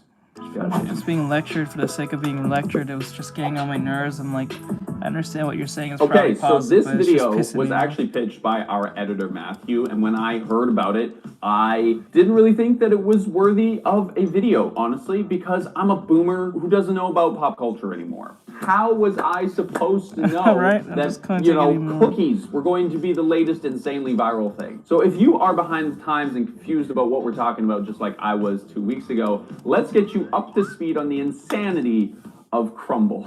So according to Wikipedia, crumble cookies was started in 2017 by a couple of Mormons who look like they steal cookies from Girl Scouts. And no, they're not a couple in that sense. They're just a couple of No, we're gonna Mormon play dudes. RV. So we're clear. And the whole premise of this company is that they release weekly We're gonna see signature how cookies RV's like, at and their then stores. And I'm talking I about wanna like see if we one can play weekly that. signature cookie. I'm And if talking we can't play 6 new signature cookies If you every can't play it single for week. some And you can god-awful buy it reason, from we'll any play one of their hundreds of stores across the country. And when we were writing this script, the lineup that was out at the time was actually kind of incredible. They had oatmeal skillet, pink velvet, mint mallow sandwich, lemon cheesecake, churro, peanut butter, and confetti. I'm about I mean, to that's finish just up an impressive right now in lineup 2 of cookies to seconds, have just at wanna- any store, let alone 980 stores across the country. That's 312 completely original cookies for the entire year. We put out a video every single week on this channel, and sometimes we struggle to do that. And now if you're thinking, yeah, this sounds like a completely unsustainable business model from a purely logistical standpoint, I would probably agree with you. But if you look at the numbers, it seems to be working. They are the fastest growing chain of dessert shops in the United States. and the 4th fastest growing food chain of look any like sort in Mormons. the country. And apparently they Mormons sell look on like still average can't nearly get a out of million cookies a day. And at $5 a pop, these are some pretty good numbers. But of course, we are not making this video because, hey, this really cool company just figured out how to make like an endless cookie hack with millions of flavors that people really seem to enjoy. No, this is a weird cookie phenomenon, actually, and it tells us some very interesting things about where our consumer world is at right now. So I decided that the best place to start would be to try them for myself. I can't exactly remember what I ordered, but this is a monstrous display of cookies. Look at this. The crumble cookie experience going into that store was actually more impressive than I thought it was going to be. As soon as I walked in, I was greeted by everyone in the back, which was kind of creepy, but impressive. It was popping. There was a lineup of people waiting as soon as I walked in, and there was orders coming out all the time. Staff in the back going crazy, making all kinds of cookies and stuff. And my cookies were delivered really quickly and with a really genuine smile. So like staff-wise and the way that they are trained is clearly making an experience that people appreciate. You order via iPad, which is like not new anymore, but still kind of novel, I guess, for some people. I gotta say, these cookies look exactly like the ones that I ordered off of that screen. Here we go. I bit off a significant chunk of that, and I've still so much cookie to go. It's good. Is it good? Is it I don't know good? what else to tell you. Is it a good cookie? That one was chilled, which was really nice. Had like a cream cheese topping on it or something. Yeah, this is like their specialty one. This is the French toast. How do I get? Is it a good cookie? That one's not as good. Here's a churro. Tastes like a churro. I'm not really sure how I'm expected to eat this. This is like, look at that. That is like, this is not something you can eat in your car. What the hell? Okay, I'm gonna try though.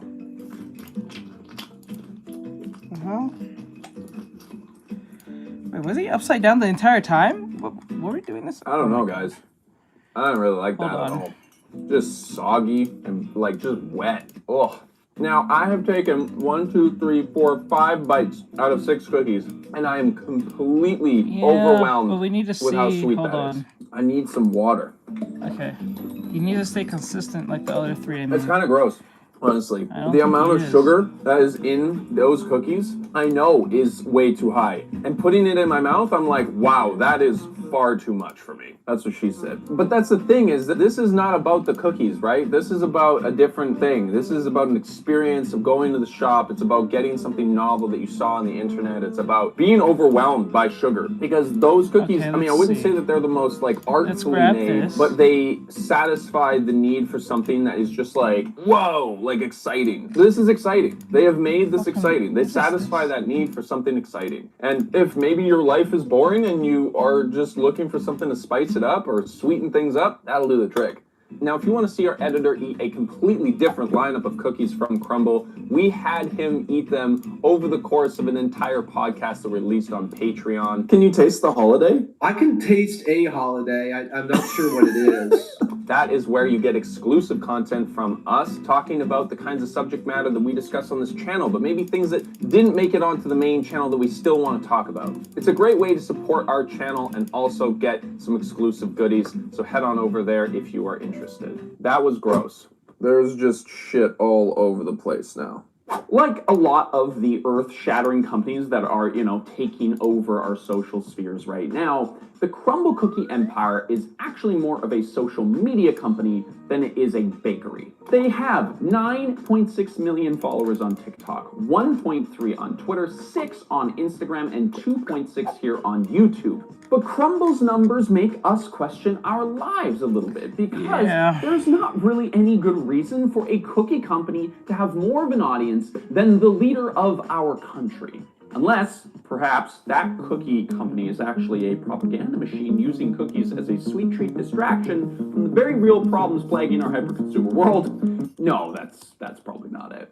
The hype that this company has created is certainly not a mistake, but I think that it was probably a surprise for the creators of the business. These cookies have become a social glue for literally millions of people, and I don't think anyone saw it coming. And it's frankly gotten a little out of control, with people taking cookie drops a bit more seriously than I think any person who is above the age of a toddler ever should. This is a literal quote. I'm gonna read it out from the page because it's honestly worth it. Has Crumble lost their f***ing minds? An entire week of only pies. This is stupid.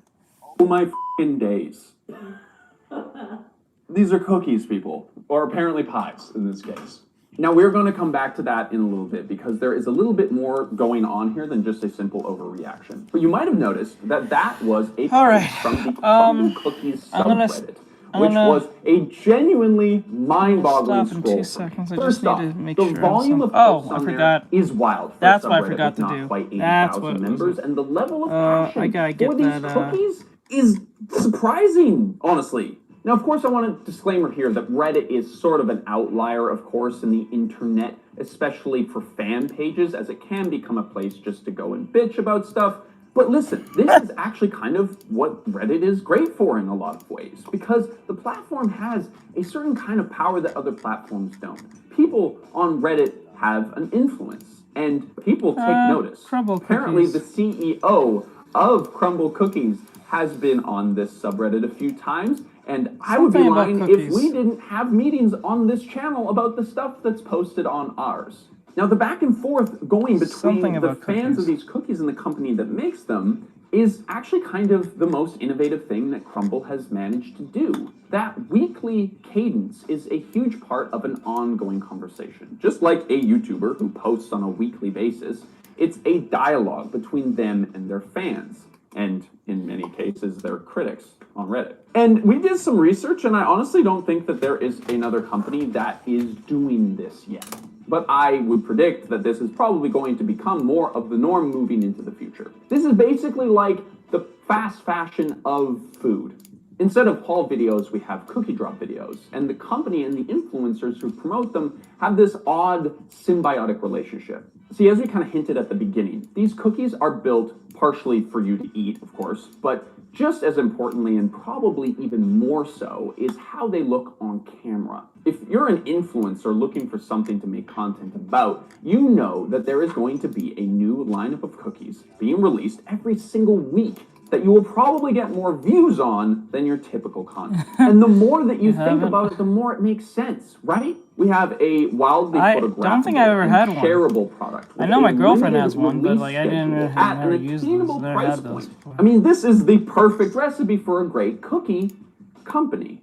It also makes sense that this company would release a specialized Crumble cookie cutter, because, I mean, nobody has knives, right? You couldn't just cut the thing in half. But I will say, like, jokes aside, these are expensive cookies. You're probably going to be sharing them. You want everybody to have the same amount of cookie, right? Apparently they discontinued it. We could only get a 404 message when we actually tried to look it up. But I think they should bring them back. Now, I want a cookie divider, because if you've ever had siblings, I think we all can understand the importance of getting the quadrants of cookie perfectly divided. Yeah, I don't know about siblings, but I know that you and I are very careful about how we split things. I think it's because you had siblings. And this is where it's actually so much smarter than just standard fast fashion. Because unlike the $7 shirt that you get from Shein, which only suits certain people or fits certain people, these cookies can be enjoyed and experienced by anyone. On top of this, they're cheaper, and being a food product means that they can be built into people's routines. People are putting their Crumble pickups into their Google Pals and consuming the content that leads up to these releases and during them to get themselves excited for their next visit.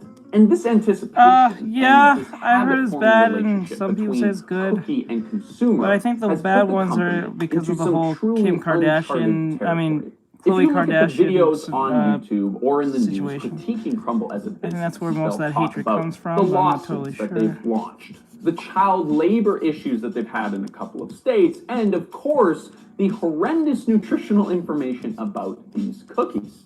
And yeah, the truth is, they are trying to trademark this particular kind of cookie release schedule, and there were some 14 and 15-year-olds that were making cookies. And yeah, their cookies are spectacularly bad for you, but nobody cares. You know what people really care about? That's where that what they really care from, about?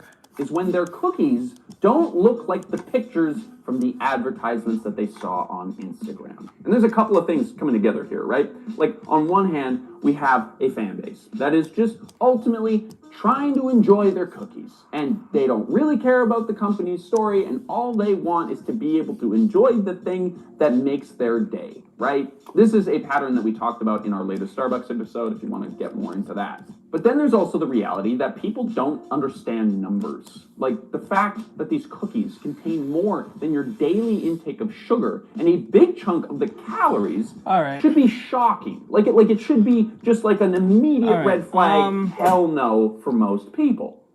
Okay, I gotta stop here. If I don't stop, I'm not gonna stop. All right. Let me see here. Let me see. Let's see here. It's there. All right. Now I gotta flip you back. Let's grab you and flip you. Flip for. Okay, not what I meant. I meant the kitty, not the canvas. There we go.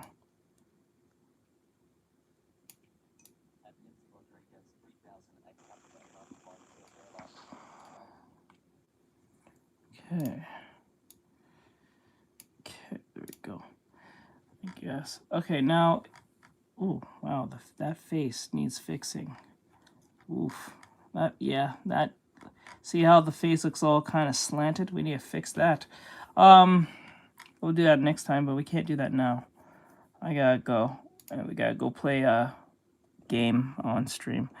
Let me see canvas. I'm gonna flip. There we go. All right. So I don't feel like this is I don't think this is consistent with these. His head is too rounded. We need to make him more fluffier. I think he's too skinny. We need to make him make his head and stomach a little bit more wider, a little more square, so it can fit and match with these three or so. But yeah, I think this is a good concept to start with. Actually, his eyes are wrong. Let me see here. Can I flip that? There we go. His eyes, the thing on his eyes on the right. Did I put the thing in there? Did I not put the thing in there? What the fuck? What the fuck? Okay, I guess not. Wait, no, it's right there. Where? Oh. Grab it. Hey! Hey! Hey! Thank you. Put it right there. And then flip it upside down.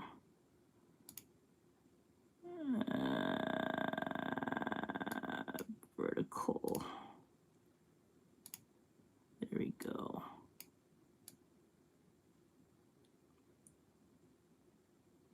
There we go. All right, he needs fixing. He needs to look consistent with these three. And then we have a little bit more chubbier. Shouldn't be that skinny. And there's a kitten. All right, so with that said, I'm gonna jump out of here, guys. We're gonna go play some game on stream. I don't know which one we're gonna play. We might play Repo. We might play RV Dare yet. We're not sure yet because I don't know if my mod's computer can handle the game, because my previous mod couldn't handle it on his computer, which is strange. So we're gonna see if she can play it. If she can't play it, we'll play Repo. All right, guys, I'm gonna let you guys go. Thank you guys for coming in. I appreciate it very much. So for those who came in, who came for the art, if you're here for the art, that's great. If you're here for me and the art, that's cool. Let's see. You used to draw paper a lot. Yeah, I guess. I started on Artextric digitally.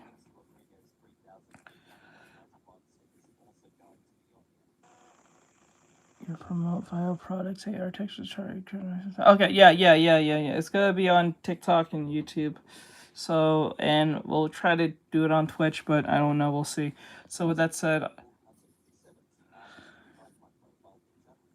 I can't see what it looks like. All right. So with that said, it's too small. With that said, I'll see you guys in the next one. Have a great night. I'll see you guys in the next one. Thank you for coming in. I appreciate every last one of you. Thank you guys. And I'll see you next time. See you tomorrow, guys. For those who are for the art, I'll see you in a couple of minutes to play game. All right, there, guys.